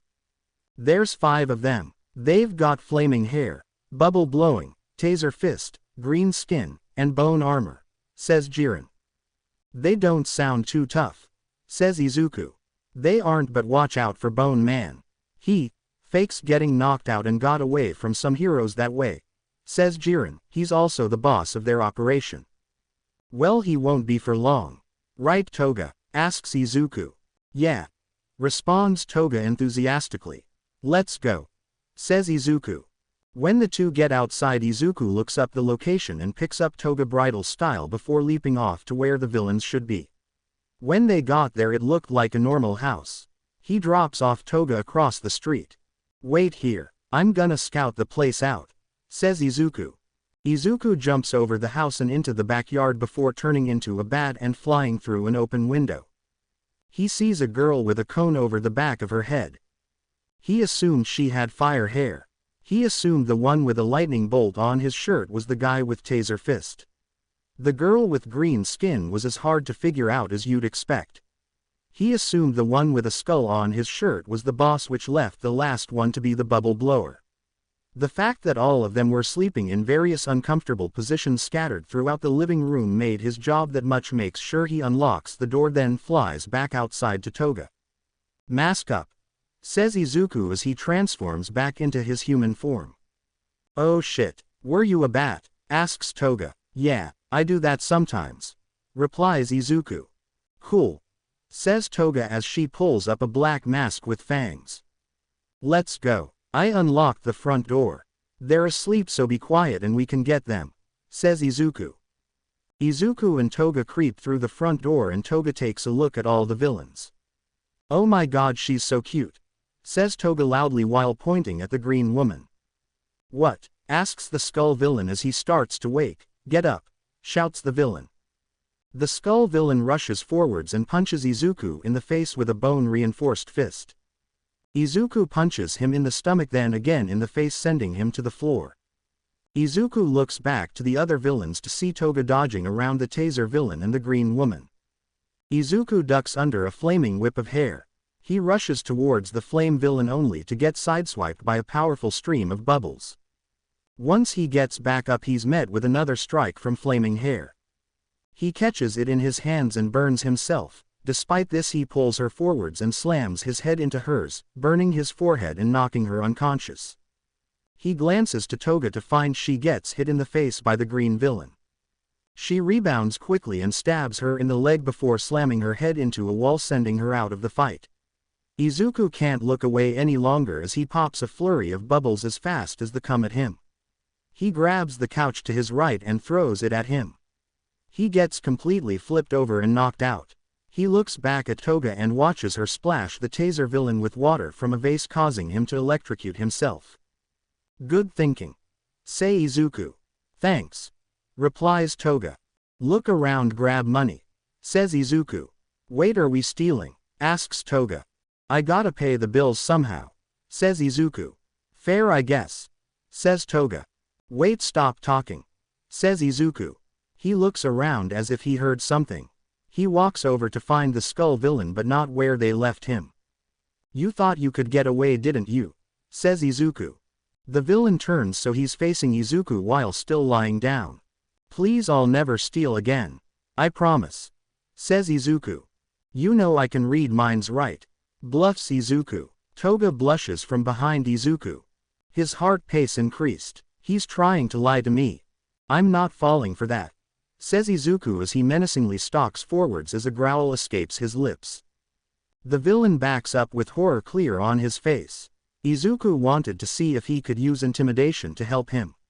He was pleasantly surprised with how easy it was. Before Izuku could continue to intimidate the man before him, Toga began planting a series of kisses on his cheek. Izuku's threatening demeanor quickly turns into that of a happy puppy.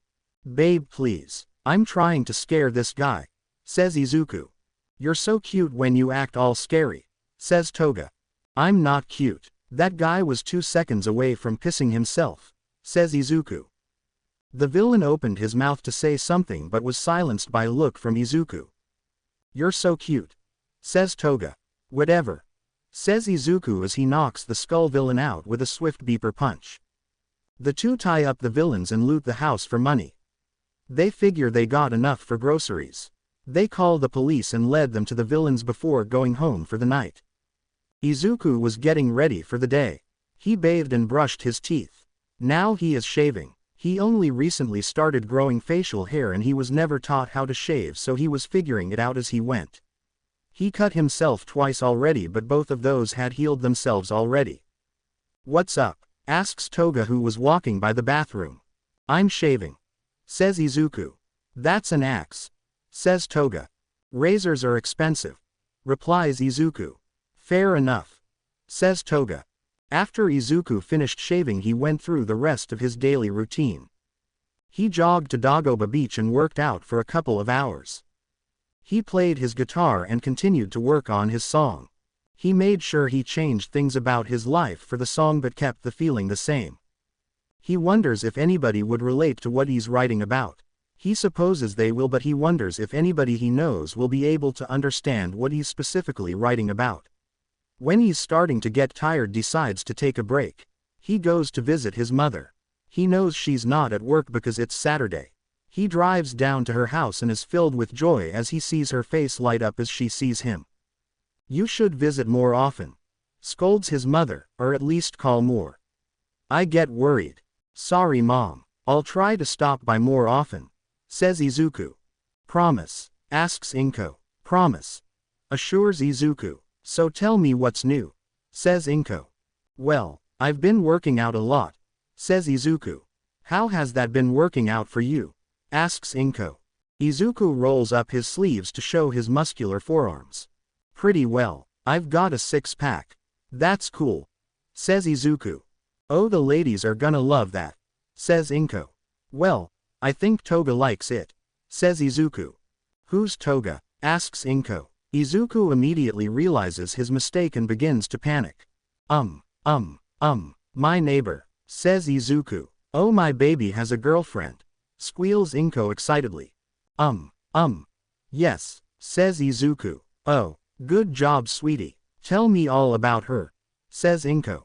Well, she's blonde, about 5'4". She has slitted eyes, like a cat, says Izuku. Don't tell me what she looks like. I want to know what she acts like, says Inko. Well, she's always hyper and really excited. She's funny. She likes to watch horror movies. Sometimes I feel like she can read my thoughts, like sometimes when I'm thinking about her she looks at me and smiles, says Izuku. Are you sure you aren't muttering your thoughts out loud? Asks Inko. Oh shit, says Izuku. Language, says Inko. Sorry, says Izuku. It's fine. I do it sometimes too, says Inko. I can't imagine that, says Izuku. Enough about that. I want to hear more about Toga. What are some of her weird habits? Weird habits are always the ones that get you to fall for someone, says Inko. Izuku didn't really know what to say here. It's not like he could say he was dating a psychopath. She has a blood fetish. Izuku blurts out and instantly regrets saying, "Oh, that isn't what I meant." Is that safe? Asks Inko. Don't say no. Don't say no. Don't say no, thinks Izuku. I don't know but I'm into it, says Izuku trying not to take too long to respond. Thinks Izuku while making sure he doesn't mutter. Oh okay, says Inko a little louder than normal. Anyways, do you want to talk about something else? Asks Izuku. Good idea, says Inko. I've been learning to play the bass guitar. That's fun, says Izuku. Oh, that does sound fun. How's that coming along? Asks Inko. I could show you, says Izuku. Oh, that would be lovely, says Inko. Before I pull it out. The guitar was made with a special quirk. It's the reason I can carry it without it being visible. Izuku says as he pulls the necklace out from under his shirt. If I imagine this necklace expanding, it becomes my guitar. That's an interesting quirk, says Inko. Yeah, and it's really useful, says Izuku as his necklace turns into his guitar. It's an axe, says Inko surprised. Sort of. I think of it as a guitar, but yeah, it's also an axe, says Izuku as he starts strumming out a nice melody. What do you need the axe for? Asks Inko. I use it to shave, says Izuku. That's dangerous, says Inko. Maybe, but there isn't a single cut on my face, says Izuku. You could have just bought a razor, says Inko. Yeah, but I couldn't afford a razor and a guitar separately, so I got them together, says Izuku. Sweetie, you can ask me for money, says Inko. I know, but I don't want to take your money, says Izuku. It's no trouble at all, says Inko. I still don't want to do it, says Izuku. Well fine, but if you need it just ask, says Inko. Only if I need it, says Izuku. You're really good, says Inko. Izuku looks confused before looking down at his guitar. Oh right, I just sort of play it. It just comes to me, and it's relaxing. I love playing, says Izuku. Maybe you could be a rock star, jokes Inko. Gimme a month or two. I'll get there, says Izuku. The two spend the rest of the day like this. Just talking, playing, watching the news. Izuku reminds himself to visit more often. Eventually the sun goes down and Izuku tells Inko he has to leave. He back home to Dabi and Toga. Hey Toga, you wanna do our thing again? Asks Izuku. Not today, I'm too sore, says Toga. Alright, says Izuku. Wait, what did you do? Asks Dabi. I took her out and we fought some villains, says Izuku. Are you about to go find some villains? Asks Dabi. Yeah, why? Replies Izuku. Can I come? Asks Dabi. Sure, replies Izuku. The two walk to Jiren's office. Hey Jiren, says Izuku. Hey kid, you looking for a new target? Asks Jiren. Sure says Izuku. Taking Dabi with you? Asks Jiren. Yup, replies Izuku. Alright, I know some guys that are about to go rob a bank. I know their plan. It's good. They aren't all that powerful, but they are smart. But we're smarter. We're gonna catch 'em downtown in the aqueduct. Their getaway car is gonna go through there. They are coming in through the main sewage path. It's barely big enough for their car, but it'll fit them and the money. The car has cameras all over working as windows, so you can't go through that either. Bullets won't work and they'll be hard to stop. Lift the car and rip out the back tires. Then rip the door open. It'll take a while. They have Shockwave, Rhino, Octo Arm and Hard Head for their quirks. Octo Arm doesn't have tentacles, he just has 8 arms. You got all that, says Jiren. It's a lot of information, but we'll be fine. On a side note, why do these guys have such cool gear? Asks Izuku. A question for another time, you have to leave now. They're getting started, says Jiren. Let's go Dabi, says Izuku. Sure thing boss, says Dabi. The two drive to the aqueduct and park. Dabi gets to be on the other side of the water to hit the villains from far away while Izuku fights up close. They found that the aqueduct was shallow but wide to make up for lack of depth.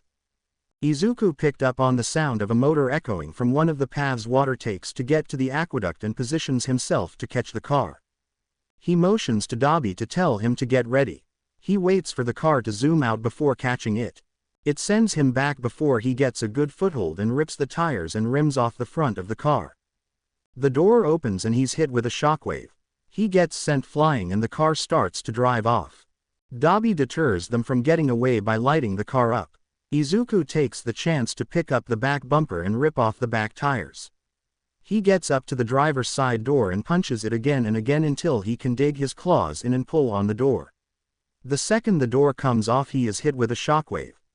The villains step out of the car and get ready to fight him. Dabi shoots a ball of fire at them but it's blocked by a shockwave. "Get that bitch!" shouts a horned villain as his body grows and his horn expands. The horned villain is now 10 feet tall and sprinting towards Izuku with his horn down to pierce Izuku's flesh. Izuku sidesteps and spins the villain by the horn and throws him at Hardhead. Hardhead jumps over him and swings at Izuku. Izuku ducks under it and hits him in the chin. A crunch sound is audible to those around and it didn't come from Hardhead. Izuku steps back and swings for the body with his uninjured left hand. When this hit connects, Izuku learns that only his head is hard. Izuku sweeps his legs out from under him, pinned him down. He slams his head into the ground knowing it won't cause long-term damage. Right when he knocks him out, he gets tackled by Rhino. Rhino pinned him down and slams his massive fist into Izuku's chest repeatedly. Izuku blocks the worst of it but he's still coughing out blood. Before Rhino can do too much, he gets hit with a wave of fire and Izuku scrambles away to see Dabi defeated Shockwave. Izuku also sees that Octo Arm is running off with the money bags, although he couldn't go too fast. Izuku jumped back at Rhino and hit him in the face. He jumped back and Dabi hit Rhino with a wall of flame. They kept this going until Rhino angrily grabbed the car and tried to slam it down on Izuku, who managed to jump out of the way. They force to the car caused it to explode and sends Rhino flying. They see that he's out cold. "Here's some rope, tie him up. I'm gonna get the runner. Heroes will be here soon." "People heard the explosion," says Izuku before sprinting towards Octo Arm. When Izuku fought Octo Arm, it wasn't that much of a fight. He was too busy holding the money and running to do anything other than get knocked out. He met up with Dabi with all the bags and Octo Arm. "Hey kid," says Dabi. "Hey Dabi," says Izuku, "we are going to take some of this." "They money?" asks Dabi. "Yeah, I can't buy food or pay the bills if I don't take from the villains I fight," says Izuku. "That makes sense, although I don't like it," says Dabi. "Neither do I," says Izuku. The Izuku grabs a couple of stacks of yen and drinks the villain's blood before going back to the car and driving him and Dabi back home. "Hey," says Izuku. "Hey," replies Dabi. "So you're a villain?" says Izuku. "Yeah," says Dabi. "You don't steal," says Izuku. "No, I haven't. I have other reasons for villainy," says Dabi. "Like what?" asks Izuku. "Somebody hurt me and my family. I want them dead or brought to justice. The only problem is it's a pro-hero," says Dabi. "My dad's a pro-hero. He works in America though. He's kind of a shit stain. He's the reason I hate the hero system," says Izuku. "What did he do?" asks Dabi. "He left when I was 4. The quirk specialist didn't think I was gonna get a quirk and dad started treating me different when mom wasn't around. He hit me or used his quirk to burn me. Once he cut me with a beer bottle. I still have that scar," says Izuku. "You don't have to talk about this if you don't want to," says Dabi. "I want to get to know you. The best way to do that isn't to ask questions. It's to see how people act when you answer their questions," says Izuku. "I don't usually talk about this, but that guy that hurt me and my family, the pro. He's actually my father," says Dabi. "My dad's the hero Dragonbreath. Who's yours?" asks Izuku. "Endeavor," replies Dabi. "Holy shit man," says Izuku. "Yup," says Dabi. The two finally made it back home. Toga was asleep in the guest room. The two boys stayed up for a while just talking. About big things that hurt or little things about the family members they liked. They talked and drank until they both fell asleep on the couch. They didn't think about it while talking, but they were gonna have a pretty bad hangover. After stopping a robbery with Dobby and learning more about him, the two began to grow closer. They would hang out and drink. Sometimes they would talk about themselves and sometimes they would talk about random things they have seen. Izuku has been busying himself writing his song and hunting down all the villains Jiren wanted out of his way. It's been several weeks since the bank robbery. With Izuku going out every night, people began to fear him. Some villains have spread rumors of him being a demon or some sort of monster. Izuku chuckles to himself when he thinks about it. Dobby and Izuku are currently in the living room drinking. "Hey," says Dobby. "Hey," replies Izuku. "So you're a vampire, right? Like I'm not crazy you have to be a vampire," says Dobby. "Wait, how did you figure it out?" asks Izuku. "It's sort of obvious," says Dobby. "Okay, I get that, but how do you know what a vampire is?" "Everybody forgot about us when quirks started showing up," says Izuku. "My mom liked pre-quirk literature and she had access to Dad's credit card, so she bought a lot of books. She liked the idea of a monster being a good person. She thought it was poetic," says Dobby. "It's a little poetic, but I don't think monsters can be good people," says Izuku. "Well, what about you? You're a good person," says Dobby. "I don't really feel like one. I hate thinking about drinking blood, but when I'm actually doing it I feel amazing. As soon as that amazing feeling wears off I'm left feeling like a monster again," says Izuku. "That's rough, buddy," says Dobby. "It really do be like that sometimes," says Izuku. "I've never understood why people say that," says Dobby. "It helps, even if it's only a little bit," says Izuku. "Well, I guess if it works for you," says Dobby. "It does most of the time," says Izuku. "I'm gonna be honest with you," says Dobby, "I don't feel like a good person either. I don't think being a good person is all that important. As long as you do the right thing. Or don't do the wrong thing. Being a neutral between bad and good is fine. I still want to feel like a good person though. Although I think I might have to give up on that," says Izuku. "I wasn't expecting a lesson in philosophy," says Dobby. "Philosophy is kinda fun," says Izuku. "Yeah, I guess. I'm actually a fan of the hero killer's philosophical ideology," says Dobby. "I get it. I understand him wanting to change things, but I don't agree with his methods and I can't really call myself a fan," says Izuku. "But you do see his point," says Dobby. "Oh, for sure. He's right, just with the wrong approach," says Izuku. "Do you think any other approach would work better?" asks Dobby. "I don't know. I'd like to find out someday." "Shit, Dobby, it's getting late, I should go do my thing," says Izuku.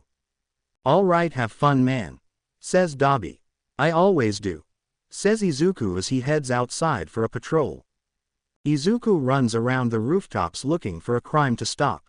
He takes a break to pet a dog he finds before taking to the rooftops once again. He runs around for about an hour looking for something before seeing a racer head jumping around. He decides to take a picture and send it to him later. He watches a racer head jump down into an alley. He isn't concerned at first, but a racer head doesn't come out of the alley. He leaps onto a rooftop overlooking the alley. He sees a racer head on the ground and a man who looks like a ninja with a katana. He sees the man is about to strike a racer head and leaps in. He punches the villain in the face and sends him skidding down the alley. "Get up, Eraser," says Izuku. "I can't. He baited me down here and stabbed me. I think his knife has some sort of paralyzing poison on it," says Aizawa. "Alright, I'll deal with this," says Izuku. "No, you need to leave," says Eraser. "I'll be fine," says Izuku. Izuku quickly moves his head to the side to avoid a knife that was thrown at him. Excuse me for a second, Mr. Hero Killer Stain, sir. I'm trying to talk to my friend," says Izuku. "Who are you?" asks Stain. "Oh, I go by Ketsuki. It's nice to meet you. My roommates are actually big fans of yours," says Izuku. "Anyways, I'm gonna pick this guy up and leave." No you're not, says Stain as he rushes forward while swinging his katana. Izuku pulls out his pistol and catches Stain's katana between the trigger guard and the muzzle. Whoa, you're a little quick to the trigger buddy, says Izuku, can't we talk about this? I will purge the world of all fake heroes, says Stain. Well that's nice and all but this guy's really cool. I've seen him take bullets for civilians. No cameras around or anything. He's the real deal trust me, says Izuku while kicking at Stain who jumps back. So he's a true hero. That may be, but for no, why do you fight? Asks Stain. Well you stabbed this guy for starters, says Izuku. Yes, but why did you help him? Asks Stain. What the F*** kinda question is that? You F*** king stabbed somebody of course I'm gonna help them. What am I supposed to do? Pull up a chair and watch. Make some F*** king popcorn. How much are admissions? I'm not just gonna let someone get stabbed to death you F*** king psycho, says Izuku. So you help him simply because he needs help? Asks Stain. It's not that hard of a concept to grasp, says Izuku. You're a little misguided and childish but you can make a fine hero if you keep helping people, says Stain. Childish. You stab people who you disagree with and I get that I'm childish but I'm not in high school yet. You on the other hand do not have an excuse, says Izuku. You're an interesting person. I'd like to talk more, says Stain. Sure, just hold on, says Izuku. Izuku picks up Aizawa and takes him to a nearby rooftop where he'll be safer before jumping back to Stain.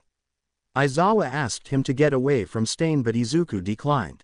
Alright, I'm sure whatever you used on him wears off eventually so we should go somewhere to talk now, says Izuku. Follow me, says Stain before he starts jumping across rooftops. After about 30 minutes of traveling Stain stops at an unused train station. This is where I've been camping out, says Stain. Nice place, says Izuku. What did you want to talk about? I started as a vigilante, so when I find another vigilante I want to know more about them, says Stain. Ask whatever you want but I can't guarantee an answer, says Izuku. Why be a vigilante? Asks Stain. You could be a hero and get paid. I already said I'm a kid. I'm not old enough to get licensed. Also a while back a classmate of mine was in trouble. Heroes saw this and didn't move in because they didn't have the right quirks. I ran in and saved him. That taught me that heroes aren't perfect. After that I looked further and saw that heroes work where they have the spotlight but don't go where actual crimes take place. I decided to do what they won't. If heroes don't do their job I figured someone had to, says Izuku. How do you feel when you're out fighting? Asks Stain. I don't know, hungry I guess, says Izuku. Please be serious, I'm genuinely curious, says Stain. I feel alive, I feel like I can do anything. Every hit I take makes me feel stronger, makes me feel better. I love fighting, even when I'm losing. I feel terrified but calm like I'm having the time of my life right before it ends, says Izuku. I know the feeling. I get excited when heroes dodge my initial attack and keep fighting, says Stain. One more question. Ask away, says Izuku. Why do you drink blood when you fight people? Asks Stain. It's a part of my quirk. I don't get anything from eating normal food. Blood is the only thing I can actually ingest, says Izuku. Are you a vampire? Asks Stain. Yeah, you're actually the second person today to figure that out, says Izuku. Who was the first? Asks Stain. My roommate. Also how do you know about vampires? Asks Izuku. My dad was a vampire, says Stain. Oh that's cool. So if you're only half vampire what vampiric traits do you have? Asks Izuku. Well I age like a human. I eat human foods. My quirk does have something to do with blood so that's a little vampiric.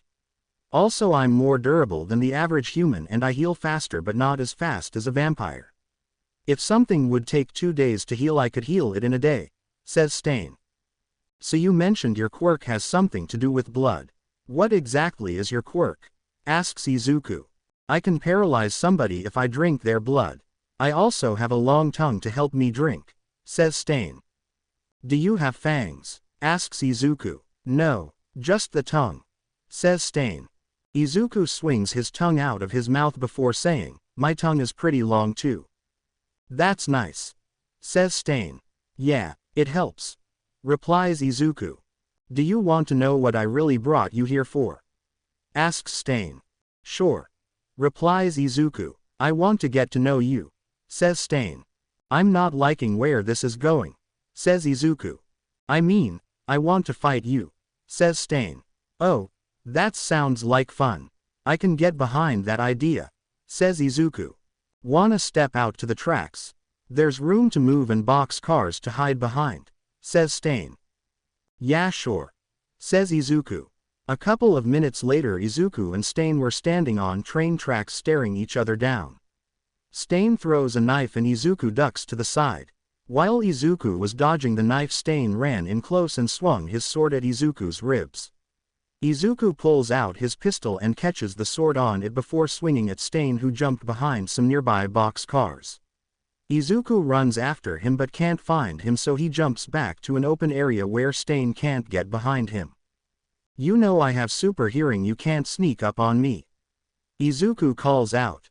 While Izuku was saying that, Stain snuck up behind him using Izuku's voice to drown out his footsteps.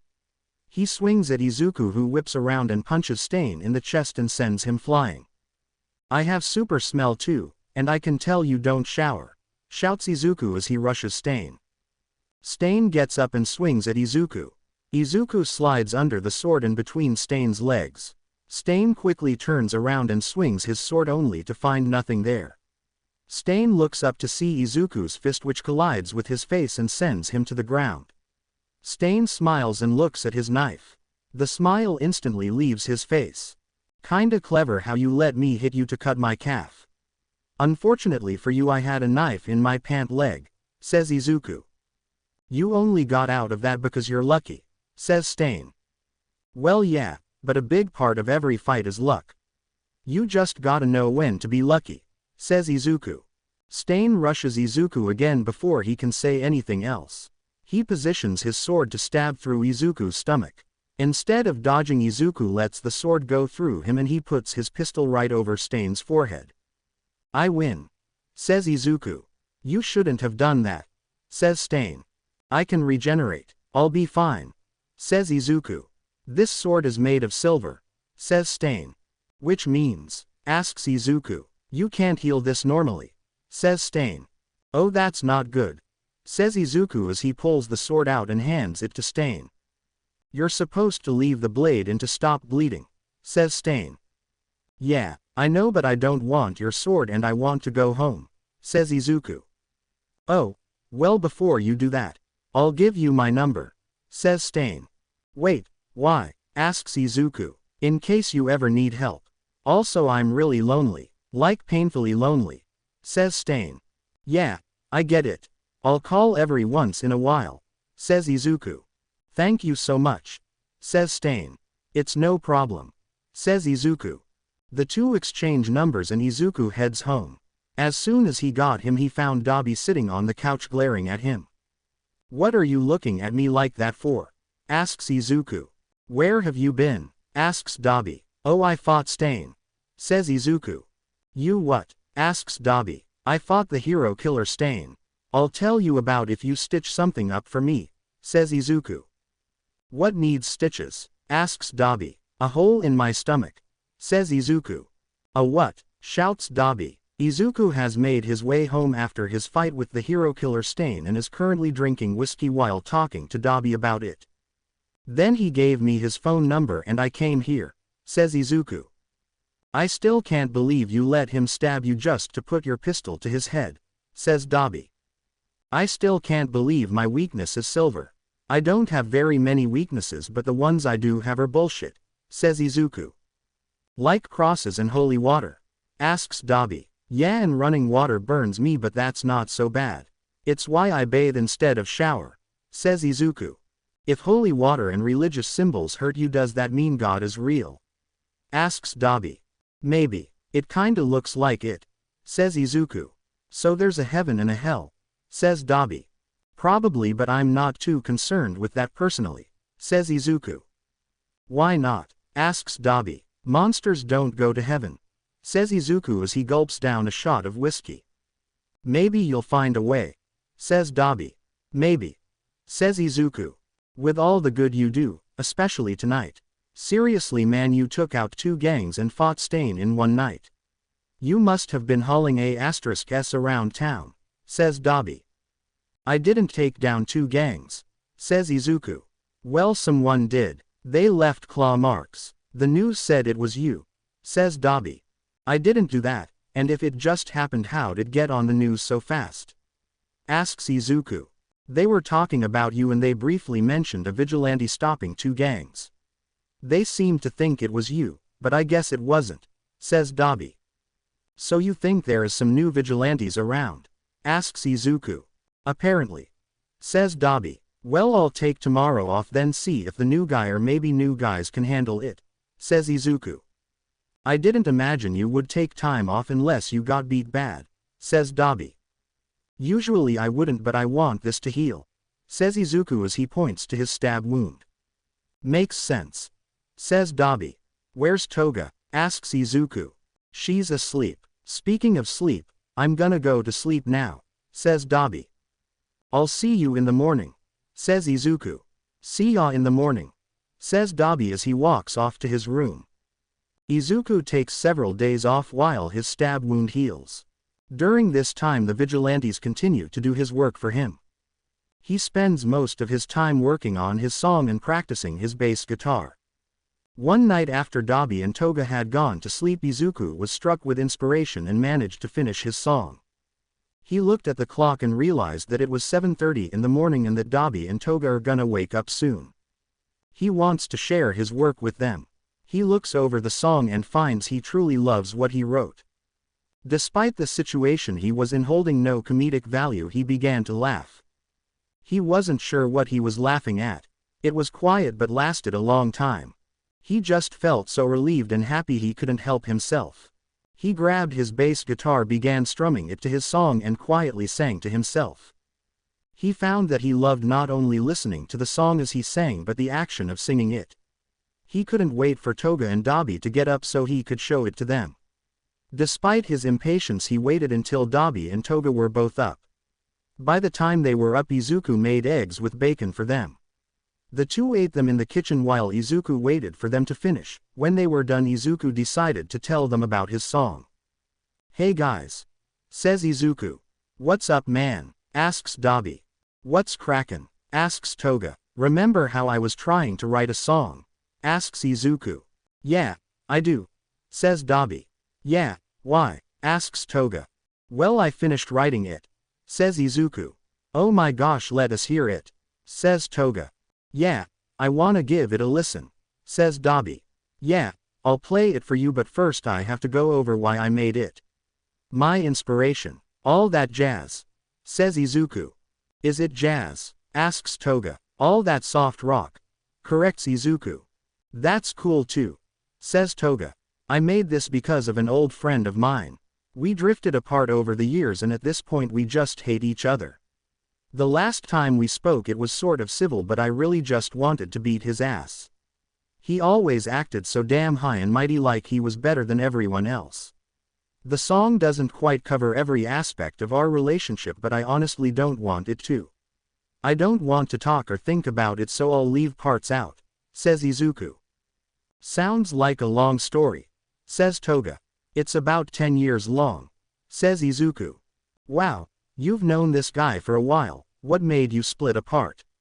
Asks Dabi. No comment. Says Izuku. That's fine. Says Dabi. I'm gonna play the song for you now. Says Izuku while turning his necklace into the bass guitar. Sounds good. Says Toga. La da da da da. I'm gonna bury you in the ground. La da da da da. I'm gonna bury you with my sound. Sorry I don't treat you like a goddess. Is that what you want me to do? Sorry I don't treat you like you're perfect. Like all your little loyal subjects do. Sorry I'm not made of sugar. Am I not sweet enough for you? Is that why you always avoid me? That must be such an inconvenience to you. Well, I'm just your problem. I'm just your problem. It's like I'm not even a person, am I? I'm just your problem. Well, I shouldn't have to justify what I do. I shouldn't have to prove anything to you. I'm sorry that I exist. I forget what landed me on your black list. But I shouldn't have to be the one that makes up to you. So, why do I want to? Why do I want to?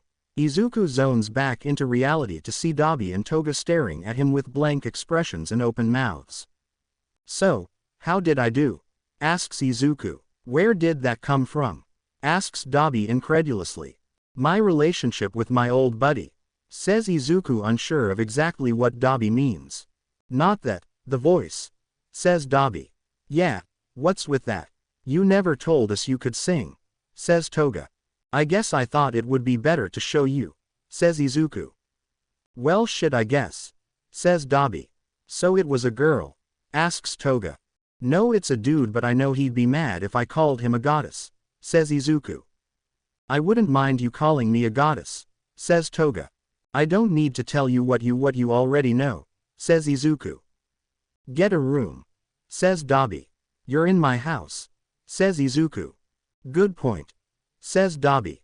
Didn't Jiren say he could get you to perform somewhere? Asks Toga. Yeah, he did, but I'm not sure about going up in front of people and performing. Says Izuku. You went in front of us. Says Dabi. Well yeah, I live with you guys. Says Izuku. Fair point, but I want to date a musician. Says Toga. Well, I still make music. Says Izuku. Until you go on stage you're not a musician. Says Toga. Okay, a little rude but okay. Says Izuku. Do it for me. Says Toga as she bats her eyelashes at Izuku. Fine, but only because bills are expensive and groceries and gas. Says Izuku. Are we low on money?